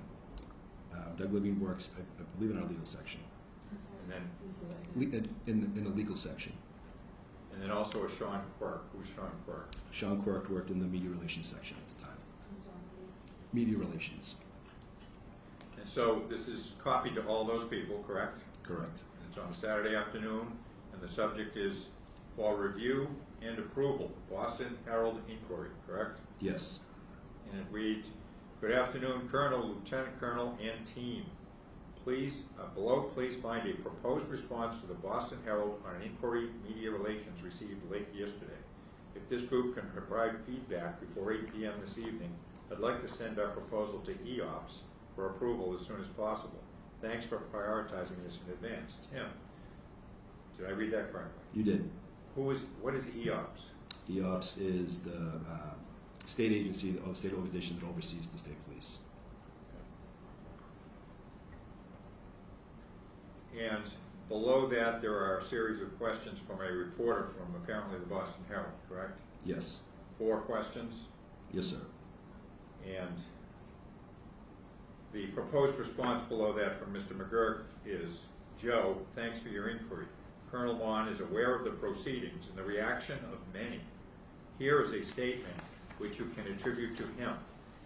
And it reads, while the Massachusetts State Police remains committed to respecting the integrity of the ongoing criminal trial and our own internal affairs investigation, I share the outrage and acknowledge the concerns surrounding the contemptible and disparaging text messages that emerged at the trial. Any form of police misconduct undermines the public trust we earn and depend on to effectively accomplish our mission. Despite the example of honest, hard-working women and men in our ranks, my leaders understand that more must be done to uphold the higher standards of professionalism. / Colonel John Mon, correct? Correct. And then below that, here is some background that may be helpful to you in your reporting to answer some of the questions, correct? Yes. All right. And so that's a proposed statement, and then at the top of APP 0076, there is an email back from John Mon, correct? Yes. John Mon is Colonel Mon, correct? Yes. And he sends that back to Timothy McGurk and Deputy Pinkham, correct? He did. And copied on that is Jennifer Staples, Brian Connors, Siobhan Kelly, Mark Wheeler, Doug Levine, and Sean Quirk, correct? Correct. The subject is for review and approval, Boston area inquiry. So Colonel Vaughn makes one change, correct? So I don't know if that was meant as a change. I can see that he quoted a line in there. He says, quote, "As leaders, we understand that more," correct? Yes. All right, so it appears from that it's been sent to Colonel Vaughn for his review, and he's read it, correct? Yes. And so after Michael Proctor's testimony, it's fair to say that the governor had publicly commented, right? She did. Media outlets were calling the department about this, correct? Yes. And then on July 1st, there was a mistrial declared, correct? Yes. Mistrial in the trial of Karen Reed. That's correct.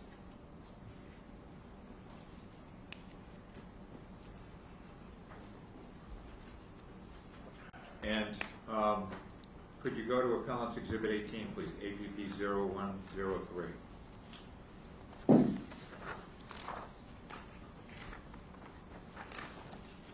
I'm there, sir. So this is an email as well, correct? It is. Dated July 2nd, 24? Yes. 7 a.m. in the morning, right? Correct. From Timothy McGurk, he's in media relations, correct? He is. And it's to MSP DL Communications Working Group EPS. Do you know who that is? I do not. But Mr. McGurk says, "Very busy day for media relations. We really appreciate the collaboration with our colleagues in legal, whose guidance helped us secure lots of good coverage last night." TM, correct? Yes. And then Colonel Vaughn's statement on the mistrial in the Commonwealth versus Reed case, it appears to have been provided to about a dozen news outlets, correct? It email? does. Yes. And that's a press release that Colonel Vaughn made on July 1st, the previous day, correct? Yes. And so below that, there is a State House News Service email as well that's attached to this, correct? There is. And it says, "Campbell defends state police, mum on colonel pick," by Chris Lazinski, correct? Yes. And it reads, "The state's top prosecutor does not want to weigh in on whether the next head of the Massachusetts State Police should come from outside the department, racked by a series of scandals." Did I read that correct? You did. Attorney General Andrea Campbell criticized the conduct of Trooper Michael Proctor, the lead investigator in the Karen Reed murder case, who sent crude text messages about Reed's appearance and potential guilt. Did I read that correct? You did. A.G. Campbell goes on to say the conduct by that state trooper in that case is absolutely unacceptable. The commentary was vile. It was just horrific, to say the least. Campbell said in an interview on WCBB's On the Record that aired Sunday. State police have the obligation, of course, to continue to build trust, to maintain that trust. He clearly has broken that by his conduct before and during his prosecution. At the end of the day, there's a process within the state police to evaluate and to hold him accountable. And he should absolutely be held accountable. Did I read that correctly? You did.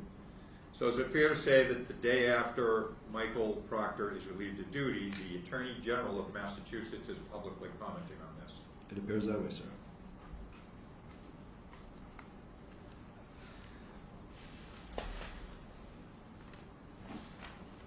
Now, could you go to Appellant's Exhibit 14?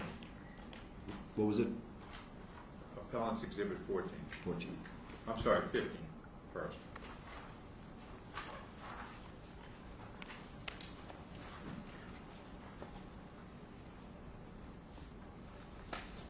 I'm there, sir. All right. What is this Exhibit 15? This is the letter, a to-from letter composed from Detective Captain Gerald Collins. The subject is Trooper Michael Proctor, relief of duty. Okay. And it's, now July 1st was the date of the mistrial in the Reed case, correct? Yes.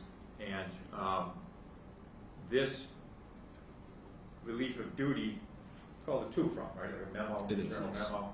And it's from Detective Captain Gerald P. Collins, correct? Yes. To Leonard Copenrath, the major of the Division of Investigative Services, correct? Yes, sir.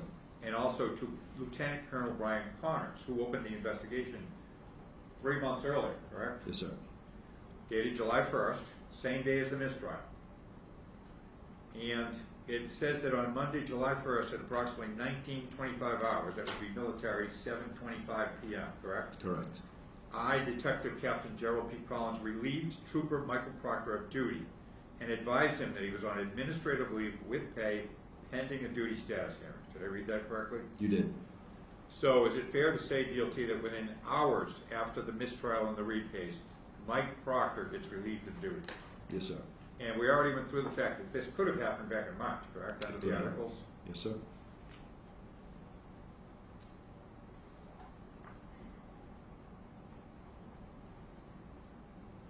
Now, if you could turn back to Exhibit 14, Appellant's Exhibit 14, APP 0085.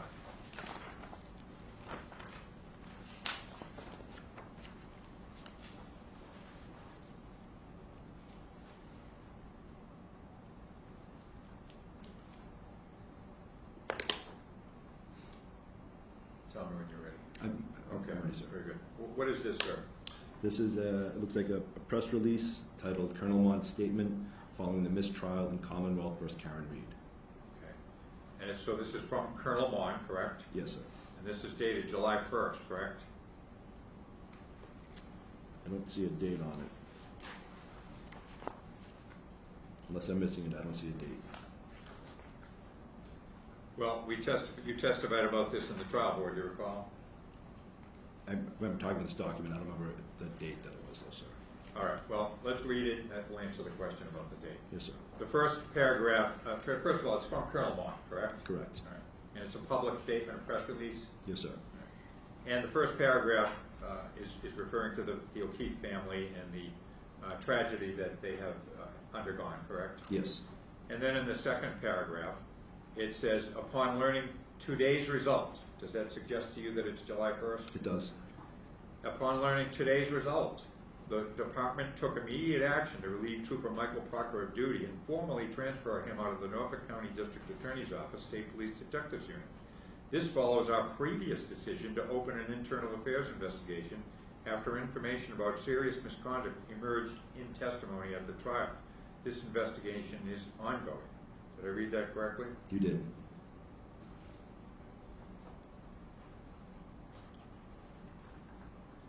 And so Colonel Vaughn is telling the media that he has relieved Michael Proctor of duty after learning of the mistrial, correct? Correct. So July 1st, 24 becomes a very important date for Michael Proctor, does it not? Yes, sir. Mr. Carlin? This is cross-exam. Sir, I guess Mr. Carlin. Mr. Carlin? Of what possible relevance is Detective Lieutenant Dwyer's speculation about whether or not that was an important day to Michael Proctor? Of what possible relevance to the existing proceedings could there be? I'll ask you to rephrase your question, Mr. Lieutenant. Michael Proctor was relieved of duty on July 1st, correct? Correct. The mistrial and the Reed trial was July 1st, correct? Correct. And so, July 1st, when a trooper gets relieved of duty, becomes a very important date for him, does it not? Objection. Again, Mr. Ironhand, it's the same question. May we approach? You may.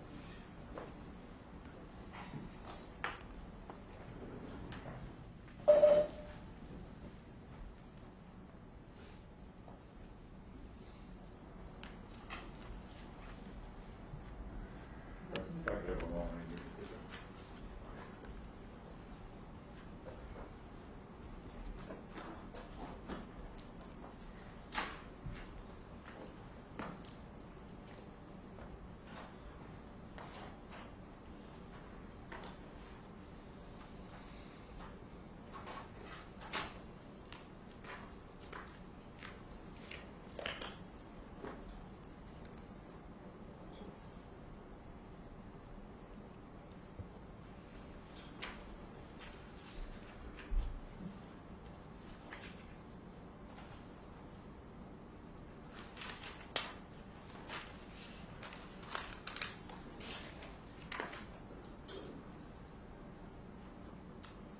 Could we go to Appellant's Exhibit 16, please? It would be APP 0090. No, sir.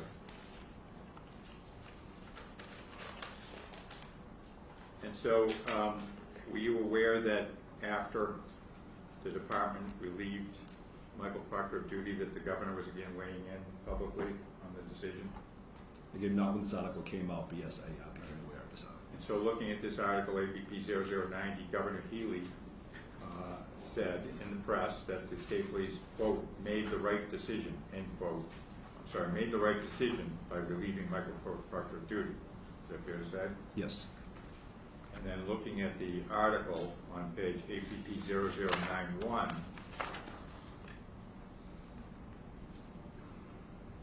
Governor Healy, again, this is on July 2nd, the day after the relief of duty, Governor Healy stated publicly, the colonel made the right decision. I fully support the decision by MSP on this. As you know, it's under internal investigation, and that process will have to go forward. This was the right move to remove him. This is a process. We have to wait for that process to go forward. Did I read that correctly? You did. Now, is it fair to say, sir, that the state police wanted to move quickly with the disciplinary process of Michael Proctor? Objection. I'm sorry. Mr. Don. What the agency wanted is not an appropriate question to be asking what the agency wanted. What does that even mean? Can you just rephrase that, Mr. Monahan? Were you told that the Mass State Police wanted to move quickly with this investigation? I was not.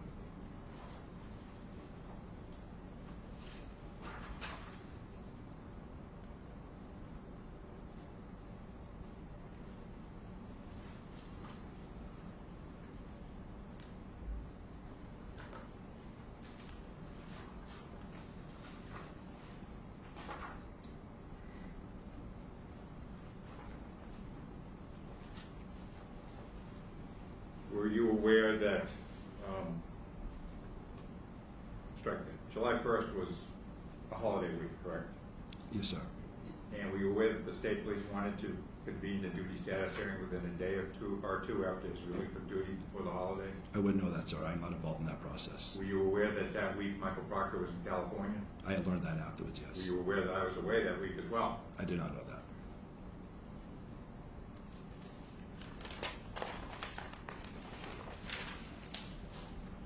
Are you aware that the duty status hearing was held on July 8th? I believe that to be the date, yes, sir.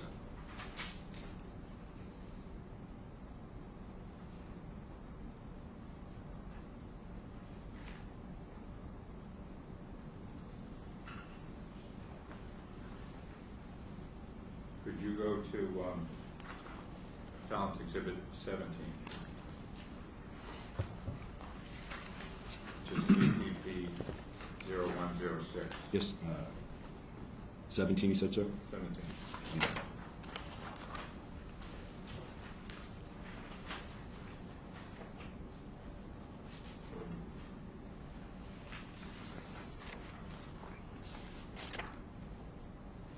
And is this a notice of the duty status hearing? Yes, sir, it appears to be. And what's the date on that? July 2nd, 2024. And what's the date of the scheduled duty status hearing on that? July 8th, 2024.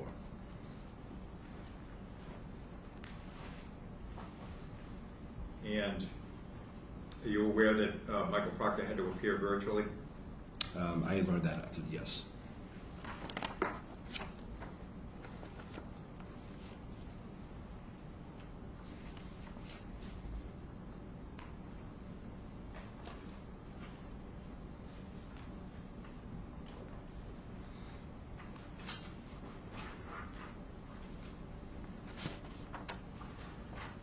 Now, could you look at Appellant's Exhibit 55?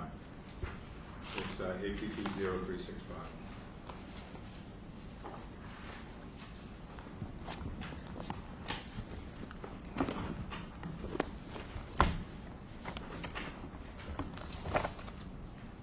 Okay, sir. What is this, DOT? Appears to be the department's policies and procedures index.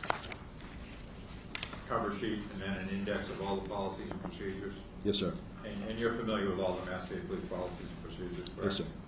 And is it fair to say it is over 800 pages, and with rules and regulations, about 1,000 pages with policies and rules? So I don't know the number, but that wouldn't surprise me if that was the number. Now, could you look at Appellant's Exhibit 19, APP 0106?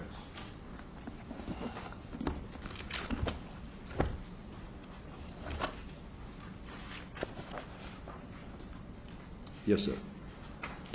You have that in front of you, right? I do. And is that an email from you? It is. Dated Monday, July 1st, 4/22/35, correct? Exhibit 19? Yes. APP 0106. The email I have here is dated June 26th. Oh, I'm sorry, the one at the top is the July 1st, but the forwarded message is July 26th. Right. On June Did you see 26th. that? Yes, APP yes. 0106? Yep. Okay. And so that's an email from you, correct? It is. To Keith Egan? To Colonel Shoemaker.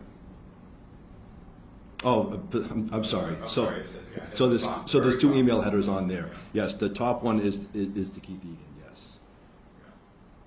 Okay, let's go with your method. Down the bottom first, what email is that? That is June 26, 2024, and that is to Colonel Shoemaker and CC'd to Detective Lieutenant John Gosling. Okay. And who is Robert Shoemaker? Robert Shoemaker became the division commander for the Division of Standards and Training. All right. And so thinking, Standards and Training. so thinking back to our chart that we talked about earlier, that he would be one of the 5 lieutenant colonels. Correct. And what is the Division of Standards and Training? In that division, my unit is housed along with the training side of the house, which would be the academy, as well as a number of other units. Is it fair to say that DST, Division of Standards and Training, is the unit of disciplinary procedures?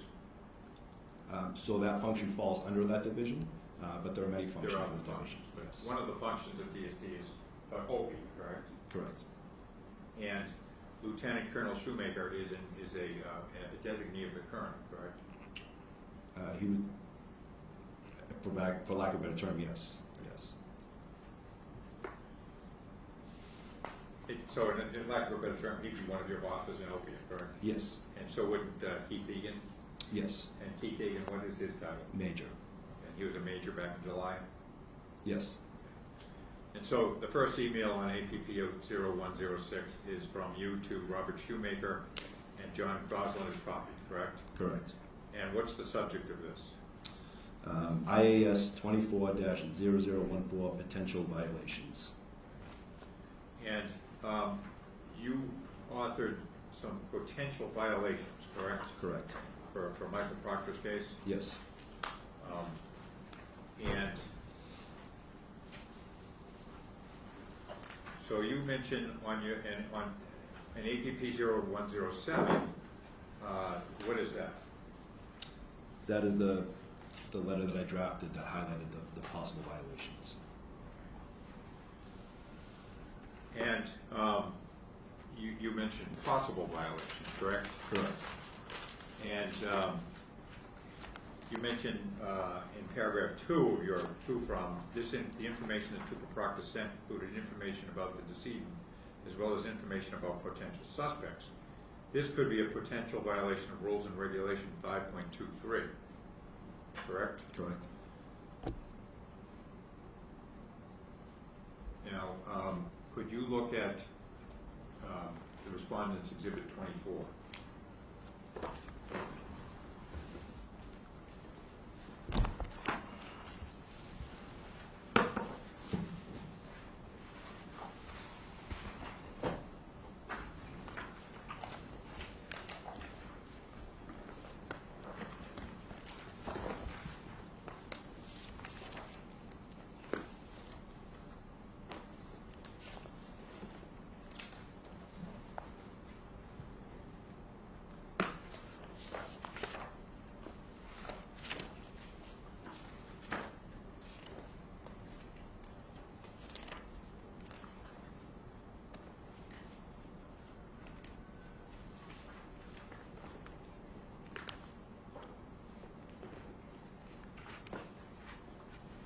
this would be R0642643. Yes, sir. Do you have that in front of you? Yes, sir. And this is what you previously discussed on direct, and that's Article 5 of the Rules and Regulations of the State Police, correct? Correct. Now, you mentioned in your June 26th from that potentially there's violation of 5.2.3, correct? Correct. 5.23. And 5.23 is dissemination of information, correct? Correct. Now, Mike Proctor was never charged with that, was he? I don't know what the specific charges were. It's not something that I'm involved in. Okay. And down below in paragraph 3, you mention at the end of 3 about some of the text messages. This could be a potential violation of Policy and Procedure Admin 47, bias-based policing, and Admin 18, unlawful harassment / sexual harassment, correct? Correct. Do you know if he was ever charged with that? Again, sir, I'm not sure what charges were because I was not involved in that. That wasn't your call. It was not. And is it fair to say that as of this time, you're confronted with a case of text messages on a personal cell phone, correct? Correct. And so is it fair to say that you were spitballing to try to figure out what the violation might be? Correct.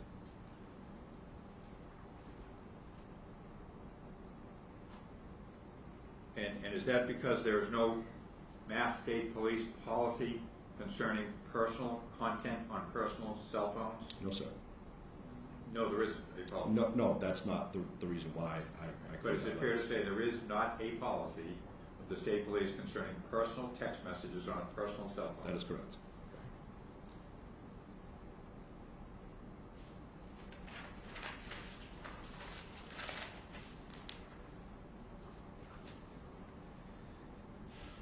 And so, just going along chronologically, the duty status hearing was held on July 1st, correct? Yes. And if we could look at Exhibit 17. Which I believe is the personnel.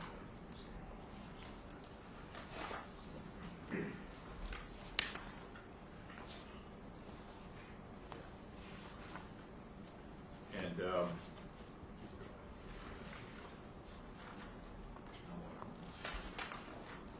and if you could go to APP 0101. Okay, sir. And what is that?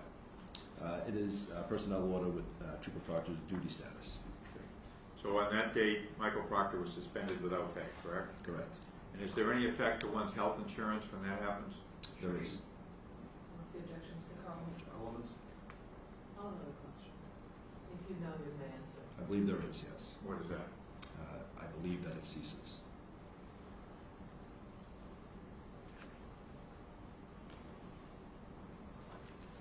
Now, could you turn to Appellant's Exhibit 22, which is APP 0117?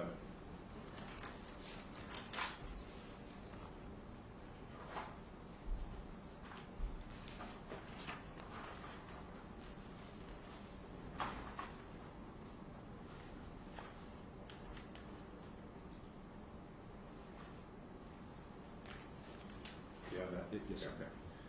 And this is an email, again, from Timothy McGurk, correct? Yes. And he's the media relations person, correct? Correct.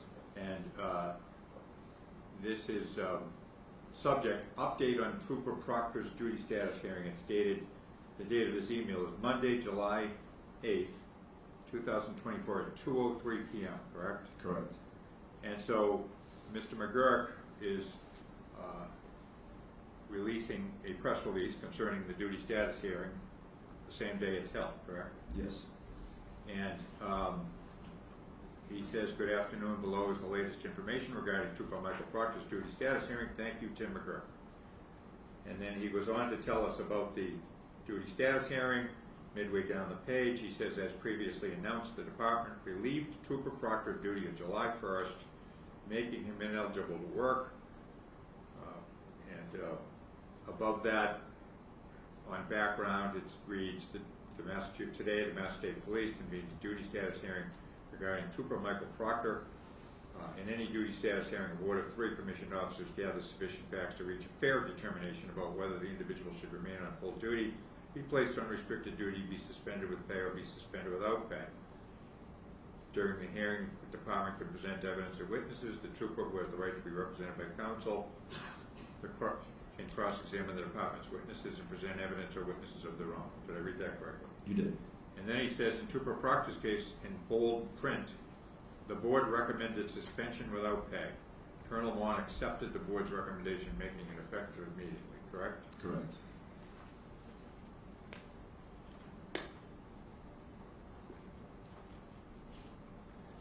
Now, is it fair to say that you met with me immediately after the duty status hearing on July 8th to discuss an interview? I believe I did. And is it still your position that you were not told by anyone to hurry this case along? I was not. Have you ever met me before after duty status hearing to immediately convene an interview in any other case? I can't recall if I did, sir. Is it fair to say that it's highly unusual to want to schedule the interview immediately on the day of the duty status hearing? It is not a normal practice. Is it?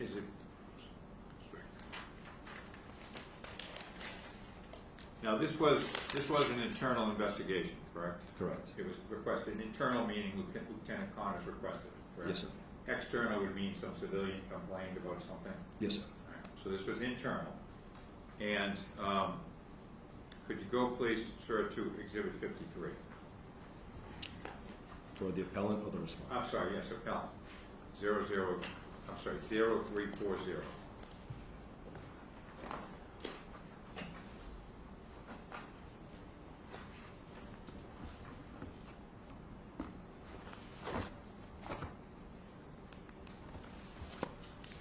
Yes, sir. All right. And so, looking at APP 0340, what do we have in front of us here? This is the policy that it governs internal department investigations. Okay. Admin 14? Correct. Okay. And it discusses policy on page 1, correct? Yes. And gives us some definitions, correct? It does.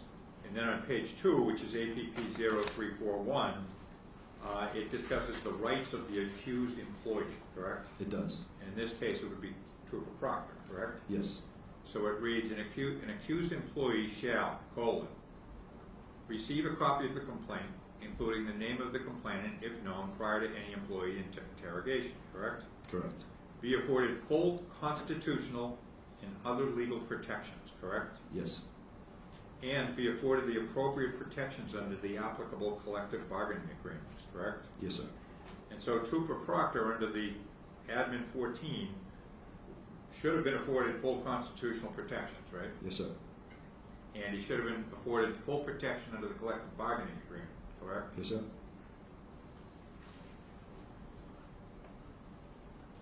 And could you go to the next, to Exhibit 52, please, which is APP 0336. Yes, sir. You there? Yes, sir. And what is this, sir? This is Admin 15. It's the policy that oversees the Office of Professional Integrity and Accountability. The policy that oversees the Office of Professional Integrity and Accountability Investigations. So this is kind of like the Bible for opiate, correct? It's the policy that governs how it works, yes. All right, governs your unit. Correct. And so it's titled Office of Professional Integrity and Accountability Investigations, correct? Yes. And the first part of it reads policy. The Office of Professional Integrity and Accountability, OPIA, in other words, investigates allegations of serious misconduct by employees of the department, or as ordered by the Office of the Superintendent, or the Division of Standards and Training, correct? Correct. And so this policy also defines serious misconduct in the middle of the page, correct? It does. And serious misconduct is defined as serious misconduct includes, but is not limited to, acts of, 1, corruption, 2, criminal conduct, 3, use of excessive force, 4, civil rights violations, correct? Correct. Was Michael Proctor alleged to have been corrupt? Was he charged with corruption? He was not. Was he charged with criminal conduct? He was not. Was he charged with excessive force? He was not. Was he charged with civil rights violations? He was not.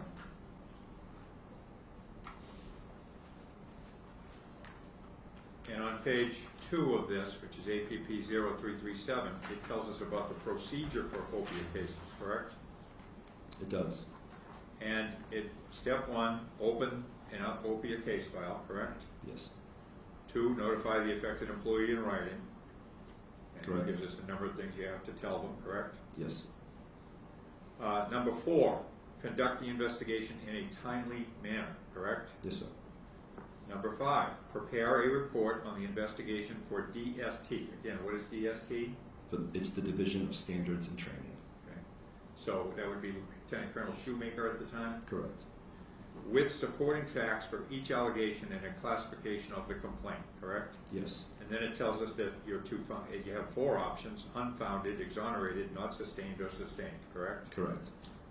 And it tells us in paragraph 6, in accordance with Mass General Laws, Chapter 6E, Section 8, Part B, DST shall act as the designee of the colonel, correct? Correct. So in other words, Lieutenant Colonel Shoemaker, pursuant to this policy and General Law 6E, shall act as the designee of Colonel Mott, correct? When it comes to matters of personal investigations, yes. Correct.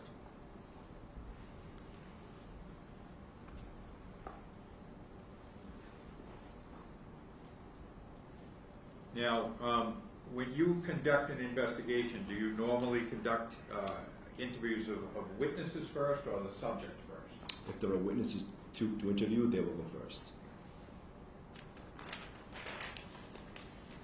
And then after if there are witnesses to interview, you interview the subject after the witnesses during the course of your investigation, correct? Typically, yes.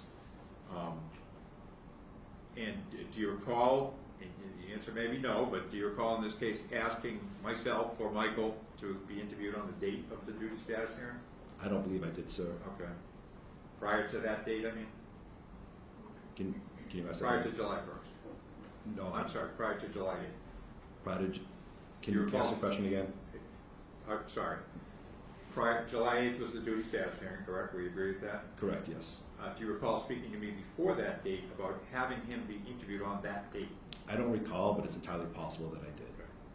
But again, nobody instructed you to hurry this investigation along. Correct.